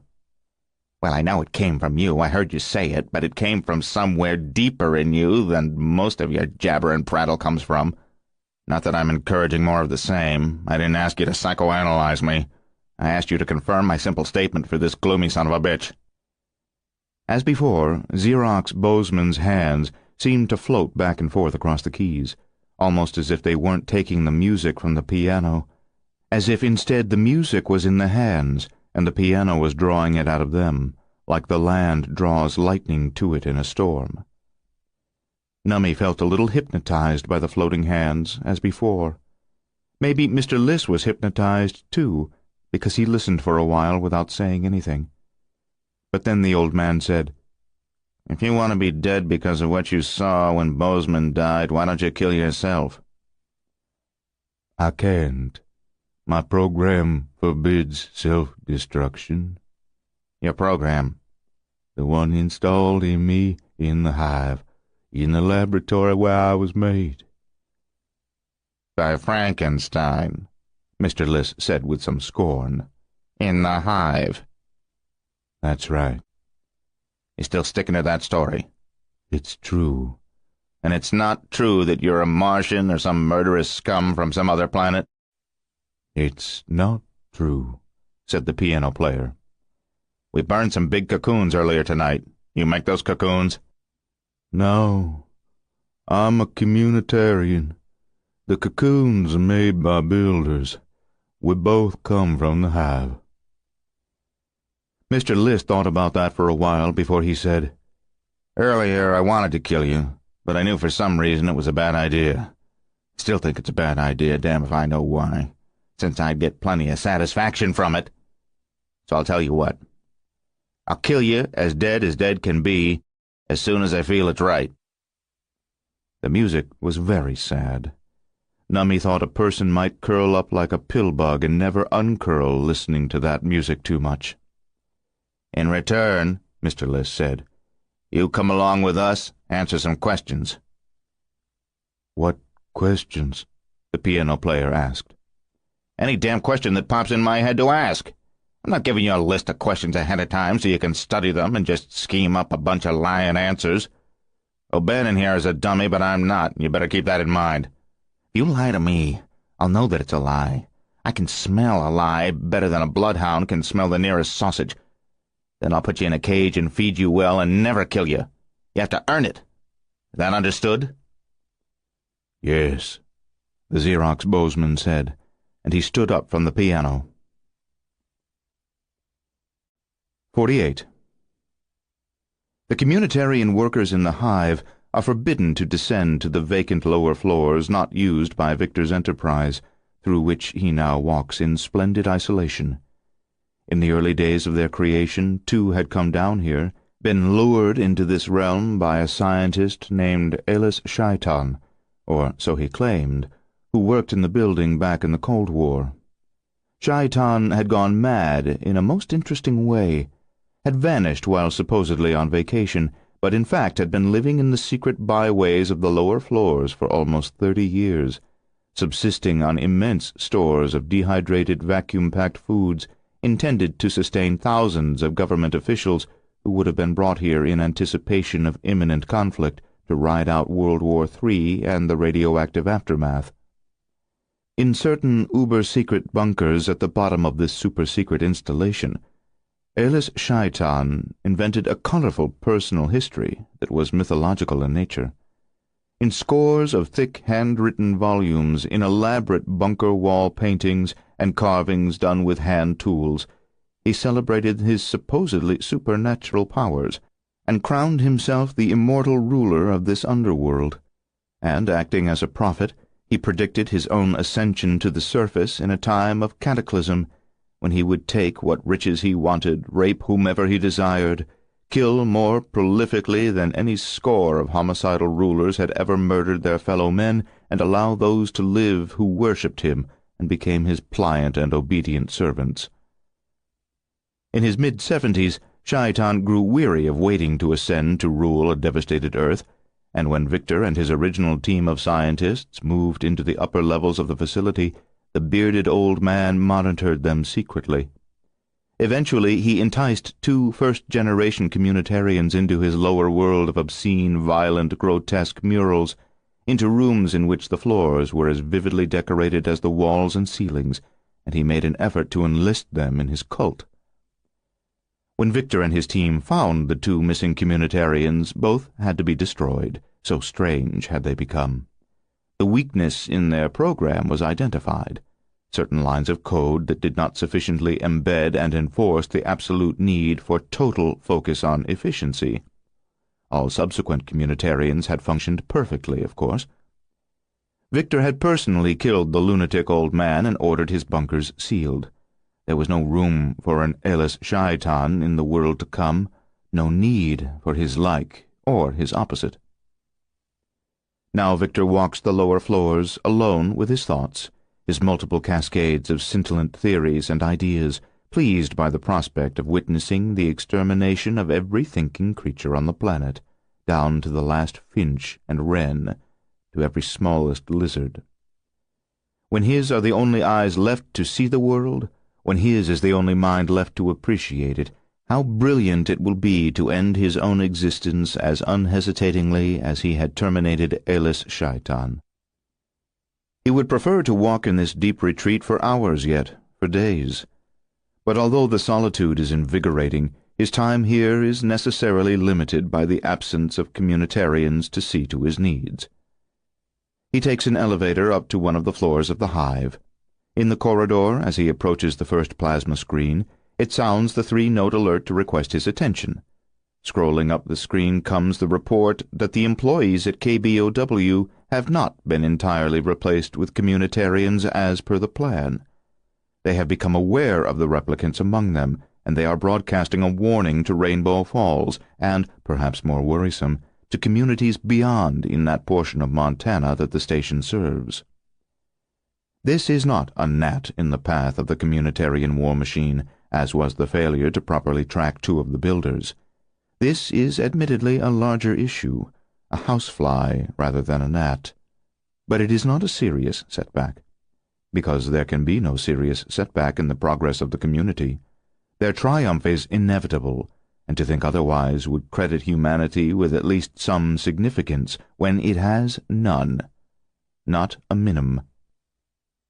Victor says exactly what he said before, although he knows that his order has already been effectuated because of the well-programmed responses of the brutal communitarian war machine. Consult the Master's Strategy and Tactics program, apply the appropriate remedy, and press forward without delay. With no destination in mind at the moment, still walking just to walk and think, he turns right at the next corridor, where the small 3-legged table waits for him. On the table stands a cold bottle of water. Beside the water is a yellow saucer. In the saucer lies a shiny red capsule and a white tablet. He swallows the capsule first, and then the tablet. When next he approaches a plasma screen, it sounds the 3 notes. The scroll informs him that, in addition to the problem at KBOW, pockets of organized resistance have formed in Rainbow Falls. This is expected. Resistance is futile. Even now, builders by the score are emerging from their cocoons, and the next, more violent phase of the conflict is beginning. Soon they will emerge by the hundreds. They are indestructible, unstoppable, and their rapidly increasing numbers will soon ensure victory in Rainbow Falls, after which they will spread out anonymously through the country and then the world, a plague of death growing geometrically in virulence day by day. 49. At the end of Erica's driveway, Deucalion turned right, not onto the county road, but instead directly into the driveway at the Samples house, under the spreading limbs of the towering evergreens. Through the broken-out passenger window he heard the nearest sentry call quietly to a second who was farther removed, and the second to a third, passing the news like members of a fire line passing a pail of water. The name with which they announced his return wasn't his own. Christopher, Christopher, Christopher. And he wondered why they had adopted a code name for him. As Deucalion stepped down from the truck, Michael appeared in response to the sentry's announcement. The riders don't waste time. The effort to make a garrison of the neighborhood's moving fast, and expanding from 1 square block to 2 as they get people to join them. Those cell phone videos make an impression on the skeptical. And now your work at KBOW? Some local talk show guy is getting out the word with such passion he mostly sounds convincing. And even when he sounds like a raving nut, he sounds like a nut who's telling the truth. More children? Deucalion asked. Carson's assembling the next group in the living room. How many? I think 15. They're coming over fences from neighboring houses, yard to yard to yard. Opening the cargo doors, Deucalion said, Jocko found a few things worth knowing. The most helpful might be the name of the organization Victor is using for cover. Progress for Perfect Peace. Interesting sense of irony. When all of us are dead, the peace will be perfect, I guess. It's not irony, Deucalion said. It's confidence. I hate that guy. Progress for Perfect Peace. Spread the name around. Maybe someone has heard it before. Maybe someone knows about a location other than the warehouse where they were liquidating those brain-damaged people. Carson appeared on the front porch of the house. She led a group of well-bundled youngsters down the steps and across the yard to the truck. The children must have been briefed about Deucalion because they showed no fear of him. Their thin, pluming breath seemed to be a testament to their fragility, to how easily they could be snuffed out. But the plumes didn't betray any terror of him. As they boarded the truck, some looked at him shyly, and other sweet, cold-pinked faces regarded him with an awe that seemed to have in it an element of delight. He was not accustomed to delighting children. He liked it. After Deucalion assured the kids that they would not have to endure the dark in the back of the truck for more than a few minutes, he closed the doors and said to Carson, Why do the sentries call me Christopher? Among other things, he's the patron saint of travelers, especially of children. They say he was a Canaanite of gigantic stature. Seems to me Christopher fits you better than your current handle. In a time when he was bitter about having been brought to life, when he was full of rage and had not yet realized what his mission must be, he named himself Deucalion as an expression of his self-loathing. Mary Shelley titled her book Frankenstein, or The Modern Prometheus. In classical mythology, Prometheus was a Titan, brother of Atlas. He shaped human beings from clay and endowed them with the spark of life. Made by Victor, the modern Prometheus, Deucalion was in effect his son, and he felt back then that he should carry the name to remind himself that he shared the shame of Victor's rebellion against all of nature. Now he knew that the lightning of his birth pulsed in his eyes as he said to Carson, I haven't earned a better name than the one I have now. Earned? Back in Louisiana, you presided over Victor's death in the landfill. But now he's back. Version 2.0. He started forward toward the driver's door, then stopped and turned to them. Where did his clone get the money for this? He left New Orleans with only a fraction of my maker's fortune. He's like a Broadway producer, Michael said. He found some backers. Backers with deep pockets, Carson said. So deep they might as well be bottomless. Deucalion said, Even if these new creations can be defeated, and even if he can be killed, perhaps we ought to be worried about the reaction of his backers when they get no return for their investment. He got behind the wheel of the truck. As he pulled out of the driveway and turned left, he tapped the horn, and it sounded as he braked to a stop at Erica's place. By the time he opened the back door and the children began to disembark, Erica and Maddison appeared on the front porch to greet them. 50. Frost on foot, urgently seeking transportation, was not sure where he would go when he had wheels. If Chief Raphael Jaramillo, out there bringing a hard new kind of law to this hellish town, was not the real Jaramillo, if the real Jaramillo and his family had been ground up like Daggett, then roads out of Rainbow Falls were probably blockaded. This was the War of the Worlds or something like it, and restricting the movement of people in a captured town was always a priority in a war. To be seen approaching the roadblock and then turning away from it would invite pursuit. Frost wanted to avoid pursuit. After what he had seen, he didn't think he'd survive being chased by whatever the things were that pretended to be local cops. As he prowled this residential neighborhood, wading along snow-mantled sidewalks, drawing steadily closer to the business district, he saw shadows moving behind drawn curtains in some houses, and he wondered what might be casting them. He definitely wasn't going to indulge his curiosity by ringing a doorbell or two. At a few houses he saw faces at windows, people seeming to study the night. But he kept moving because maybe they weren't people any more than the brunette from the Cocoon had been the beauty queen that she first appeared to be. A car turned the corner a block away, and as its headlights swung in his direction, Frost crouched on the sidewalk beside a Lexus SUV. Maybe the driver of the approaching vehicle was someone coming home from shopping or dining out, human and trustworthy.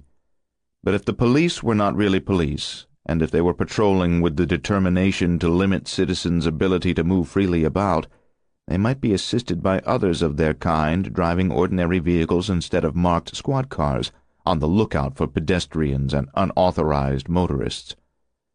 Under the grumble of the car's engine, Frost heard the muted clinking of snow chains as it cruised past without slowing. Driving might make him a more obvious target than if he remained on foot, but he continued to seek transportation. Instead of cruising around at random, he would drive directly to some parking spot where he could keep a watch on all approaches, yet where the crystallized exhaust of the idling engine would not attract attention, so that he could stay warm and gain time to think. Perhaps in the last row of the for-sale vehicles in a closed car dealership, far back from passing traffic in the street, or the big supermarket on Ursa Avenue. It would be closed now, the lot deserted, and a dark corner there might be just the place.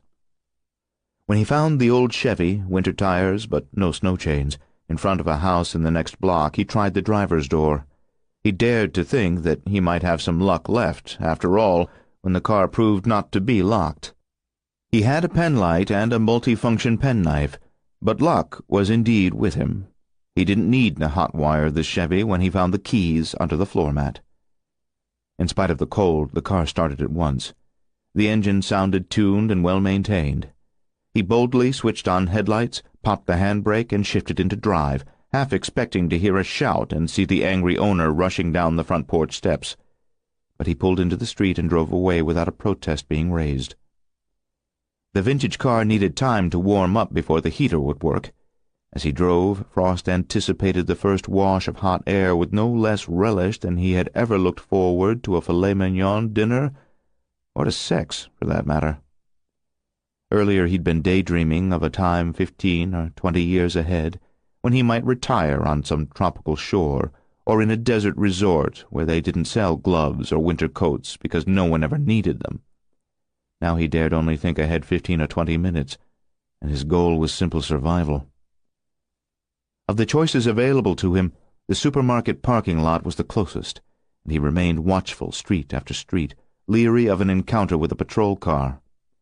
As the heat at last breathed from the vents, he realized that the Chevy offered more than mobility and heat. He turned on the radio, and discovered that the alien invasion was not as secret as he feared it might be, and that it wasn't an alien invasion. 51. Nummie put his foot down. He said no to Mr. Liss, who didn't like anyone saying no to him. Nummie said no, no, no. The monster couldn't come with them in the car. It happened right there in the living room, with the piano player standing beside the piano and Mr. Liss holding the long gun. Grandmama taught Nummie always to be kind to people, but she also taught him not to let people take advantage of him, to put his foot down in the nicest way he could when someone insisted that he do something he knew wasn't right. The Xerox Bose said he wasn't one of those things that gobbled up people. He said he wasn't born out of a cocoon, but instead out of a machine in a laboratory. Those cocoon things were called builders, and he was called a communitarian, and he couldn't eat someone any more than he could kill himself. Nummie didn't believe a word of it. Monsters were monsters. They always did what monsters did. Always disgusting. Never anything nice. Which was why Nummie wouldn't watch their movies. If monsters killed people and ate people and did even worse things to people, then of course they would lie. Lying would be no big deal. Even a dummy knew that. Mr. Liss was no dummy, but he believed the always disgusting. Never anything nice. which was why Nummy wouldn't watch their movies. If monsters killed people and ate people and did even worse things to people, then of course they would lie. Lying would be no big deal. Even a dummy knew that. Mr. Liss was no dummy, but he believed the monster. He said the monster saw what the Bows saw when the Bows died, and now the monster was broken somehow and couldn't do monster things anymore. Mr. Liss said you might call it a spiritual conversion, except the monster didn't have a spirit and so couldn't be converted. He said you also might call it a born-again experience, except the monster was never born in the first place, only manufactured, so he couldn't be born again, only broken. Nummy asked if the monster had seen the Lord, and Mr. Liss said maybe not the Lord, maybe just heaven, or maybe the fiery pit, depending on what the Bows saw. But maybe nothing like any of that, just something amazing on the other side. So then Nummy wanted to know what the old man meant by the other side. The other side of what? Mr. Liss said the other side of life, over where the dead go. Nummy said that was called either heaven or hell. It wasn't called the other side. And Mr. Liss said different people have different ideas about that. The other side might be far different from either heaven or hell. It might be this world again, but you're a new person, or even sometimes you're an animal, what they called reincarnation. Nummy said that was silly. Nobody would believe that. Mr. Liss must be making it up. People couldn't be animals, and they certainly couldn't be a carnation, which was just a flower. Mr. Liss said that if he was being called a liar, he would fry Nummy's nose with some onions and fix him so he had to pee out of his left ear. At that point, the piano player again asked Mr. Liss to kill him, and right away. Xerox Bows begged for death so hard that Nummy found himself pitying him. Monsters probably couldn't cry. Crying wasn't in their nature, and this one didn't shed any tears, but he sounded really miserable. Nummy felt sorry for him. He wondered if maybe he put his foot down too hard. Nummy said to Mr. Liss, "I don't want to be mean to him, not even a monster. Lots of meanness has come my way, so I know how bad it feels." "There's an attitude Grandmama would admire," Mr. Liss said.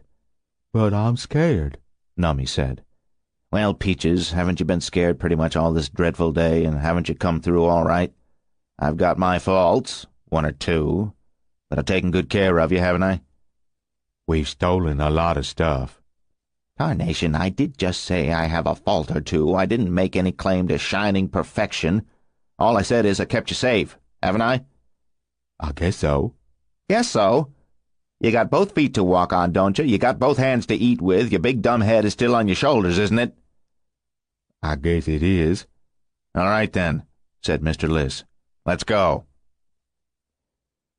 Nummy had put his foot down, but now he found himself picking it up and doing just what he didn't want to do, which was walk out to the stolen car with Mr. Liss and the monster. And when they got to the car, Nummy discovered that Mr. Liss wanted the monster to drive. As Xerox Bows got in behind the wheel, Mr. Liss led Nummy around to the passenger side, where he opened both doors. "It'll be all right, Peaches. If I drove, I couldn't keep him covered. This way, I'll have a pistol aimed at him the whole time, though it won't be necessary." "I don't know what it is we're doing," Nummy worried. "First it was alien bugs, which is just blind fate, no meaning to it. Then it was Frankenstein, which isn't fate. It's about how we try to tear apart the way things are just to prove we can. It's still Frankenstein, Nummy, but it's something a lot bigger, too. Even a useless old hobo like me can see signs in the sky if they're big and bright enough." Nummy looked at the sky, but he didn't see any signs, just snow coming down. Mr. Liss smiled, which was a surprising thing to see, and he put a hand on Nummy's shoulder in a way that made him think of Grandmama. "There's big evil in this town tonight, son, bigger than most people will ever admit exists. When it's all over, they'll just say it was these people machines, science run amok, which is true enough, but not the whole truth. Anyway, there's not just big evil in Rainbow Falls tonight, there's something else, too." "What else?" Nummy asked. "From the start, things have gone our way when they never should have. We ought to be dead 10 times over." "That because of you? You're so smart. I'm smart enough for a hobo, but I wouldn't be a hobo if I was as smart as I said I am. Things have gone our way for a reason, and I think I know what it is. I'll explain that part later.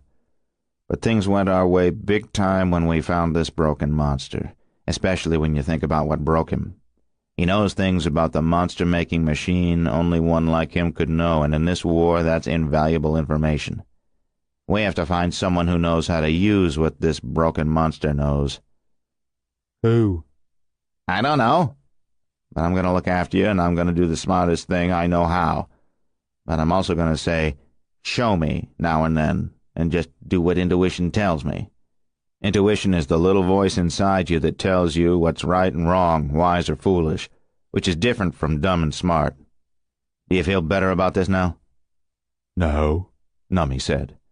well, maybe a little better. But the Xerox Bose, he's still a monster.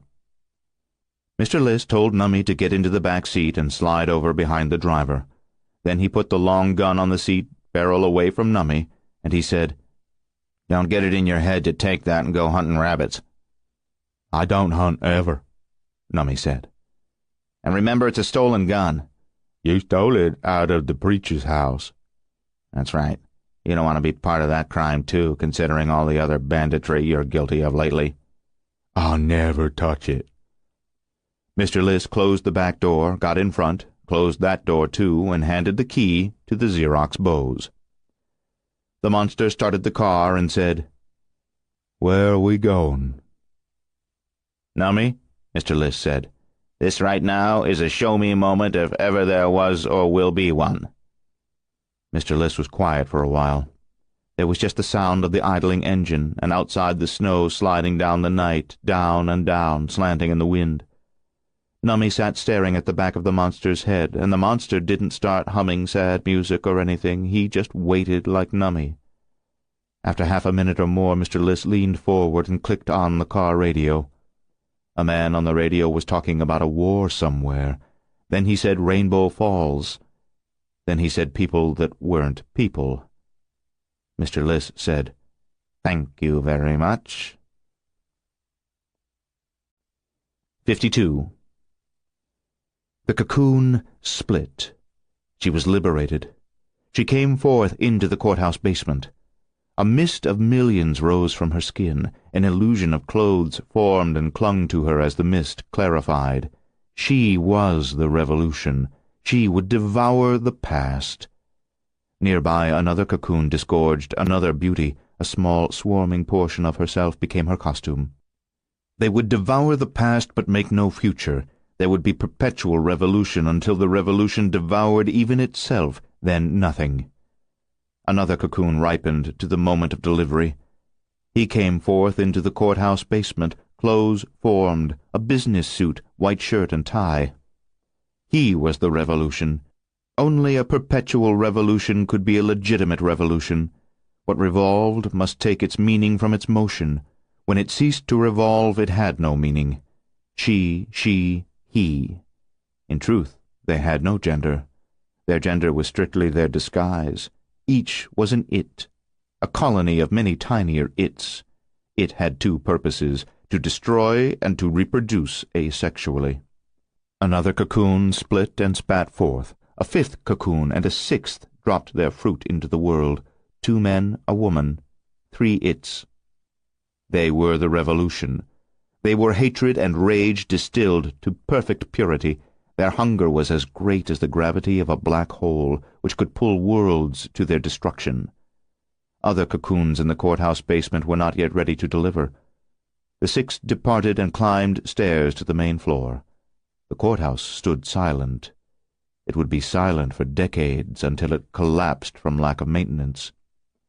Outside, they descended the courthouse stairs, perhaps 6 magazine models expecting their glamour photographer to be waiting. They did not slip in the snow. Their shoes were, in fact, part of their substance, expressed as shoes, so they were barefoot. But their feet were the illusion of feet, and the soles and heels that met the snow-blanketed pavement were really millions of nano-animals gripping, releasing, gripping. Their traction and balance were such that in their human masquerade they could never slip or stumble. As they stepped into the street and surveyed the area, they might arouse suspicion because their faces in the lamplight were in every case exquisite, more flawless beauty on display than in an exhibition of Botticelli masterpieces. And in the cold their breath did not smoke from them in pale plumes, because although they passed for people, they had no lungs. The neighborhood around the courthouse offered classic old homes, mostly in Federal and Victorian styles. The six separated and went visiting. Rusty Bellingham sang softly as he walked home through the snow. Rusty lived to sing. He wrote his own songs, and people seemed to like them. He played guitar well, but he also played a synthesizer and could make himself sound like a combo. From time to time he did a bar gig, a wedding, a birthday party. He didn't make much money at it, but he didn't expect to make much, so he wasn't disappointed. A booker who was scouting for talent heard Rusty one night at Pickin' and Grinnin', the roadhouse owned by Mayor Potter, and said he could get him regular work across 4 states. But Rusty didn't like traveling. He had gone away to war in the Mideast for a few years, and that cured him of wanting to see new places. At 27 he came back home to Rainbow Falls, and now at 30 he planned to stay here until he needed an undertaker. The booker gave recordings of Rusty's songs to a talent agent, and the agent wanted Rusty to come to Nashville, all expenses paid, to discuss his future. Rusty said thanks, but no thanks. He had no illusions about himself. He could write music and sing, but he didn't have the looks to go big-time professional. He was as not handsome as Montana was not Afghanistan. In fact, he was a little goofy-looking, goofy in a nice way, but goofy nonetheless. The days of non-handsome country stars were all but gone. Anyway, he could play for locals, people who grew up here, who knew him or knew his folks. But when he played for a room of total strangers, his shyness kicked in, and he couldn't look much at the audience or do patter between songs. He made a decent living with carpentry and cabinet-making, crafts he'd learned from his dad. He always had work, and there was nearly as much satisfaction to be had from doing good joinery and hand-rubbed finishes as from making music. And nobody cared what a cabinet-maker looked like. Currently he had a kitchen remodel underway, only 6 blocks from home, so he could leave his tools there and walk back and forth. As long as he could remember, he liked to walk this town, pretty as it was, but especially since he came home from war. Rusty knew men who returned with 1 leg, or none. Every day he gave thanks for his legs, and he proved his gratitude by using them. He didn't feel guilty that he walked away from war while others were carried, but he felt the iniquity of it, the gross injustice, and sorrowed sometimes late at night. He was half a block past the old courthouse, nearing the corner, when he thought he heard a man scream. He stopped to listen, but the cry had been brief and muffled, as if it had come from inside one of the big old houses. It might have been less a scream than a shout. Rusty turned in a circle, studying the street in the lamplight, the houses with their deep porches, the bare-limbed trees, black where the snow had not painted them. The second scream, a woman's, was not as brief, but also muffled.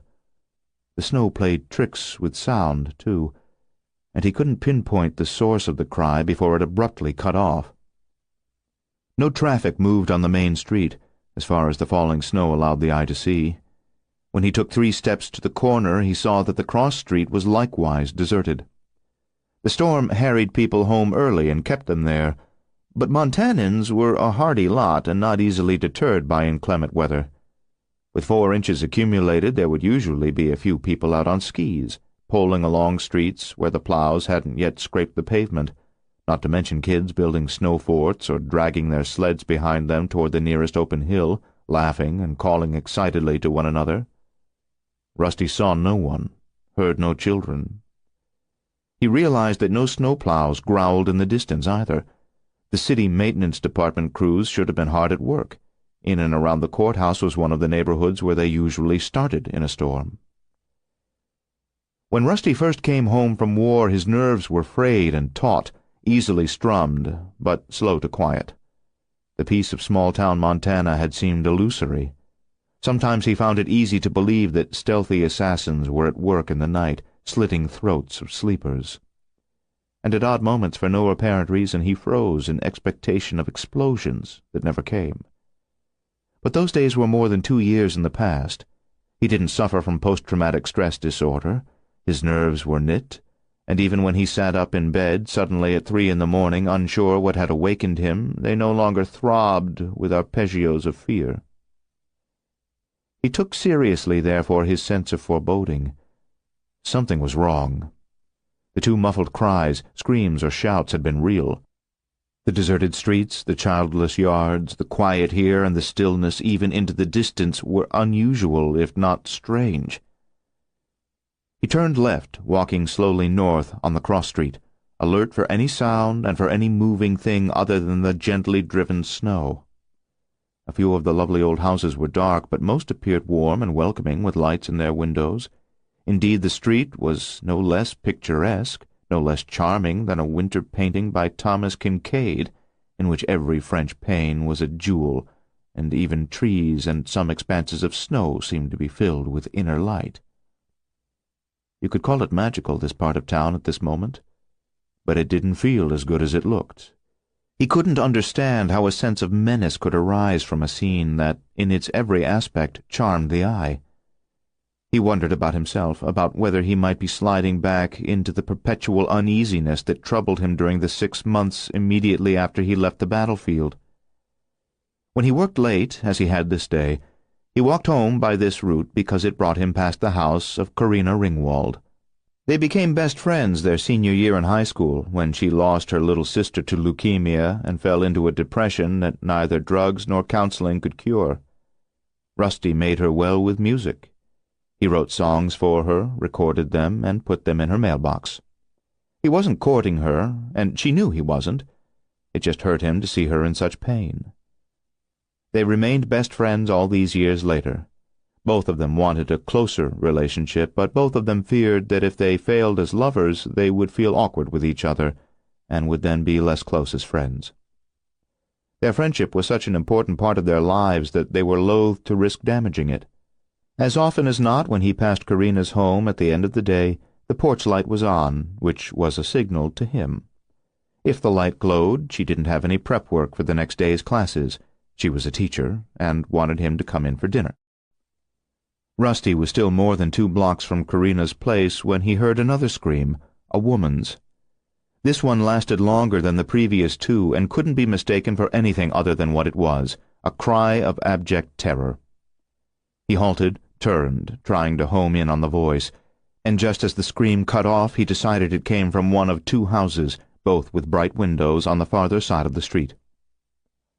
He hurried across to the other sidewalk and stood there under a street lamp, looking back and forth from a white Victorian with pastel blue trim to a pale gray Victorian with black trim, waiting for another scream or a clue of any kind.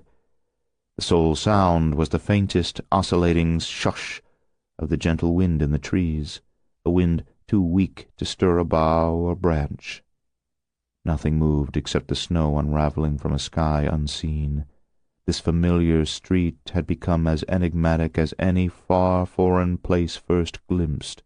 So eerie was the mood that even his shadow on the lamplit snow seemed sinister, as if it might rise up against him.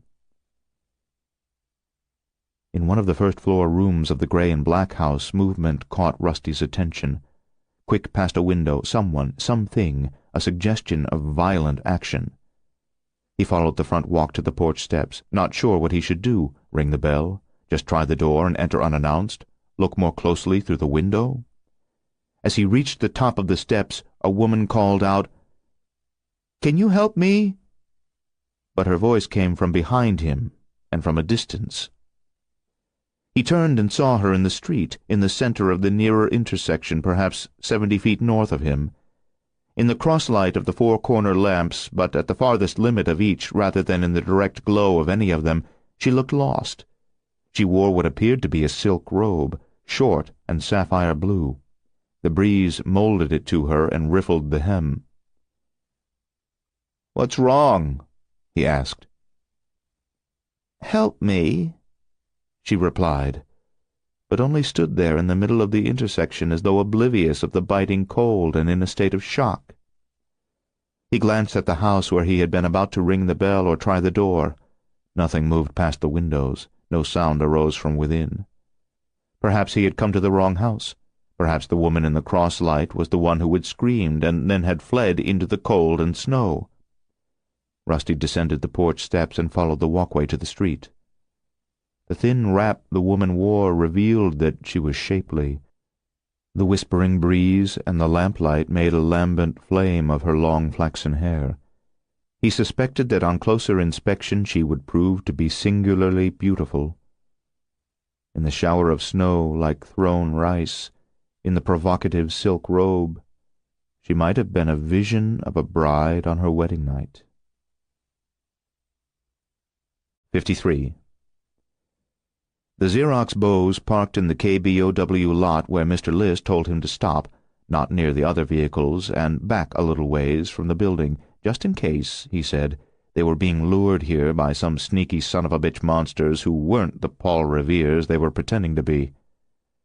They all climbed out of the car, and Mr. List got his long gun from the back seat, which was when the two SUVs roared in from the street, one close behind the other. They raced past the car, braked hard nearer the building, and their doors flew open. 6 men jumped out of one, 6 out of the other, and though Nummy couldn't usually tell whether people were good or bad from just looking at them, he knew right away that these 12 were up to no good.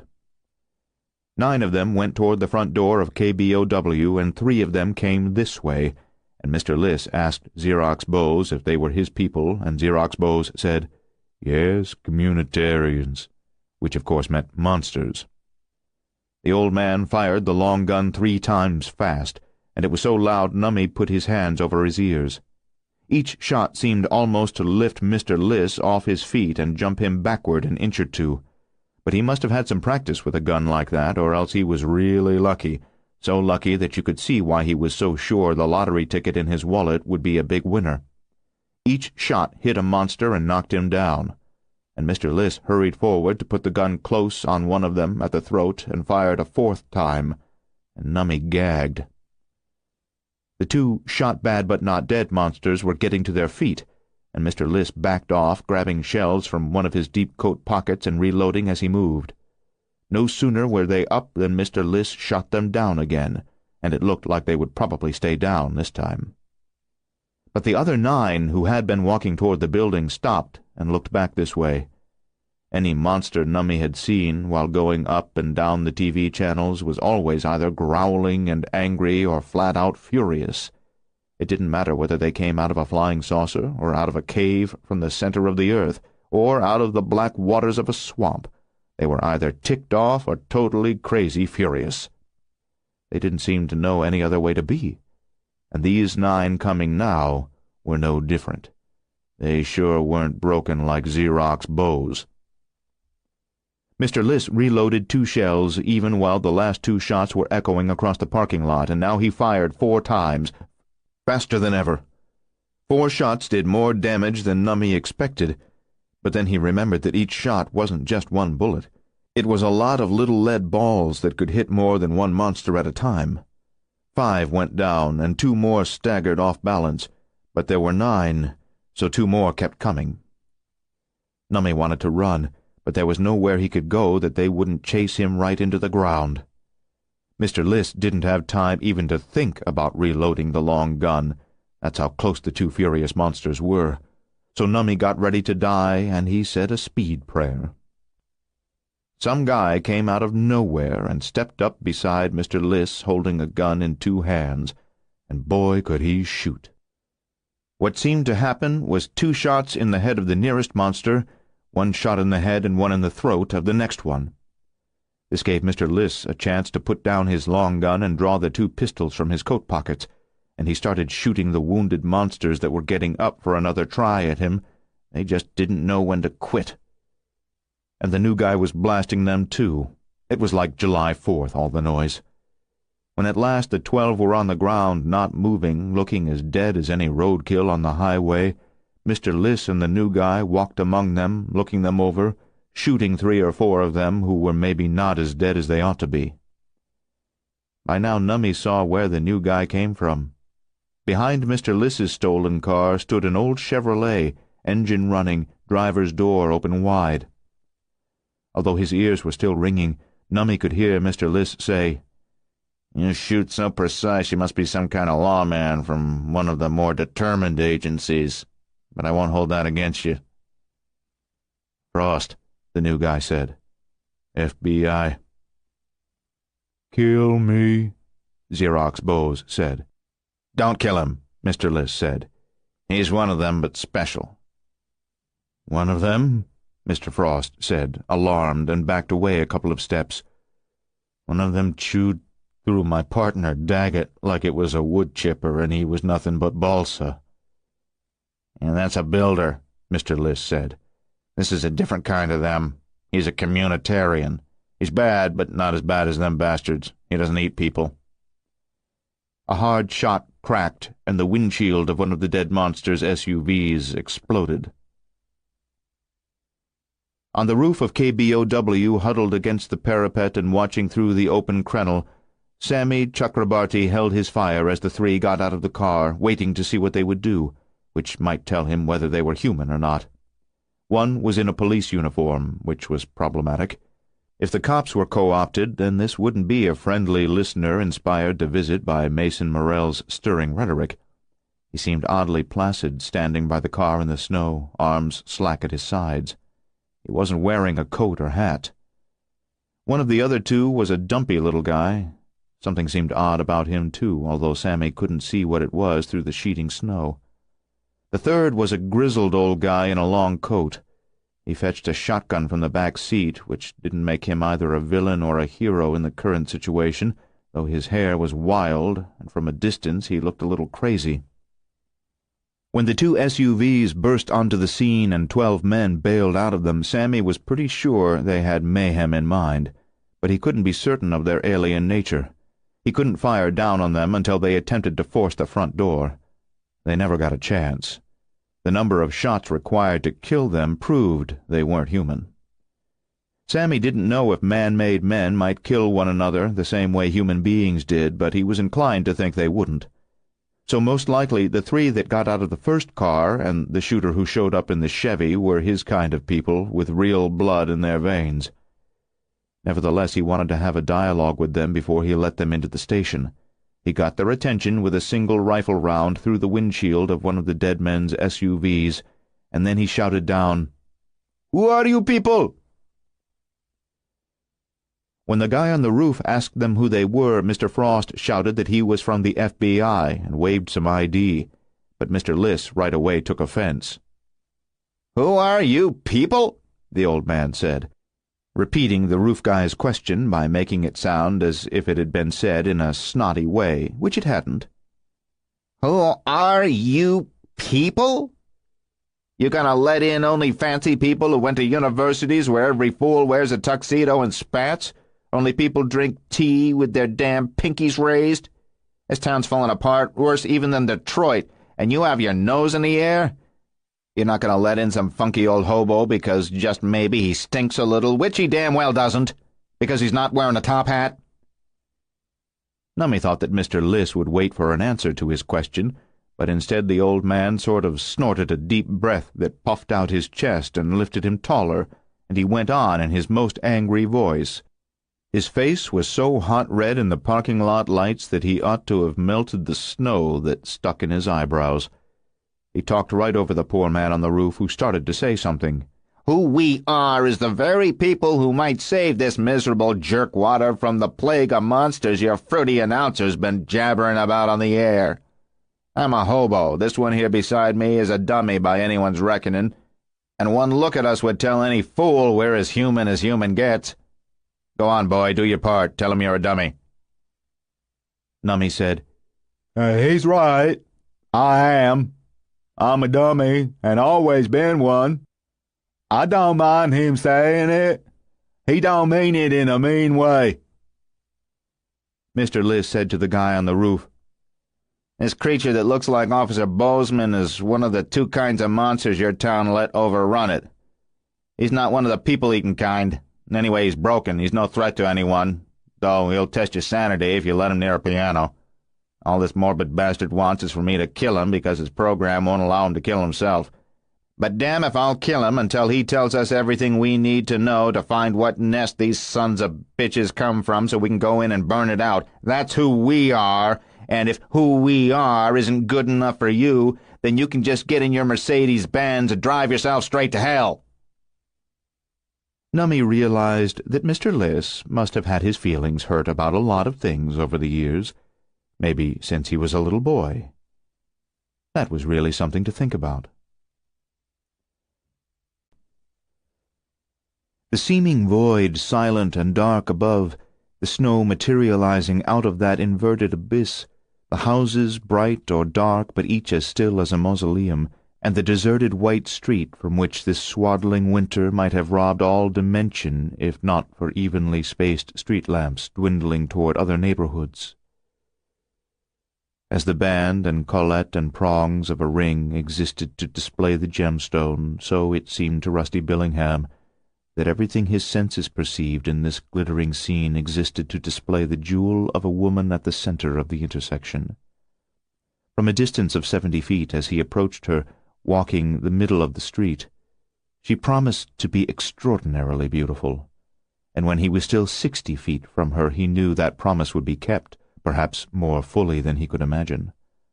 Although it must be but a trick of lamplight and diamonded threads of snow, she appeared radiant, luminous from within. Rusty was certain now that she'd been the one who screamed because she was clearly in a state of shock. Standing there with snow well above her ankles, perhaps barefoot, wearing a short silk robe that offered no protection against the night, she seemed to be oblivious of the piercing cold. She had fled from something, out of a house into the street, but now she didn't run to him as a frightened woman seeking protection ought to have done. He asked her again what was wrong, and this time she didn't even ask him to help her, just stared at him as if in a trance. As he closed to within 50 feet of her, Rusty realized that his reaction to her was as unusual as was her catatonic stare. Seeing a woman in distress, whether she was beautiful or not, he would have ordinarily hurried to her, but he moved not slowly, but deliberately.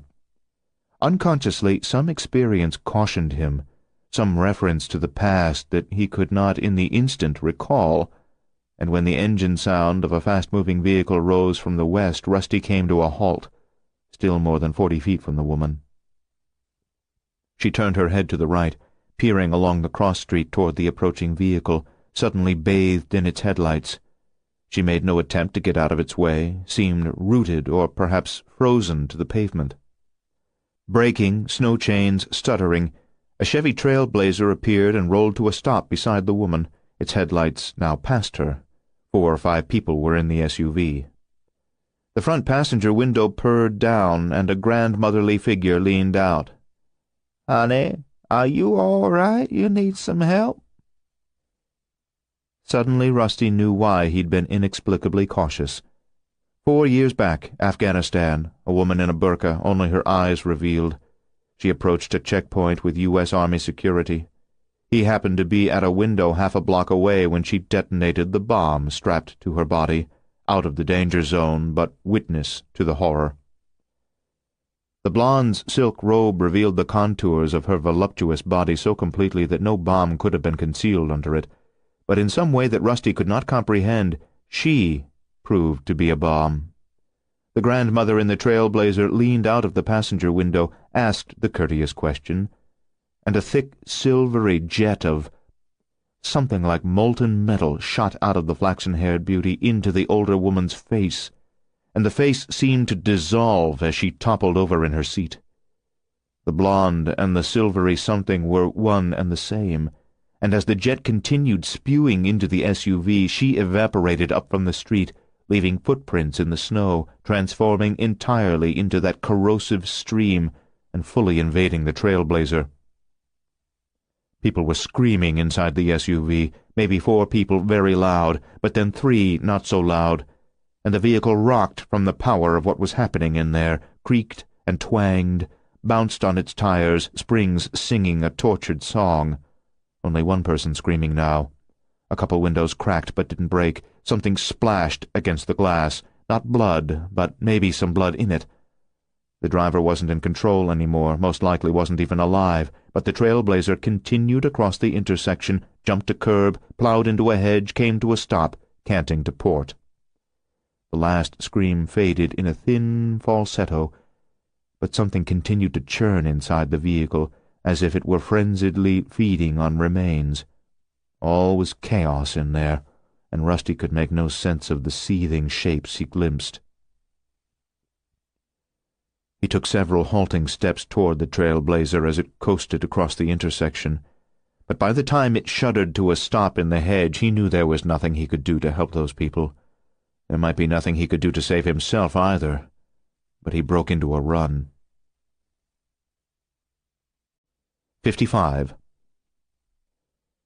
Deucalion conveyed a third group of children to Erica's place, bringing the number of refugees sheltering there to 42, which seemed beyond the maximum the house could handle. She insisted she could accept even more, and Addison Hawk agreed that together they could manage half again as many if they set down dormitory rules. They had enough food for the next 36 to 48 hours, and in the meantime Deucalion could bring supplies. When the fourth group proved to number 34, however, the decision had to be made to take the kids elsewhere. With Carson's and Michael's help, Deucalion got them lined up on the benches along the walls of the cargo box and in two facing rows on the floor, crowding them together to a degree that would have been intolerable if the trip hadn't been just 2 minutes long. They were trying to be brave, a few crying, but quietly, others actually excited by the adventurous nature of this sudden nighttime excursion. Because every point in the world lay as close to the Samples house as Erica's place, Deucalion drove out of the driveway, turned left, and pulled into the parking lot at St. Bartholomew's Abbey, high in the great mountains of Northern California. In addition to the Abbey with its guest wing and church, the 7-acre property included St. Bartholomew's School, which was an educational facility and orphanage for children with physical and developmental disabilities. The monks oversaw the abbey and church, and Benedictine nuns, under the guidance of their Mother Superior, Sister Angela, operated the school. Deucalion had lived here, in the guest wing, for over 2 years, while considering whether to become a postulant. Over the centuries he dwelt for extended periods in the monasteries of different faiths, where he was never considered a freak, always a brother, and to his surprise sometimes served as a mentor to those he thought were wiser than he was. He had left St. Bart's less than 24 hours earlier, drawn first to New Orleans, then to the sprawling landfill in which the original Victor perished, and then to Carson and Michael in San Francisco, compelled by the sudden certainty that Victor was alive again and engaged in the pursuit of his utopia, which, like all utopias, was a kind of hell. As he got out of the truck, he blew the horn twice, hoping to summon help. He went to the back of the truck, opened the door, and said, "We're here. You're going to like this place. You'll be here only a little while, and it's going to be a lot of fun." The children clambered out of the truck, amazed to discover they were somewhere they had never seen before, not more than 2 minutes after they set out on this trip. In early October in these mountains no snow had yet fallen and stuck. The night was cold but clear, a sea of stars overhead, the blizzard magically undone. As the last of the kids disembarked, and as Deucalion closed and bolted the cargo box door, a monk arrived. The giant was not surprised that of all the confreres the first to respond to the horn happened to be Brother Salvatore, also known as Brother Knuckles. He was Deucalion's best friend at St. Bart's, the only one who knew exactly who he was, and would, therefore, be quickest to understand where these children came from and why they were in flight. This was a day of omens, of which Brother Knuckles was one of the smallest, a day of events suggesting hour by hour that those who would stand against Victor were not standing alone, that regardless of how many died in Rainbow Falls, the world would not be allowed to become a graveyard from pole to pole. Deucalion believed that, as the night progressed, events would turn ever more rapidly against Victor, as long as those who resisted him remained willing to join the fight, refused to flee, and were prepared to die for what they knew was right. Miracles were not given. They were earned. Father Abbot came soon after Knuckles, and without question led the children toward the guest house, where the bedrooms and public chambers would accommodate them. They were too young to remain in the grip of fear when the threat was no longer imminent. Resilient in their innocence, they gave themselves to wonder, and their excited voices, clear and sweet, brought a kind of music to the high Sierra night. Alone with Brother Knuckles, Deucalion said, "There's a terrible situation in Montana, a town called Rainbow Falls. It probably hasn't reached the national news yet, but the story's getting out. It'll seem too bizarre for most in the media to believe at first, but proof will overwhelm their disbelief. I haven't time to tell you, so turn on your recreation room TV and steel yourself for the coming horror of it." Brother Knuckles considered the truck and said, "How long it take you getting here from there?" "No time at all." "I'd love to take a ride like that." "Maybe we'll do it someday." Brother Knuckles studied him for a moment.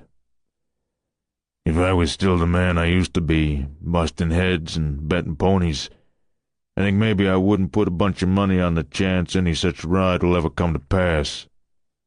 Are we going to see you here one day again, ever?" Deucalion looked at the sky, the eternity of stars, and said, "Snow will be coming soon. 9 nights from now, about 7 in the evening. When it's done, you'll have a foot of fresh powder." 56. After setting the Meriwether Lewis kitchen on fire, they waited outside in the falling snow, shotguns ready, to see if anything tried to escape. Flames flew up quick and bright, as jolly a blaze as Sully York had ever seen. The first flash blue from the sterno, then white and orange as the cooking oil ignited. Faster than he expected, the windows began to blow out from the intense heat, which was a most satisfying testament to their planning of this sortie. When the kitchen was a raging inferno and no filthy space-borne malefactors attempted to flee, afire or otherwise, through the door that had been left open to oxygenate the flames, their work here seemed to be done. Even with a fire control system, the explosive beginning of the blaze was likely to overwhelm the building and leave it a burnt-out shell, eradicating any other off-world fiends that might be hanging about therein. Sully disapproved of destruction for destruction's sake, which seemed ever more popular in the modern world. But he always took delight in burning out or otherwise eliminating evil when evil just couldn't keep its ugly head down and stay to the shadows, when it came right at you with all teeth bared. The world needed a little evil, so good had something to compare itself to, but you couldn't let it think it had the right of way on the road and an invitation to dinner. As they headed toward the Hummer parked between school buses, Grace Ahern said, "If they planned to feed the elementary students to those builders, they're planning to do the same to the kids at the high school. We've got to get in there now and burn those suckers, too." Grace said what she meant and meant what she said. By God, and Sully York liked nothing in his life better than the sound of her voice, the common sense and never-turn-tail spirit that it conveyed. She raised young Travis alone, working hard at more than one job, and though they didn't have much, they had their pride and each other. He doubted that he would ever hear this woman complain or whine.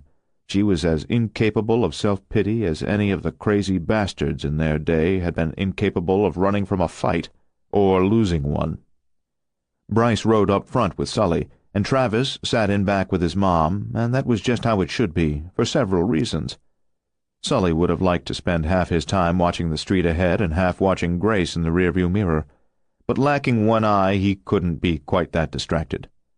Dash it all, if he hadn't become a moonstruck lad in the autumn of his years, which would have been an embarrassment if it wasn't so exhilarating, and if she hadn't been such a shining example of pluck and guts. Of course he was too old for her, no argument could be made to the contrary. They were both too old for her, he and Bryce, although Sully was more than 10 years younger than the writer and not yet on Social Security, certainly not decrepit.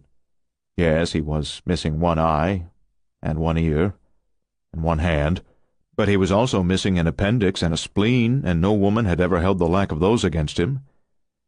He was too old for her nonetheless. though there was something to be said for the fact that he wasn't too old to be the male influence that Travis would need in order to grow up strong and true to his potential. They arrived at William Clark High School and parked in the rear lot. In addition to Grace's primary job at Meriwether Lewis, she occasionally did some part-time work at the high school, evening prep for the next day's lunch, and she had a code to turn off the security system. Switching on the lights, she proved to be as dead-on right as the prophet Cassandra and as quick to fearless action as the goddess Diana on a hunt. Worse than cockroaches infested this kitchen, more of those repulsive sacks suspended from the ceiling. Already a team with mutually understood tasks, the four of them worked together to set another fire of extermination. Entirely splendid. 57.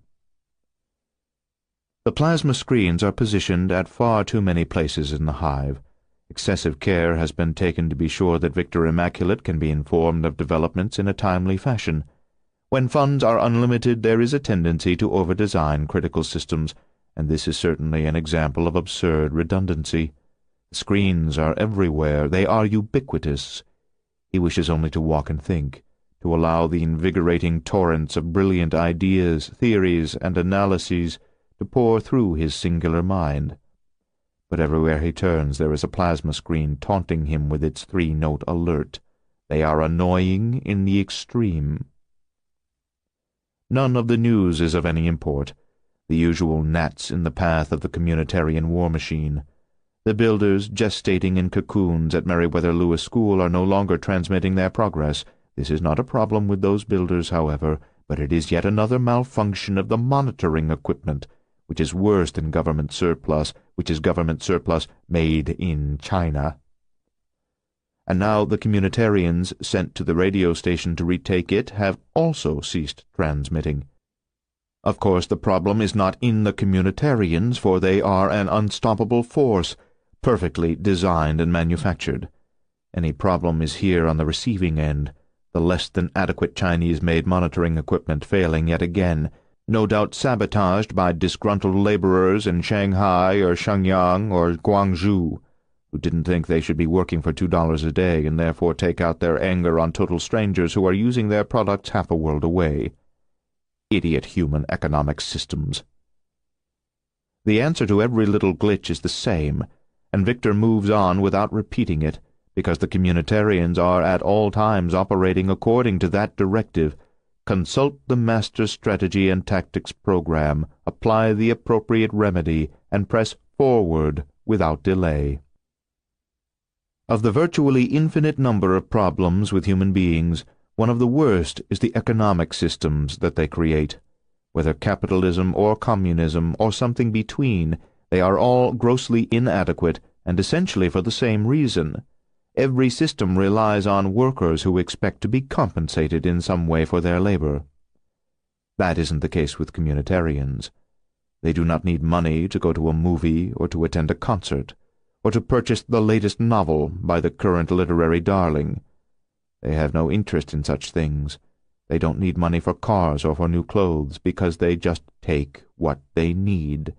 And they won't continue needing and voraciously consuming forever, because eventually they will all drop dead at once. That is a perfect economic system. Zhenghua Renmin Kongkagua, the People's Republic of China. The problem can be seen in the name of the place. People. Another plasma screen sounds its three-note alert, and this time the scrolling report informs Victor that the gestating builders at the house of Reverend Kelsey Fortis ceased to transmit hours earlier. Their silence has not been noticed by the monitoring system until now. He prefers to descend again to the levels of this installation that are below those given to his work, to the peace of corridors and rooms free of plasma screens. But with no communitarians down there to attend to him, he must remain here, especially now. After being afflicted by these unending reports of problems that aren't problems, that are only errors of monitoring, he needs perhaps more attention than usual. When Victor turns another corner, the three-legged table waits for him. On it stands a cold bottle of water. Beside the bottle is a lavender dish. In the dish wait 2 burnt orange capsules and a sour yellow tablet as big as a dime. He is surprised that these things should be put before him so soon after he took the shiny red capsule and the white tablet that were offered in a yellow saucer, but of course he must need them. Not just his vital signs, but also his brain waves, alpha, beta, delta, and theta, and an array of hormone levels are meticulously monitored telemetrically at all hours, day and night.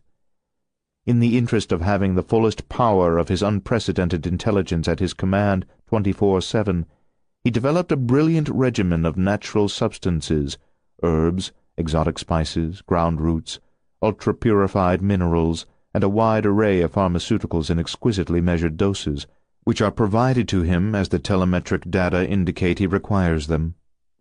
The bottle of water is cold, yes, but it seems less cold to Victor than it ought to be. For burnt orange capsules and a sour yellow tablet, a lavender dish is inadequately coordinated. On the other hand, he has never needed burnt orange and sour yellow mental enhancements simultaneously, so the communitarians programmed to attend to him were required to wing it. And, after all, they have no interest in design or art. He swallows what has been provided. As the clone of the great Victor Frankenstein, distilled into greater brilliance than his namesake, further self-refined, he is incapable of error. Therefore the communitarians, his creations, are likewise without the capacity for error. After he walks a few minutes, Victor begins to feel better than he has felt for several hours. The waters of his mind are clearer and deeper and thrillingly colder than they have ever been previously, sparkling with thoughts no man or clone has ever entertained before, great schools of ideas like silvery fish darting after one another in dazzling patterns and profusion. The plasma screens are silent for a while, but then one sounds its tones and scrolls up the news that the money man has cancelled his visit. In Denver on business, he has, with great stealth, decamped with his entourage to a safe house in Billings. From there he is supposed to come secretly to the hive at dawn, by helicopter or in a fleet of Land Rovers if weather grounds the chopper. He is to receive a tour of this facility and enjoy a clandestine drive through the conquered town. He will instead return to Denver, cancelling his plans because of the KBOW broadcast, which he claims is being recorded by people outside Rainbow Falls and uploaded to numerous sites on the Internet. Victor has planned an unforgettable reception for the money man, and he is not pleased by this absurd and cowardly response to what is an easily addressed problem. Communitarians are even now applying the appropriate remedy and pressing forward without delay. The money man is a mere human being, however, and even though wealthy and powerful, he is prone to errors of judgment. When KBOW is taken and its crew replaced with communitarians, they will begin broadcasting an apology for the hoax perpetrated by some of their staff. The public is easily aroused, but just as easily sold a false sense of security. In time the money man will realize, though never admit, his error, and will be more supportive than before. Because Victor Immaculate has all the memories of the original Victor, he has known many like the money man. They share the same desires and corruptions. Their behavior is predictable. All shall be well, and all manner of things shall be well in this Victor Immaculate world. 58. Rusty Billingham ran for his life along the center of the street, directly into the wind-driven snow, which had grown icy enough so that the flakes mostly didn't stick to his face and melt, but instead bounced off like grains of sand. He glanced back a few times at the trailblazer, expecting it to be reversing out of the hedge or already coming for him, driven by something no one would write a song about, at least not the kind of songs that Rusty wrote. But the SUV didn't move, and he figured the blonde she-devil might need a while to digest all of those people. That had to be the craziest thought ever to cross his mind, but he knew his eyes had not deceived him. Facts were facts, and they fit together how they did, not how you wished they would. There was one right way to make perfect dovetail joints for a drawer box, and there was no way to deny that the blonde was not really a woman, that she was some new kind of predator, ravenous. Movies trained you to think aliens. Maybe that's what she was, but right now, what she was didn't matter. What mattered was whether more like her were in the vicinity, and how many. A chatter of gunfire from a house on the left gave him a partial answer. The rapid semi-auto fire shattered a second-floor window, glass bursting onto the padding of snow on the porch roof. No one up there screamed, but fantastic shadows throbbed across the portion of the room that Rusty could see. A mere two-shot follow-up to the first fusillade suggested that either the shooter or the target had succumbed. Probably not the latter. He was in good shape. He stayed fit after the war, and he could run a mile while breathing as relaxed and as steady as if he were only crossing a room. But now he gasped for breath, heart knocking as though he'd done half a marathon. He wanted to live, but he also wanted Carina to live, and it was the possible loss of her that wound tight the clockworks of his fear. From a distance, out of the west, too faint for him to get a fix on it, came another scream. Then more than one screamer, 3 or 4, somewhere to the east, maybe from the street parallel to this one.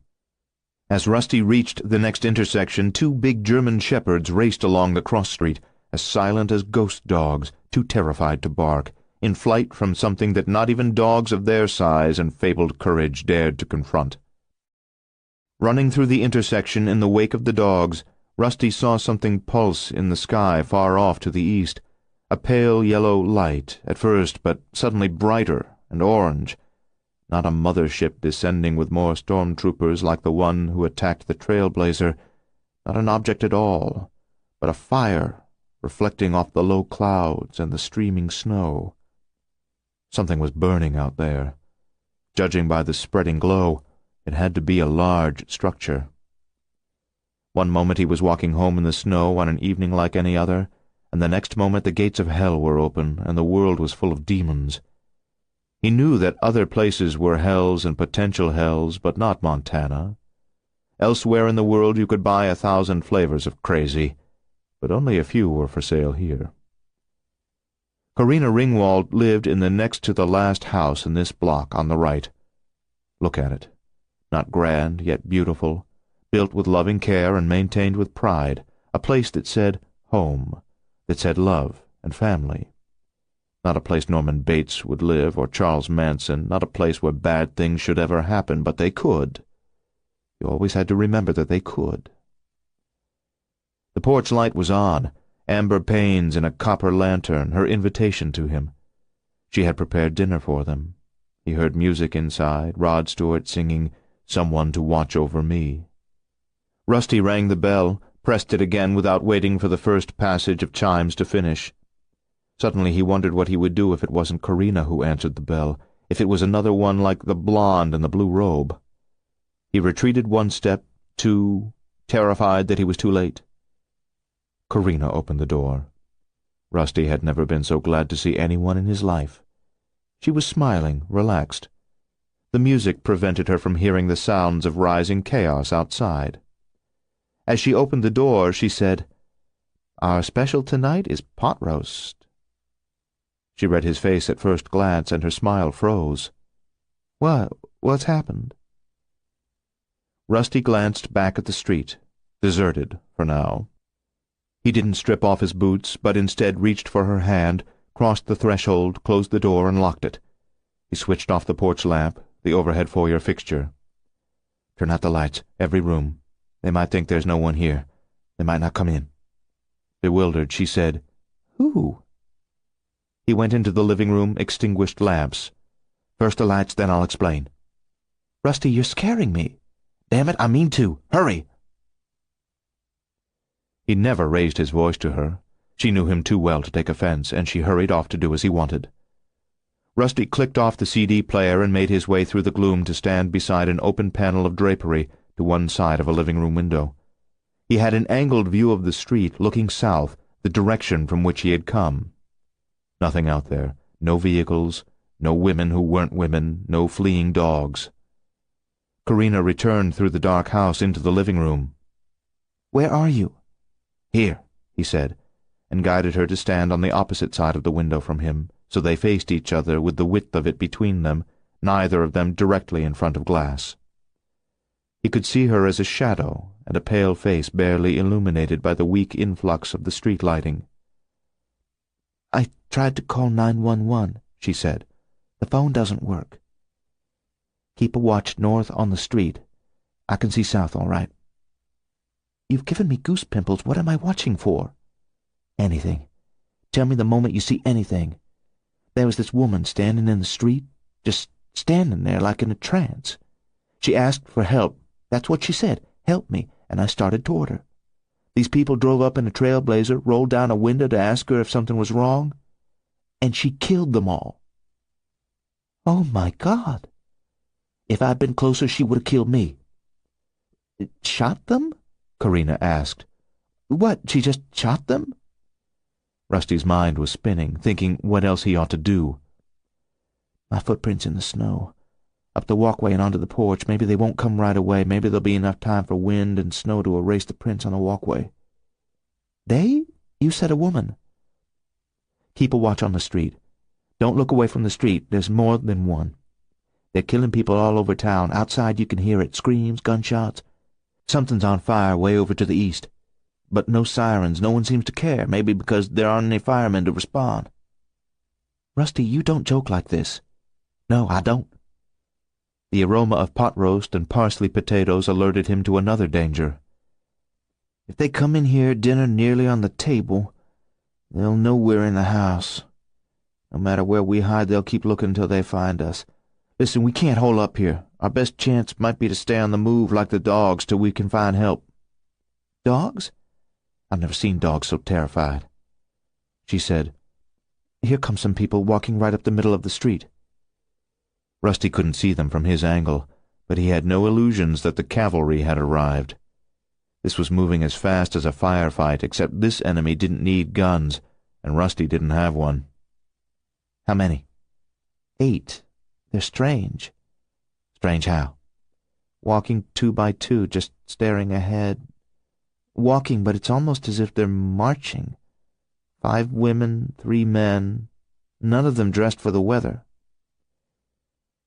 Leaning forward, Rusty dared to expose his face at the window and peer north. Karina said, "What are they, performers or something, the way they look?" He leaned away from the window again, his heart hammering as hard as when he'd been running on the street. "They aren't human. They change. I don't know what the hell they are." Something she saw in the behavior of the 8 so disconcerted Karina that she didn't question his bizarre assertion. "Come on," he said. "Quick, we gotta get out of here, back door." Entering the foyer behind him, jerking open the closet door, Karina said, "I need a coat, boots. Grab a coat, no time for boots."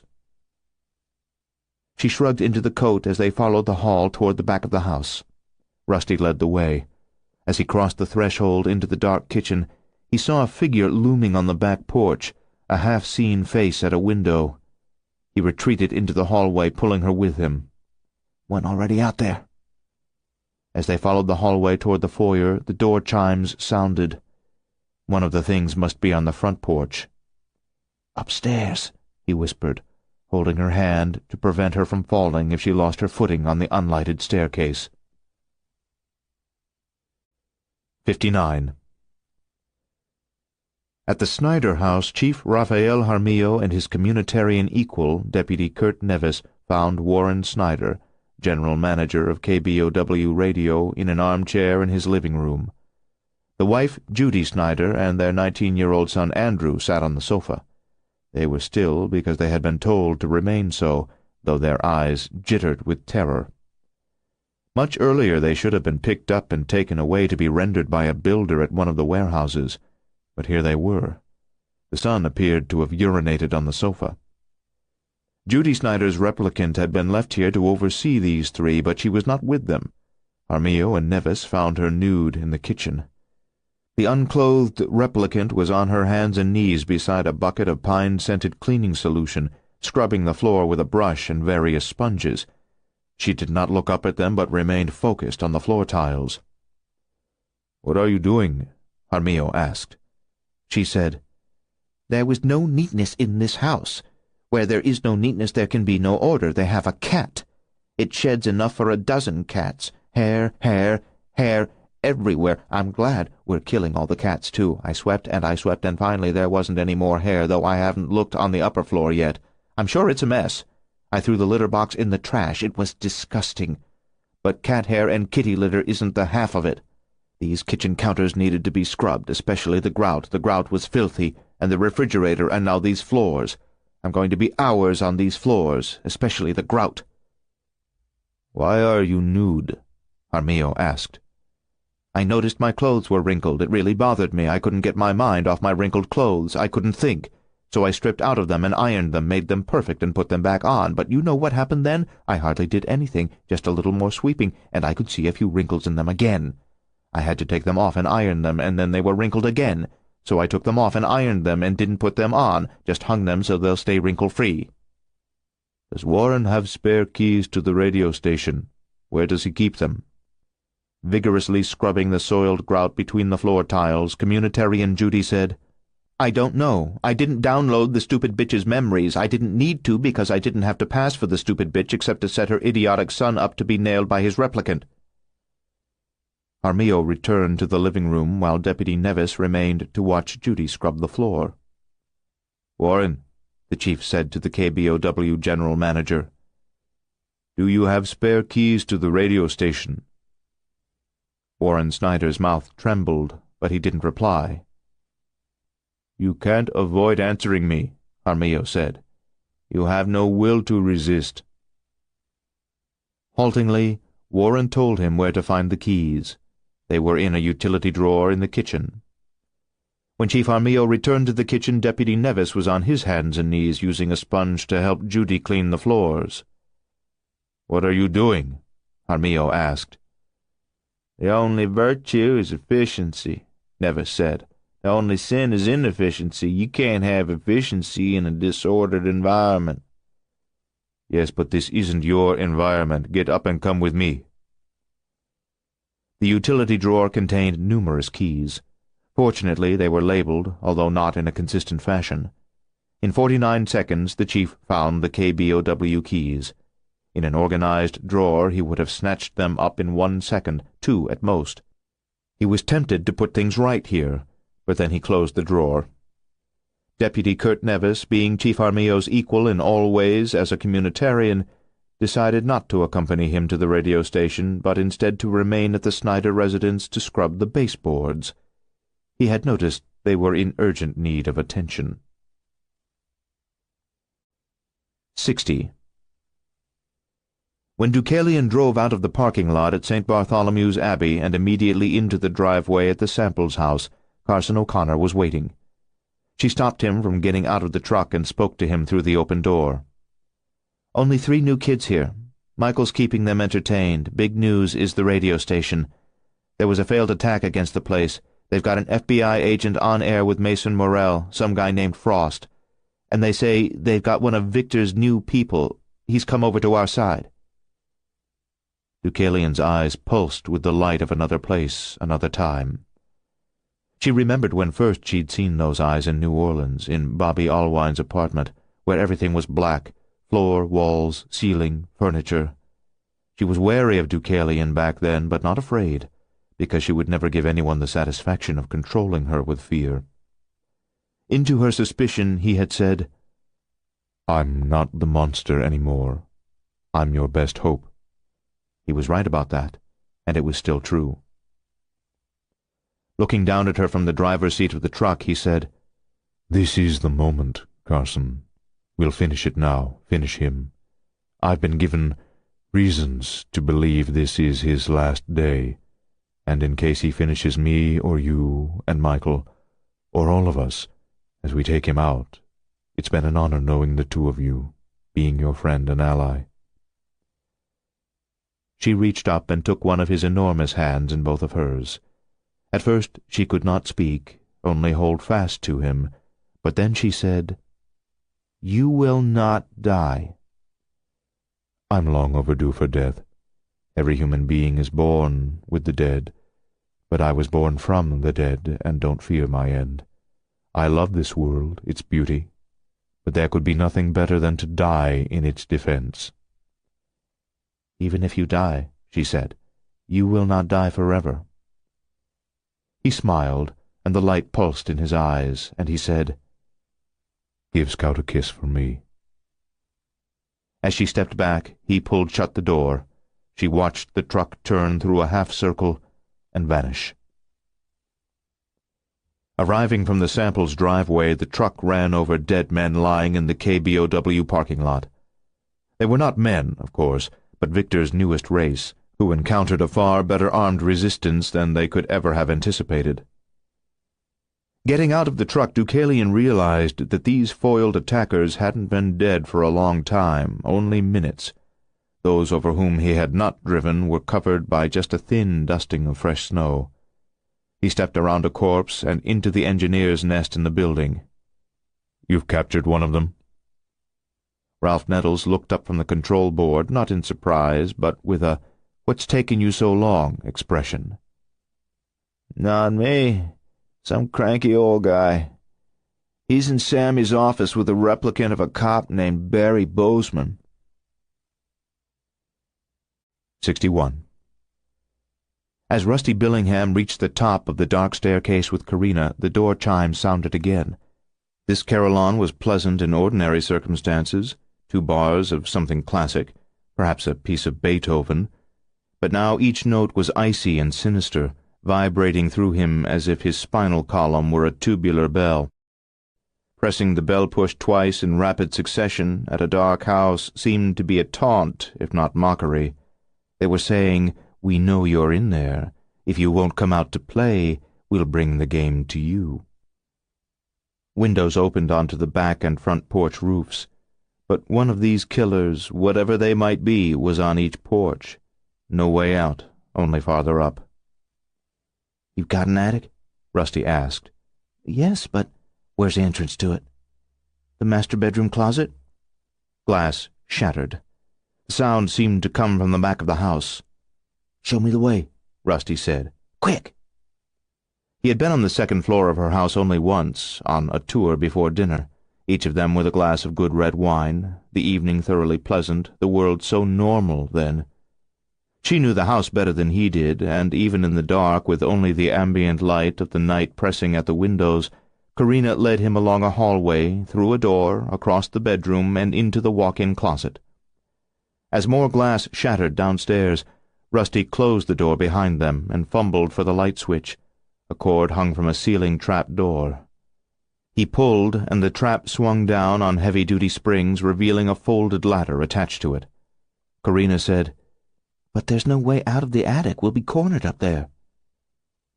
Unfolding the ladder, he whispered, "I'm not going up, just you." He loosened the simple knot that fixed the pull cord to a ring on the lower face of the trap. "Then I'll distract them. As far as they know, I might be the only one in the house. They get me, they stop searching as hard." "No, I can't let you," he whispered. "Stupid for both of us to die." He grabbed her by both shoulders, kissed her as he had never kissed her before in their determinedly platonic romance, and said, "Go, go!" She climbed into the darkness. As she reached the top, he called after her, "Stay quiet." She turned to look down, face as wan as a wafer of unleavened bread. "Until when?" "Till I come back for you." She didn't ask what she should do if he never returned. If she had asked, he would have had no answer.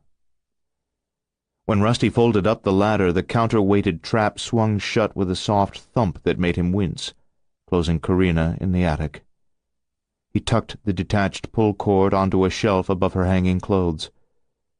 After turning off the closet light, he stood for a moment with one ear to the door, listening for activity in the bedroom. All was silent, but he knew it might be the silence of something waiting for him to emerge. He eased open the door. The master bedroom was black, except for 2 rectangular windows barely revealed by the snow-veiled glow of street lamps. He crossed the threshold, and after a moment identified the open doorway to the upstairs hall, which was slightly less dark than the black wall through which it cut. If anything like the blonde in the blue robe had been waiting for him here, it would already have attacked. He vividly remembered the striking snake speed with which she had gone after the people in the Trailblazer. Bent forward, hands reaching out low to search for obstructing furniture, Rusty eased toward the doorway.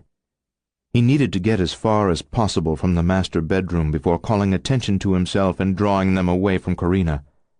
He felt around an armchair, past a tall chest of drawers, and reached the open door without making a sound. His mouth was as dry as a salt lick. Stomach acid burned in the back of his throat, as it had not done since the war. For a long moment he stood in the doorway. The airless moon hush suggested that the killers either had not entered the house or had already left it. He took just 2 steps into the upstairs hallway and halted again, listening. No windows here. Dim light rising from the foyer windows and from a stairway landing window below, revealing nothing. Silence. Silence. A distant clink, clink, clink. He thought the sound had come from the lower floor. Clink, clink, clink. Wrong. Not downstairs. It issued from the farther end of the pitch-black hallway in which he stood. Clink, clink, clink, clink, clink. This time he got a better fix on the source. To his left, an arm's length away. 62. Nummie O'Bannon listened to radio sometimes, but he never before was inside where they made it. There were none of the musicians or singers he expected. The rooms were just mostly offices, except for the spaceship controls where Mr. Ralph Nettles worked, and the desks were all stacked with stuff, not neat at all. Mr. Liss was watching over the broken monster, Xerox Bose, in one of these offices, and Nummie was watching over them both. He was afraid the Xerox Bose would start doing the usual nasty monster stuff now that there wasn't an upright piano to play, so he kept an eye on the thing. He kept an eye on Mr. Liss, too, because the old man was always doing something interesting, even if it wasn't something Grandmama would have approved. For a few minutes things were quieter than they had been since Nummie met Mr. Liss, and then the biggest thing of the whole strange day happened. In fact, it was the second most important thing of Nummie's life, the first being when Grandmama died and he was left alone. A man came into the room, the biggest man Nummie had ever seen, not fat big, but tall, and with a lot of muscles, which you could tell were there even though he was wearing a hooded coat.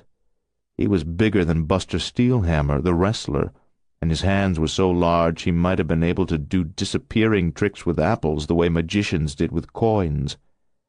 Half his face was tattooed, but it was his eyes that made him the second most important thing ever to happen to Nummie. When the giant looked at Nummie, light moved through his eyes sort of the way that the moving light on the machine in the hospital kept dancing across the screen that showed Grandmama's heartbeat, although this was somehow both softer and brighter than that light. Not scary, either, but beautiful and calming. Nummie didn't know why the light in the man's eyes didn't frighten him, like he would have expected, especially with the half-broken face and tattoo. And then he did know. Grandmama said there were angels on Earth, guardian angels, but they worked in secret and weren't easy to tell from other people because they didn't have wings or halos. She said the only way you sometimes could know them was when you saw the light of love in their eyes. They were so full of love, Grandmama said, that sometimes they couldn't hold it all inside, and they gave themselves away by the light in their eyes. Nummie never before saw an angel, and now here was one, and he said to Nummie, "Don't be afraid, son.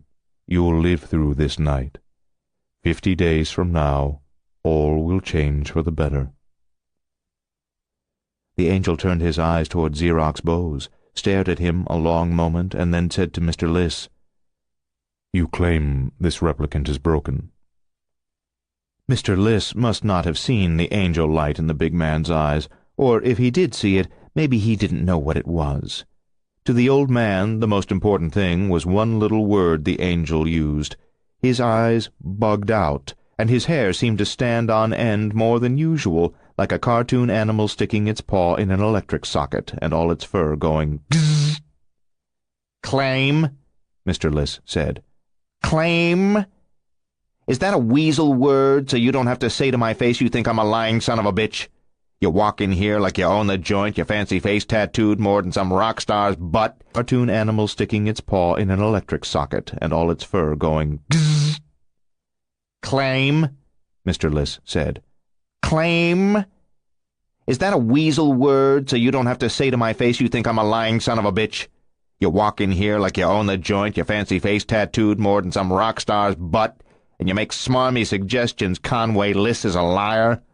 I've done worse things to people who call me a liar than Stalin did to kittens, and believe me, Stalin hated kittens. He ripped out their throats with his teeth if he caught one.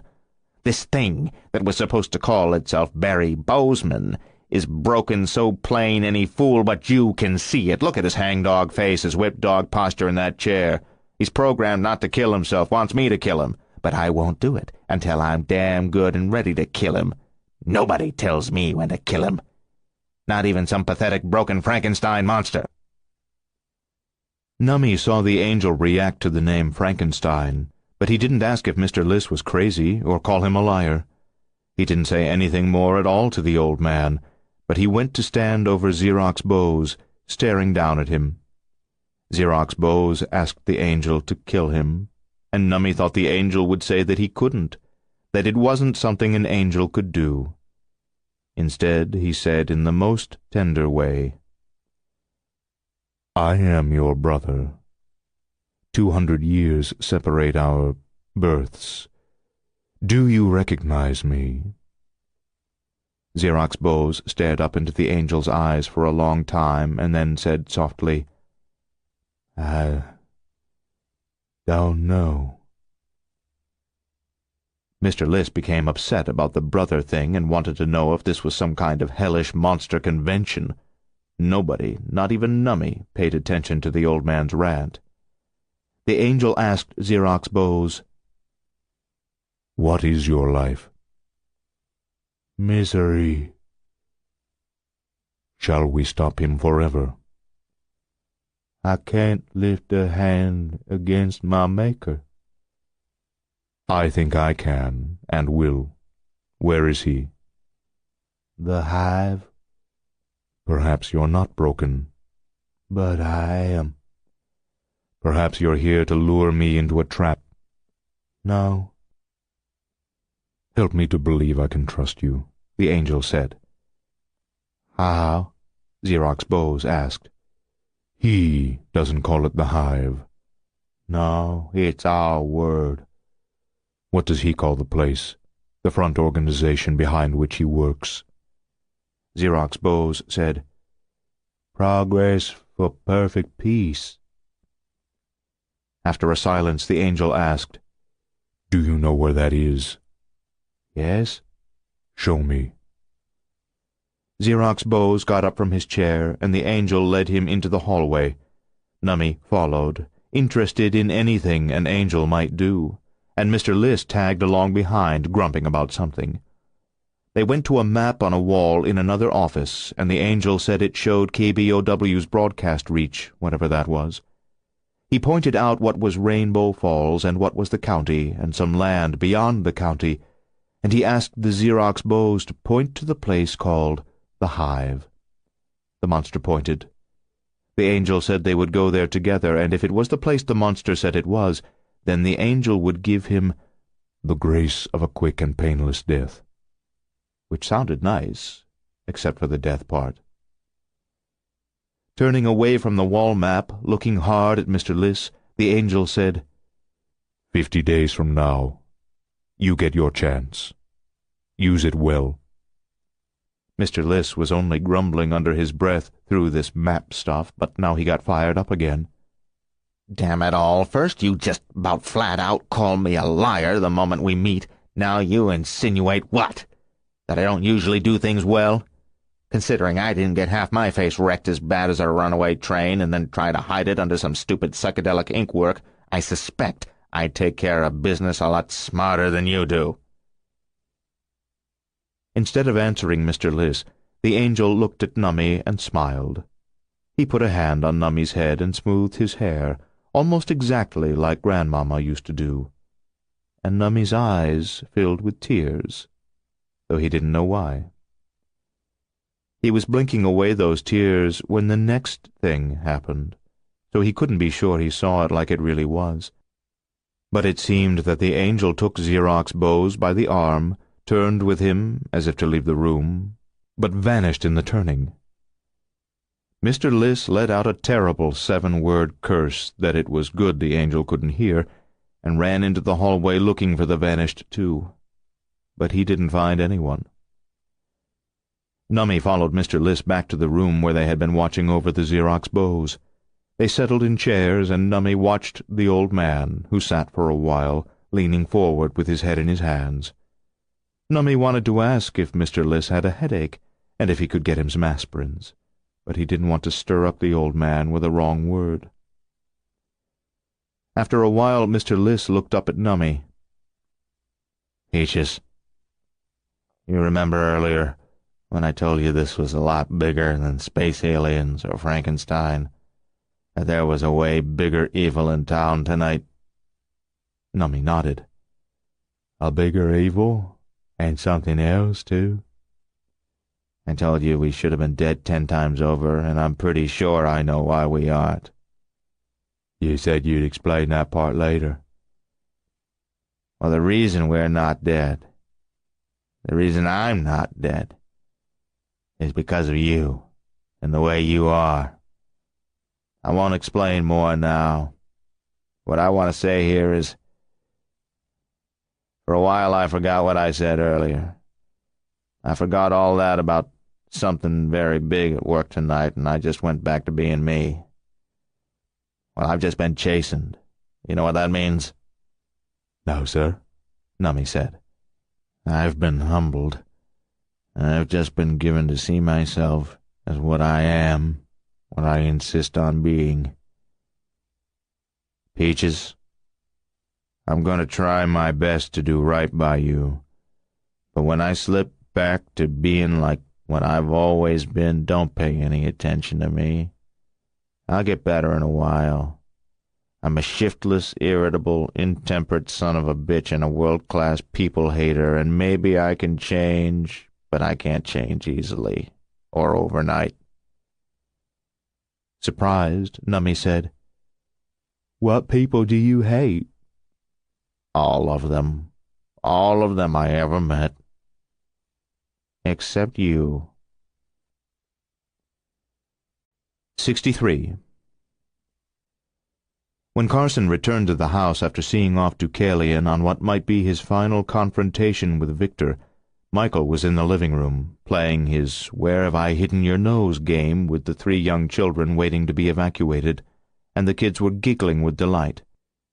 She stood watching him, loving him, thinking about little Scout, about her brother Arnie, back in San Francisco, until the screaming started. Outside, the front of the property, the initial screams were followed rapidly by gunfire, a lot of it. Something had broken into the garrisoned neighborhood. The riders in the living room grabbed their weapons.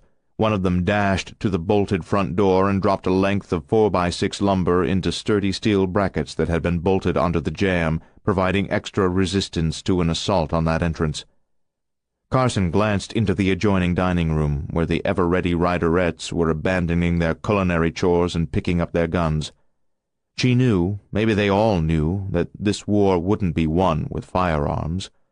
Those builders on the cell phone videos, in mere seconds consuming Johnny Tancredo and other riders at the Pickin' and Grinnin' Roadhouse, wouldn't be stopped with bullets.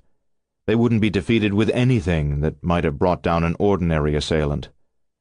At this worst moment of the storm, she and Michael, and all those with whom they gathered, could not fight to win, but only to delay. If they could hold their position long enough, Deucalion might have time to find his maker's rat-hole and go into it after him. If the clone of Victor Helios, alias Frankenstein, was like his namesake unto a fault, which seemed to be the case, then he would not tolerate the possibility that his creations might live on after his death.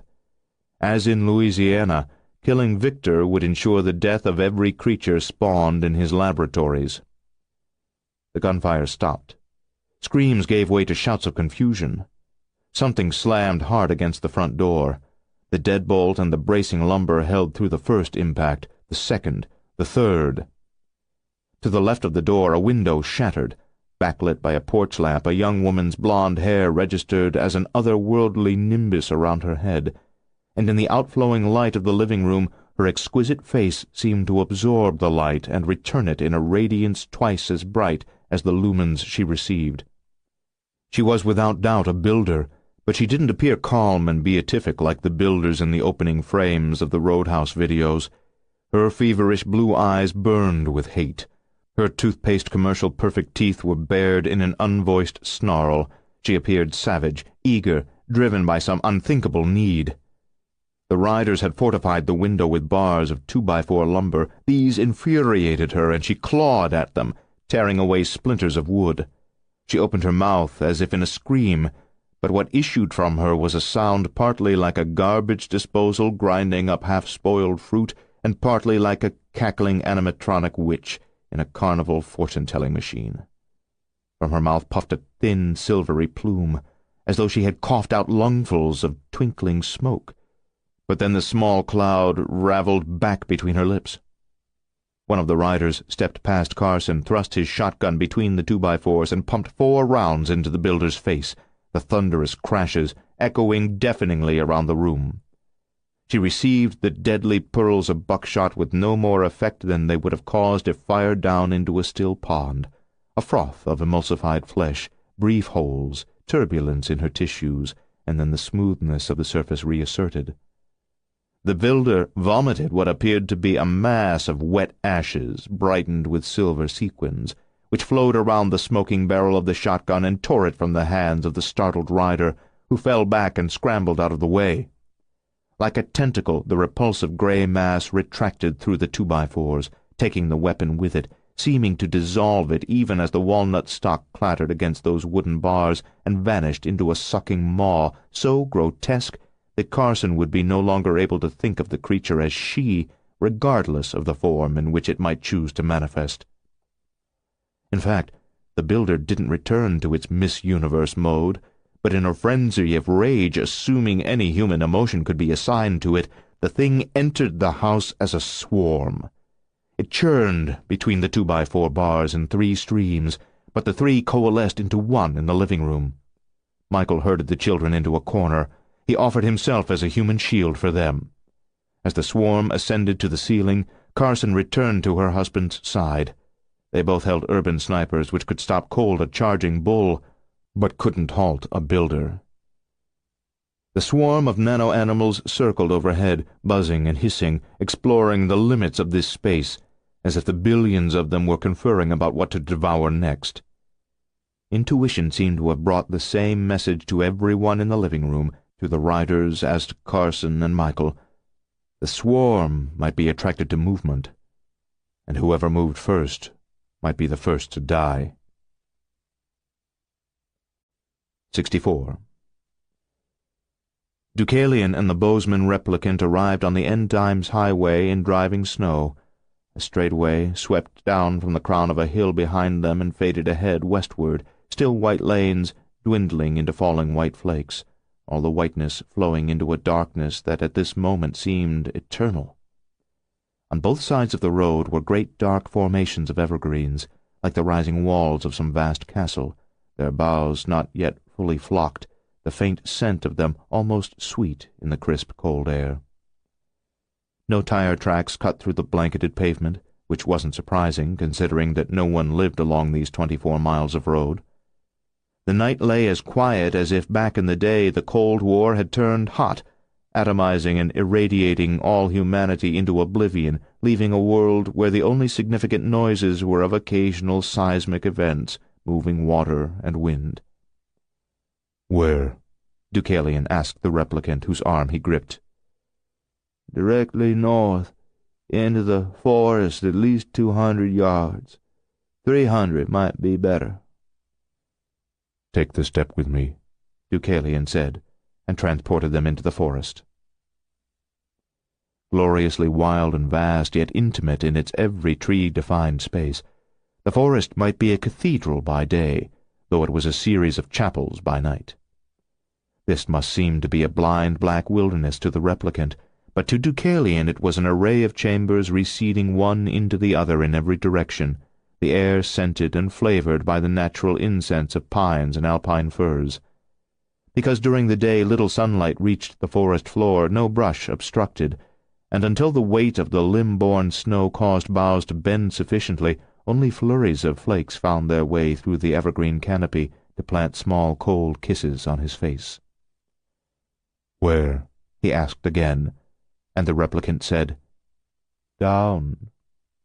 Deucalion stared at the earth underfoot until he sensed solid strata, dense and deep, but then hollow spaces farther below, a kingdom of strange chambers. "Turn with me," he told the replicant, and in the turn they stepped out of the chapel forest and into a long corridor with white walls and a grey floor. The silence here was more profound than that in the woods above, as if the queen had long abandoned this hive, her workers and her drones swarming in her wake. Within a few breaths, however, Deucalion knew he had arrived in Victor's lair, Victor Laban now, clone of Victor Helios, in spite of all aliases and all eras, Frankenstein forever. The telltale scent that came to him was not a trace of pheromones, and nothing at all of sweat and blood. He smelled instead the damp stone walls of the old windmill that had been converted to the great man's first laboratory in far-away Europe, the ozone created by leaping electric arcs between the poles of arcane and primitive machines, the malodor of his own recently dead flesh that lingered even after the moment of successful reanimation. His maker roamed this vault of secrets, near and nearer. "Kill me," the Bozeman replicant pleaded, and Deucalion gave him that grace, breaking his neck and lowering him gently to the floor. The screams and thudding feet overhead were of no concern. Addison Hawk worked with Erica in the living room, rearranging sofas and armchairs and footstools, which would serve as beds, to open more floor space for makeshift mattresses made with quilts, moving blankets, towels, heavy winter coats, and other items. As they worked, they got to know each other. Addison could remember no other woman with whom he ever talked so easily, in whose company he had felt so comfortable. He was not a ladies' man. He was to Don Juan what tinfoil was to Silver Leaf. Yet this beautiful woman so enchanted him that he chattered away, less self-conscious than he had ever been with one of the fairer sex. A multitude of footsteps thundered down the back steps toward the kitchen, accompanied by much squealing and shrieking. Erica's beauty was, of course, the first thing that dazzled him, but soon her looks mattered hardly at all when compared to her many other qualities. She was calm and competent, seemed to know just what to do at every moment, as these bizarre events unfolded. She had an air of worldliness, as though she had traveled everywhere and seen everything, but at the same time she remained humble without being compliant, modest without being coy, gentle but not meek. A merry jingling of tiny bells arose in the downstairs hallway. Addison found Erica to be deeply layered to such an extent that she was mysterious. How she could be so approachable and forthcoming yet remain enigmatic, he didn't know. She inspired in him both wonder and curiosity. Something about this woman was recondite, remote from ordinary perception, almost mystical. Beyond the archway, Jocko appeared in the downstairs hall, in one of his 14 belled hats, leading a conga line of children, some of whom were wearing the other 13 hats. Step to the left, step to the right, forward, hop, hop. Step to the left, step to the right, forward, hop, hop, pirouette. Erica paused in her work to watch the procession. Her gentle smile was a curve of kindness, sweetly maternal. Addison wanted to kiss that smile. Not just Erica, but that smile, to taste and to receive the serenity of it. Jocko reached the front stairs and started to climb. 3 steps up, 1 step back. Slap your butt cheeks, whack, whack, whack. Advance 3 steps, now retreat 1. Snorting like a pig is fun, fun, fun. As the children ascended behind Jocko and all the whacking and snorting receded, Erica said, "They'll sleep well tonight." "Especially Jocko," Addison said. "Oh, Jocko rarely sleeps. Sometimes he sticks a fork in a wall plug and knocks himself out for an hour. I don't know why it doesn't kill him, but it doesn't, and I've learned to live with it." Rusty in the lightless hallway, just outside Corina Ringwald's bedroom, knew something was near him, an arm's length away to his left, and he assumed it must be another of those abominations that had killed all the people in the Trailblazer. Clink, clink, clink. He couldn't hear the thing breathing, but maybe their kind didn't breathe. Clink, clink. He expected it to surge forward and dissolve him or do whatever it was they did to people like those in the SUV, but the creature just loomed in the velvet blackness. Clink, clink. He considered fleeing to his right, stumbling through the dark toward the dim glow rising in the staircase from windows below. But he clutched when he thought another of the things might be waiting there to receive him, that they were bracketing him, that he must be doomed no matter which way he turned. He was too long from the war, his nerves civilianized, and he could not in such short order armor himself against mortal fear to the extent that he had overcome it on the battlefield. After no more than half a minute, Rusty knew that light would be preferable to continued darkness, no matter what hideous presence might be revealed. He felt behind him, along the wall beside the bedroom door, and he found a plastic cover plate, the notched head of a screw, and then the switch in the center. He hesitated for a moment, revelation awaiting his command, and as a shudder of dread, as cold as dry ice, passed through him, he turned on the overhead hallway lights. Nothing waited to his right, as he had feared, but immediately to his left stood a man in a business suit, his face bristling with shards of broken glass. In fact, his face was broken glass. No flesh or features, just hair above and ears on the side, a thin jawline, the point of a chin. The entire face itself was formed of bristling spears of clear window glass, which shifted in a way reminiscent of the colored fragments at the bottom of a kaleidoscope. Clink, clink, clink, clink, clink. As Rusty stood frozen in terror, the well-tailored business suit turned to vapor, a mist that the thing appeared to absorb, revealing not a human body but the mere form of a man shaped from some mottled gray substance with veins of twinkling silver bits. Abruptly, glass blossomed from the body at several points, sharp-petaled flower-like forms that glittered with scores of cutting edges. Rusty remembered the sound of shattering glass rising from the ground floor earlier, and he sensed that rain of ringing fragments was related to this weird display, though he didn't know how or why. From where the mouth ought to have been in that spiny face, several spear-point shards spat out, whistling past Rusty's head as quick as arrows from a bow. They shattered against the wall at the end of the hallway. Rusty ran for the stairs. Overhead the swarm circled, buzzing, hissing, and Carson couldn't repress the idea that every human being in the room was but an item on an all-you-can-eat buffet. The dense cloud of gray and glittering nano-animals needing fuel to create was considering its options, matching its selection to its current craving. Presuming those billions of tiny creatures possessed the equivalent of taste buds and culinary preferences was absurd, of course, but this colony was so alien in its nature that Carson could not imagine how or why it decided to do anything it did, and she could try to analyze its actions and predict its next move only by thinking in terms familiar to her, even as useless as those terms might be. The theory that movement would attract a ravenous assault proved false. The swarm abruptly began to swirl, a glittering spiral nebula winding itself into a rapidly tightening form. From the center of the mass, something like a funnel cloud formed, struck down at one of the riders who had been as paralyzed as everyone else, and sucked him apart as if he had been little more than gelatin, feeding him up the tornado into the cumulonimbus form overhead, leaving no morsel of flesh or scrap of clothing. Leaving 9 cocoons ablaze in the high school, Sully York and the new crazy bastards climbed into the Hummer and went looking for trouble. Riding shotgun once more, Bryce Walker was more involved, more alive than Sully had seen him in 18 months, since his Rennie had died.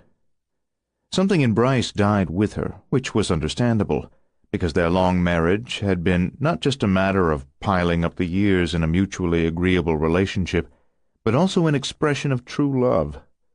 Love was everyone's to experience if they opened their hearts, but true love was a rare and sterling thing. Damn if it wasn't. A sterling thing that required the intervention of destiny. Two hearts fated to be as one, finding each other among the billions of the world. True love, by God, was the Excalibur of emotions, and if you recognized it when you saw it, if you drew that noble shining blade from the stone, your life would be a grand adventure even if you lived it entirely in one small town. Sully had known love, but never true love. True love wasn't defined as being willing to die for the one you loved. That was part of it, but the smaller part.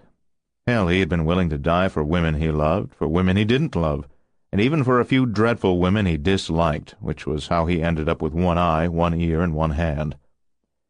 True love meant being willing to live for the woman who was the other chamber of your heart, to work yourself threadbare for her if necessary, to know her mind as you knew your own, to love her as you loved yourself, to cherish her above all earthly things unto the end of your years.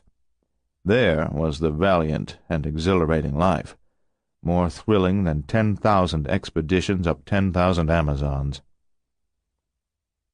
Sully looked at the rearview mirror, at Grace Ahern in the back seat with brave young Travis. "What's this?" Bryce asked. When Sully glanced at the writer, he thought the question must be a challenge to his quite innocent attraction to Grace. But Bryce leaned forward, squinting past the sweeping windshield wipers and through the driving snow. Ahead in the street stood a man and a woman, side by side, but about 6 feet from each other, blocking both lanes. They were not properly dressed for the weather, she in a simple black cocktail dress, he in a tuxedo. They possessed a theatrical air, as if the street were a stage, and they were about to perform an amazing act, he an illusionist, and she his about-to-vanish-in-a-flurry-of-doves assistant. As Sully braked to a stop less than 20 feet from them, he saw that they were, even in the hard light of the headlight beams, remarkably good-looking people, more luminous than movie stars.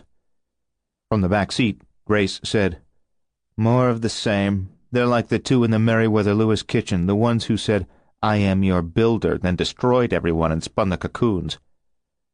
"We don't want this fight," Bryce said. Sully shifted into reverse, checked the rearview mirror, and damn if there wasn't a similar couple in the street behind them. 4 builders, one for each of the Hummer's occupants. Waste and void, waste and void. Darkness upon the face of the deep. Thus it was, and thus it will be again. The spirit moved upon the face of the deep, and there was light. The sun does not respond to Victor Immaculate's demands, and so light will remain in the world. But after the community there will be no eyes to see it, no skin to feel its warmth. Brought to new heights of intellectual clarity and power by the burnt orange capsule, by the sour yellow tablet, Victor walks to think, and thinks the world into its death. Ultimate visionary that he is, he peers forward to a time when nothing flies, and nothing walks, and nothing crawls, and nothing slithers, and nothing swims. A time when little grows, and what still grows does not thrive. A time of empty skies, barren lands, dead seas. In these high spirits he arrives at the room where he would have had a most interesting meeting with the money man, if that fool had not mistaken one small setback for catastrophe. Here, with the bodyguards in another room, they would have met, just the two of them, at first, to review the schedule for conquest beyond Rainbow Falls, and to discuss what additional equipment, materiel, and funds would be needed in the months ahead. The room is approached through a small vestibule and 2 pairs of pneumatic doors that whoosh, one, then the other, into the walls. It is circular, 30 feet in diameter, with a dome. The thick concrete walls and domed ceiling are covered with soundproofing board, as many layers as Philo, and over the board is thick gray felt upholstery and thousands of 6-inch-long felt-covered cones. In the days of the Cold War, paranoia was deemed necessary to ensure survival. Even in this deep blast-proof facility once staffed by the most reliable patriots, the architects felt obligated to provide a chamber from which not a word could escape to a hallway or an adjoining space, where a shotgun could be fired without drawing attention. In here a shout sounds like a murmur, but even words spoken in a murmur are as clear as a shout. Victor expects to see the wheeled 8-panel gray fabric screen standing toward the farther end of the room, but he does not expect the 3-legged table with another prescription only minutes after the previous offering. It waits just inside the door from the vestibule, bearing a cold bottle of water and a black saucer. In the saucer are 2 small white capsules, 1 larger yellow capsule, 1 5-sided pink tablet, and 1 blue ball the size of an M&M candy.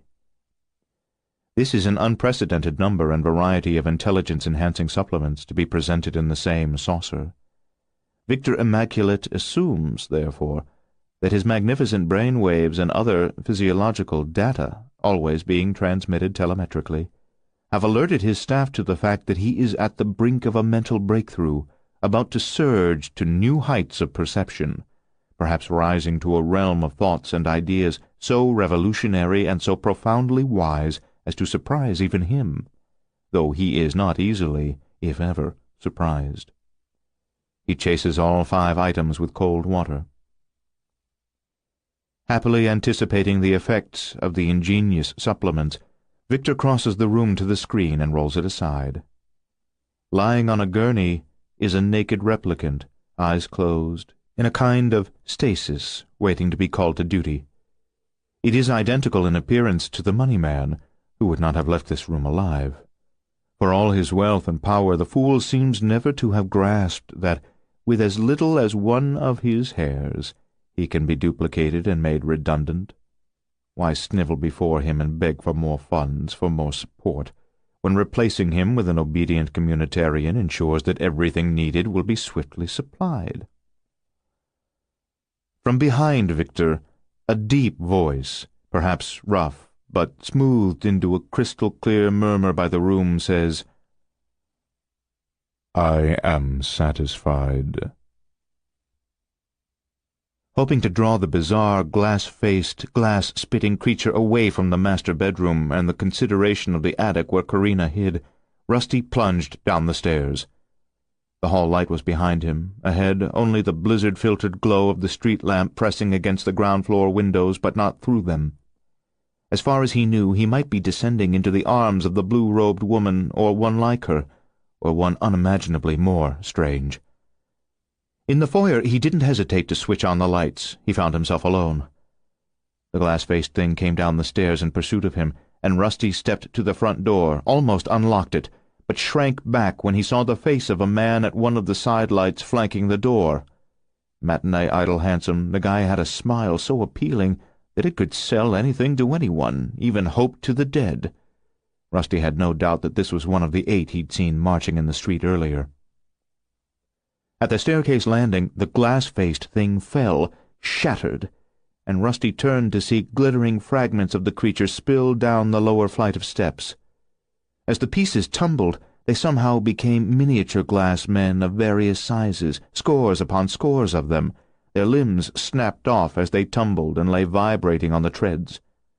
A dozen made it intact to the foyer, where they crawled or tottered this way and that, perhaps seeking him out but blind to his position, until they collided, cracking, splintering to pieces. War never brought Rusty Billingham near to the brink of madness, but minute by minute the impossible events of this night pushed him farther from the calm center of sanity toward its periphery. He knew he was not hallucinating, yet what he saw defied reason and suggested delusion, if not delirium. Glass figurines could neither crawl nor walk as these did. When they shattered against one another, the fragments should not twitch like the bodies of snakes after their heads were cut off. But that's what these glass limbs and torsos and heads did, fracturing into smaller and still smaller pieces, until abruptly they were still. If the glass-faced monstrosity had been a killing machine like the woman in the blue robe, something seemed to have destroyed it. The door chimes rang. Rusty meant to follow the hallway into the kitchen, hoping to leave by the back door and lead those things away from the house, but something stepped out of the dark living room, blocking his escape. His mind moved from the suburbs of sanity to the borderline. Victor Immaculate possesses all the memories of the original Victor. He knows, therefore, the meaning of the words that have been spoken behind him. I am satisfied. More than 200 years earlier, shortly after Deucalion murdered Victor's bride, Elizabeth, on the shores of Lake Como, the great scientist and maker of men had returned to Geneva. There, as he knelt in the cemetery at night vowing vengeance, his creation spoke to him tauntingly from the darkness. I am satisfied, miserable wretch. You have determined to live, and I am satisfied. Deucalion had meant that now his maker's anguish would be as intense as his own, and both of them would suffer the rest of their lives, Victor for what he had lost by his pride and his imprudent researches, and Deucalion for being forever an outsider, alone of his kind. Victor Immaculate turns and sees the giant that had come to life centuries before he himself had risen to replace the original Victor in New Orleans. No slightest fear afflicts him. Rather, his singular intellect is engaged, his curiosity as keen as a scalpel. Deucalion says, So long ago, you told your story to Robert Walton, that man aboard the ice-bound ship in the Arctic. His letters and journals were what Mary Shelley employed to tell her tale. Walton said you died on the ship, and he fabricated a loathsome story about my visiting your deathbed and expressing remorse to him. How much did you pay Walton to say that you perished on that vessel? Not me, Victor Immaculate replies. Your maker paid him, and handsomely. You forget that I'm not the one who made you. I'm only his clone. You are him as ever he was, the giant insists. He is in you, all his knowledge and all his sins. You are him in concentration. By using the gullible Walton, you presented yourself to the world as a flawed but compassionate, loving, noble figure, much put upon, and so determined to put right the wrong you did. Every time I've read your words to him, the pages stink with your false humility, expressed at such length its insincerity is evident in its redundancy. As the creature approaches, he seems larger step by step, but Victor Immaculate does not retreat. He does not know how. Besides, he is invulnerable to this one. Deucalion says, The pages reek with your bottomless self-pity, so poorly disguised as regret, with the phoniness of your verbose self-condemnation, with the insidious quality of your contrition, which is that of a materialist who cares not for God and is therefore not true contrition at all, but only despair at the consequences of your actions. For centuries I have been the monster, and you, the well-meaning idealist who claims he would have undone what he did if only given the chance. But your kind never undoes. You do the same wrong over and over, with ever greater fervency, causing ever more misery because you are incapable of admitting error. I've made no error, Victor Immaculate confidently assures him, and neither did your maker. Looming, the giant says, "You are my maker." That's an error of yours, which you seem unable to admit. I'm not Victor, but Victor Immaculate. Deucalion places his hands upon Victor's shoulders, gripping with such power that it is impossible to shrug loose or pull away. "I was once a monster as you made me," the giant says, "full of rage and hot to murder, but on the lightning I was given free will, and have remade myself through the centuries. I am not a monster any more, but you are the monster you have always been." "Release me," Victor demands. The giant says nothing, but a strange light pulses through his menacing eyes. "Look at your face in a mirror," Victor suggests. "Would you like the normal half to be as disfigured as the other? Or should I instead make your skull implode and finish you forever?" "You don't have that power over me as he did." "Oh," Victor disagrees. "I am quite sure that I do." The funnel cloud of nano-animals sucked the rider off the floor, dissolving him as he rose, and incorporated him into the swarm that blackened the air near the ceiling, spiraling ominously above more of the living room than not, enlarged now by the mass of the ingested victim. Yet Carson and the others remained paralyzed, still fearing that if they moved, they would make targets of themselves. The swarm churned as before, darker and seemingly as saturated as thunderheads pregnant with rain. Then the cloud began to eject things, as if spitting them out, a human foot with a mouth across its bridge, teeth gnashing. What seemed to be a pair of kidneys saddlebagged across a beating heart, a grotesquely large nose with wiggling fingers protruding from its nostrils. A hand fell to the carpet, and on the back of it, set high like those of a crab, were eyes that appeared all too human. The hand scuttled across the floor, toothless, yet unsettling nonetheless, and Carson cried out, "Michael!" But he had the same idea that motivated her cry. He was already hustling the 3 children into the adjacent dining room. If they could get into the kitchen, there was a door between it and the dining room, another between it and the downstairs hall. They might be able to keep the swarm out, and hope to make a stand there. They were halfway across the dining room when aproned women began to crowd through the door from the kitchen. Another builder had gotten into the back of the house. After the failed assault on KBOW, Sammy Chakrabarti was not in a mood to celebrate. He knew worse would be coming. He relentlessly circled the roof, maintaining surveillance on every side of the radio station. He was most worried about the back of the building, where the broadcast tower soared into the falling snow. 50 yards beyond lay a small wood, past which was a meadow and then a motel. He could see neither the lights of the motel nor the meadow beyond the copse of pines, but he thought it might be easy to approach KBOW on foot through the cover of those trees. As he stood peering through the open girders toward the woods, a truck roared into the parking lot. He hurried across the roof to his original position, dropped to his knees behind the parapet, and through the crenel saw men, or things like men, pouring out of the cargo box of another blue and white truck. Some of them had weapons, and they began to spray the building with bullets. Sammy opened fire on them with the Bushmaster.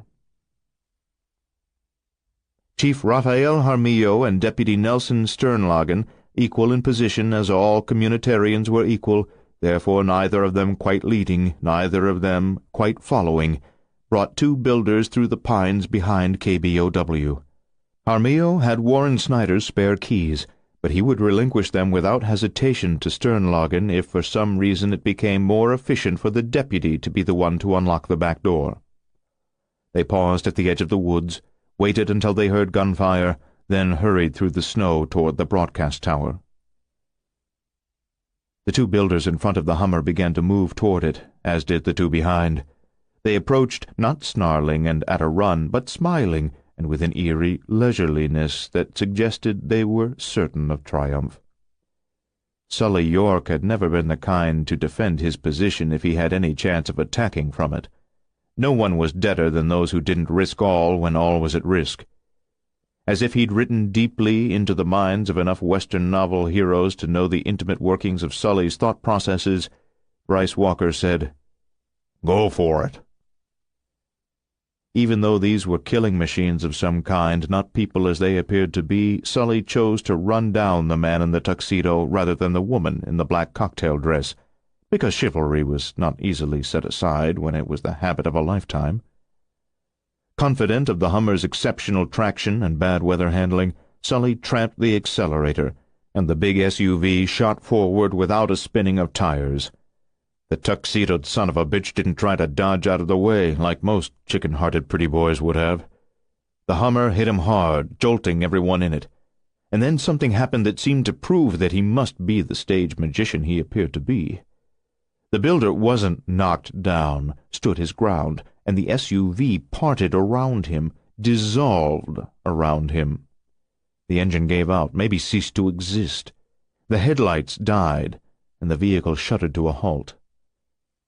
The builder stood now directly in front of the windshield, in an apparent Hummer vise of steel and truck parts, smiling in a snarky sort of way, as if to say the impact had been a damn treat, thank you very much.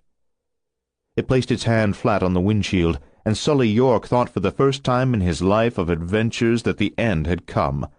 The glass would craze, the builder would burst inside, they would all be liquidated and cocooned. Instead, the handsome magician frowned, opened his mouth, seemed to gag, and from him spewed a tangle of fan belts. On the windshield his hand transformed into a conglomeration of spark plugs and wires.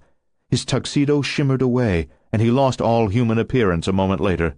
He morphed into what appeared to be a hard gray mass, roughly man-like in shape, although from it protruded all manner of engine parts, as if this were a sculpture of a man made from automotive odds and ends.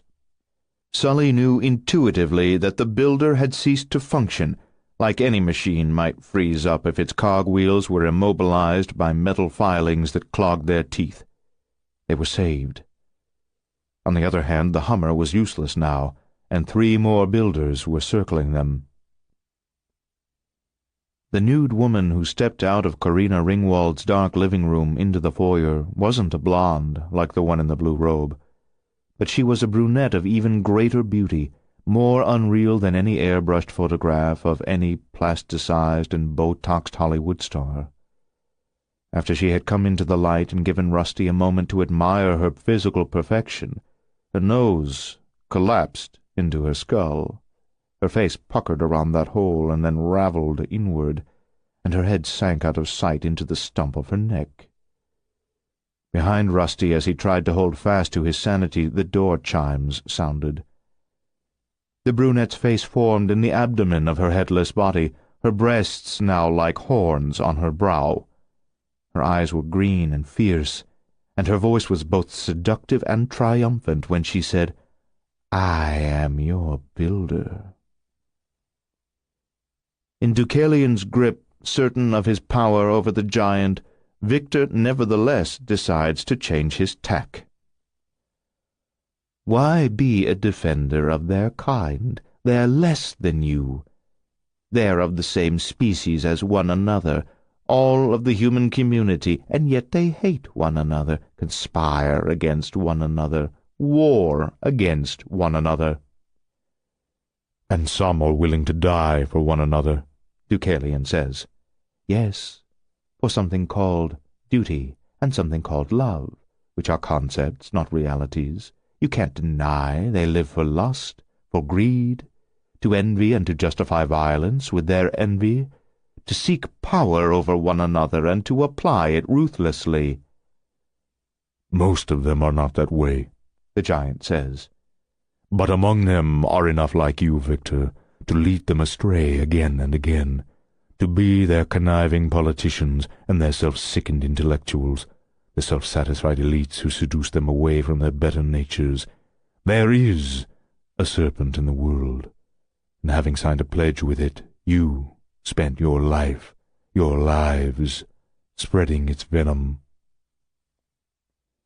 Victor knows he has the right side of this debate, and he does not hesitate to press forward face to face.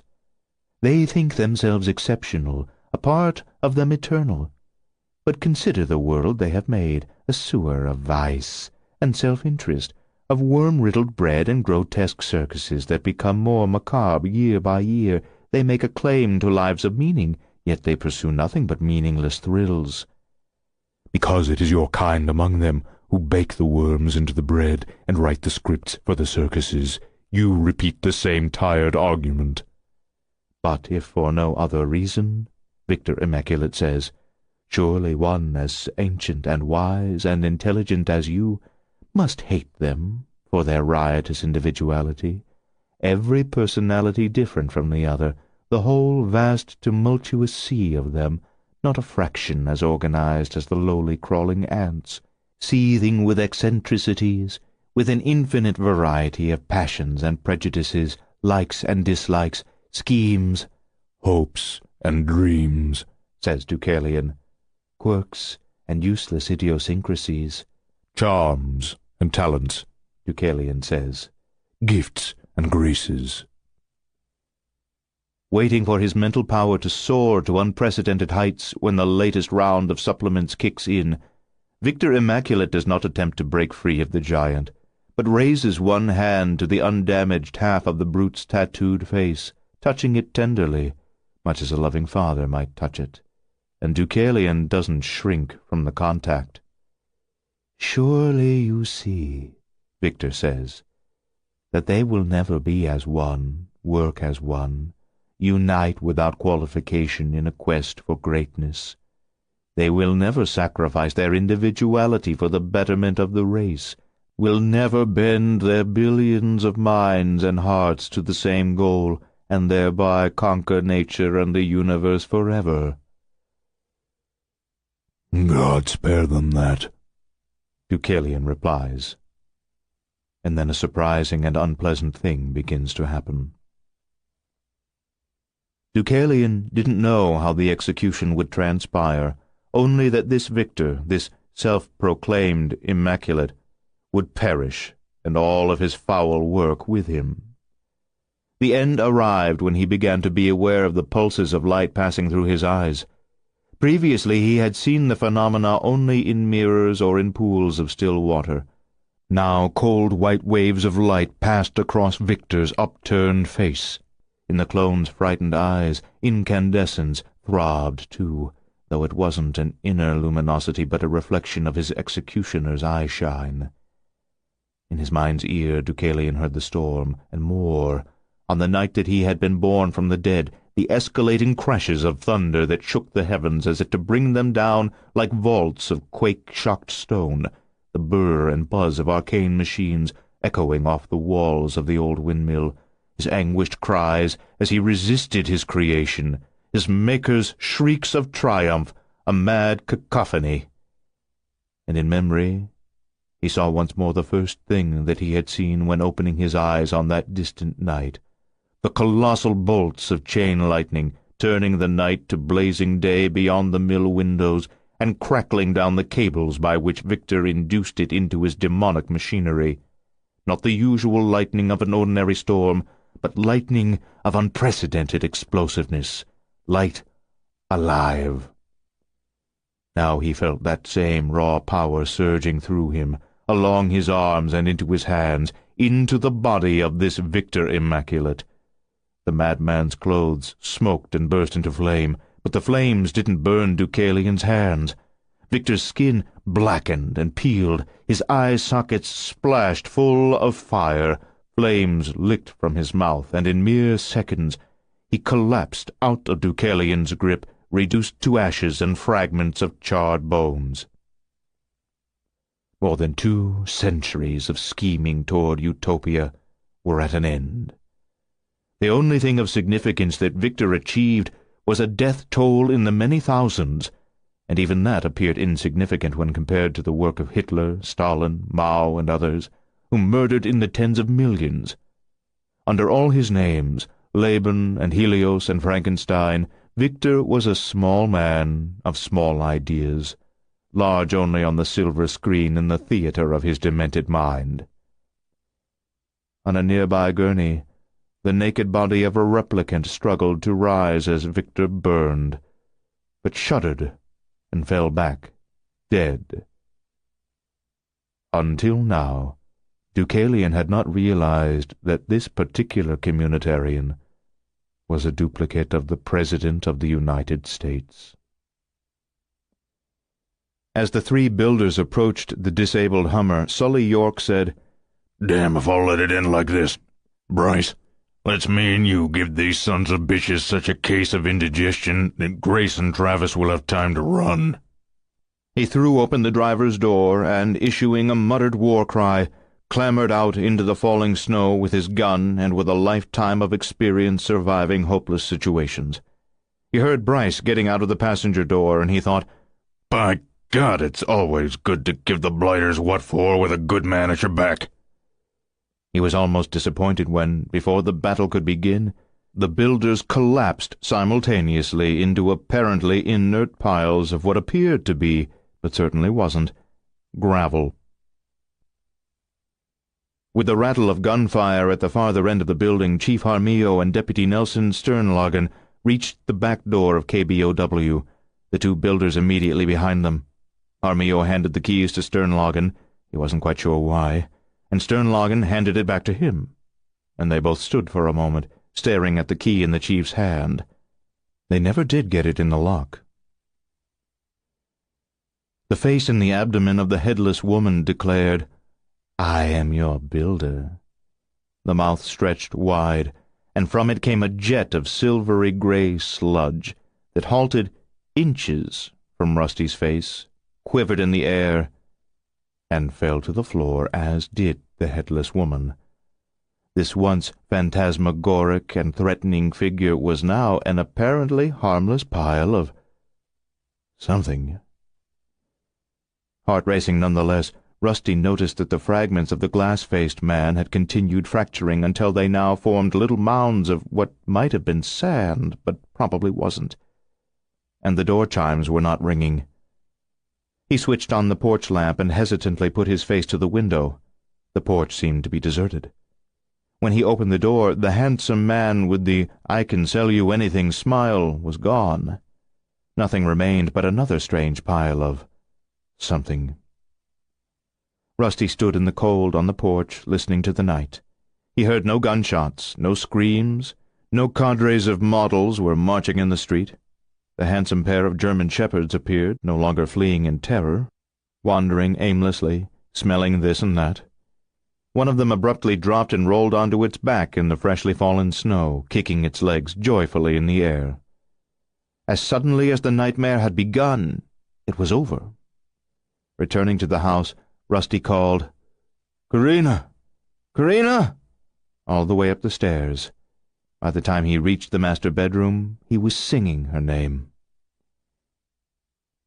At the core computer in the hive, in a room littered with the bodies of Victor's people, for several hours Deucalion worked as a man possessed, which in a way he was. In his state of possession he performed miracles with the trove of data, eliminating everything that revealed how Victor had created his communitarians and builders, while leaving ample proof of what he had done. Unlike those in Rainbow Falls, the telephones in the hive still functioned. With an ease that further suggested that he did not work unaided, Deucalion was able to make online contact with a trustworthy reporter at a major cable news network, to whom he opened all the many digital files that he had just redacted. Carson and Michael had to get out of that house of grief, in which 4 members of the Riders in the Sky Church had died, 2 men, 1 woman, and a child. Carson knew, as did Michael, that they could not have saved the little girl, that no one could have, not when their enemies were 2 colonies of nano-animals against which no weapon could defend. They walked together in the post-dawn shadows under the immense evergreens that shrouded the sample's property. Early light, clear and golden, speared down here and there between the laden boughs of the trees, spotlighting those portions of the ground where falling snow had reached, leaving dark those areas carpeted with dead needles. The storm ended before first light. Now the chattering rotors of a helicopter grew louder, louder, and passed overhead, out of sight above the trees. She supposed the aircraft must be from the Montana State Police or another state law enforcement agency. Soon the sky would be full of helicopters, and the highways into town choked with the vehicles of first responders and the media. Carson was inexpressibly grateful to be alive, hand in hand with Michael. But as never before in her life of close calls, she felt to a degree guilty for having lived when so many perished. Her sweet and thoughtful husband, usually quick with a funny line, was unable to amuse her now, but she would have been lost entirely without him at her side. They passed between the massive trunks of 2 alpine firs, and ahead Deucalion walked toward them where he had not been walking an instant earlier. They met in a shaft of light. "It's over forever this time," the giant said. "We thought so before," Michael reminded him. "But this time there is no slightest doubt, none whatsoever. I feel myself being called back. I should have realized after New Orleans that if it was really over, my journey on this world would have come to an end as well." "And now it will?" Carson asked. "It is ending even now," he said. "I've only returned to put your minds at ease, to assure you that Frankenstein is history, and that your lives will never again be braided into his. Be happy, be at peace. Now I must go."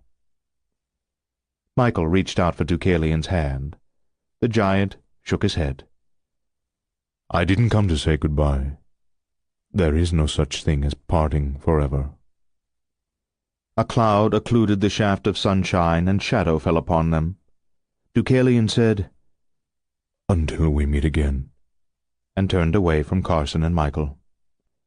She expected him to vanish in the turn, but he didn't take his leave in his customary fashion.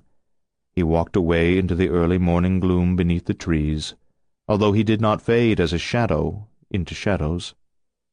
Instead, as he receded through the woods, a luminosity rose in him, soft at first, but then brighter, brighter, until he was a shining figure, an apparition of pure light. When he reached a shaft of sunshine in the distance, he melded with it and was gone. 65. 9 nights after Deucalion delivered the truckload of children to St. Bartholomew's Abbey, and 5 days after they were bussed home, shortly before 7 o'clock in that cold October evening, Brother Salvatore, also known as Brother Knuckles, went into the yard outside the guest wing and stood staring at the night sky, where no stars twinkled. Snow began to fall precisely on the hour. He stood in it for a while, feeling no chill. The 5 weddings were in early December. Originally they were supposed to be separate ceremonies, but in the wake of 3,298 deaths, the town of Rainbow Falls needed to be lifted up and motivated to get on with life. Who first suggested a group ceremony and how it came to pass, no one could quite remember. Clergymen of different faiths agreed on the manner in which the rites would be administered. The church was filled to capacity, and over 2,000 gathered in the square outside to listen to the portable loudspeakers that had been set up to share the moment with them. Sully was too old for his bride, a fact no one would dispute, but neither of his best men, Travis or Bryce, would tolerate anyone saying so aloud, which no one did. All the brides seemed beautiful, not least of all Grace and Addison Hawkes' Erica. By God, Sully's favorite moment of the whole affair, aside from Grace's "I do," was when young Rusty Billingham sang the song he had written for Karina. Because he was one of the heroes, and so colorful, Mr. Liss was in demand for interviews. People wanted to pay him to tell his story, but he told it for free. This made Nummie proud of the old man. They sold Grandmama's little house. When it was learned that Mr. Liss once was something called a certified public accountant and hoped to return to that work, Grandmama's attorney, who looked after Nummie's inheritance, wasn't so suspicious of the old man. Besides, Mr. Liss cleaned up really well. Sometimes Numbie thought Mr. Liss almost didn't look like Mr. Liss anymore, but kind of like Mr. Chips in that old movie about a boys' school. So first Mr. Liss took Numbie to see somewhere warm, with palm trees and everything, which was called California. They stayed in a little motel where everything was amazing to Numbie, until Mr. Liss bought a lottery ticket. He'd always said he had a winning ticket in his wallet, but that was a lie. No surprise. Mr. Liss tried not to lie any more, and mostly he didn't. But he didn't have to lie when the new ticket won. The giant at KBOW told Numbie everything would change in 50 days, and it sure did, when Mr. Liss won more money than Numbie could count if he lived 1,000 years. Mr. Liss bought a house with a view of the sea. He and Numbie spent a lot of time on the patio talking about just everything, which was nice. Mr. Liss bought Numbie a real dog, instead of the stuffed dog he used to have. This one didn't talk to you when you pulled the ring on its back, but it was a lot more fun than the stuffed one. Maybe the best thing of all was when Mr. Liss brought Grandmama's body all the way from Rainbow Falls and buried her again in a cemetery with palm trees, close enough so they could go visit her every week. At the little service, when they put Grandmama in the ground a second time, Mr. Liss said something that Numbie didn't understand, and that Mr. Liss wouldn't explain. The old man looked down at her coffin in the grave, and he said, "Ma'am, I can never thank you enough for what you did for me. Nobody in my whole life ever did as much. Any joy I have as long as I live is because of you." This made no sense to Numbie, because Grandmama died long before Mr. Liss came to Rainbow Falls. She never met the old man, but Mr. Liss meant what he said so much that when he said it his eyes were full of tears. It was what they called a mystery. When the reporters came, Jocko thought his life would be all sticks again. Sticks and buckets and clubs. People beating him with umbrellas. Didn't imagine he would become the star of a TV show for kids, famous coast to coast, Jumpin' with Jocko. Nicest part, they filmed it in Rainbow Falls, brought the studio to him, didn't have to move out of the pretty little house to Hollywood. Hollywood, yuck, blech. And hats! He had hundreds of funny hats with bells, each of them funnier than the others. He lived with Erica and Addison and Princess Chrissy, as he always would. But now he had his first best friend, who was also the producer and director of his hit TV show, Sammy Chakrabarti, TV genius. 130 pounds of fabulous entertainment ideas. Hard to believe Jocko was once a tumor, once lived in a sewer, once ate soap. Life is strange and wonderful. In March of the following year, as she turned out her bedside lamp, Carson said to Michael, "Sweet dreams. Oh, and we're pregnant." He sighed. "And I look so stupid in a maternity dress."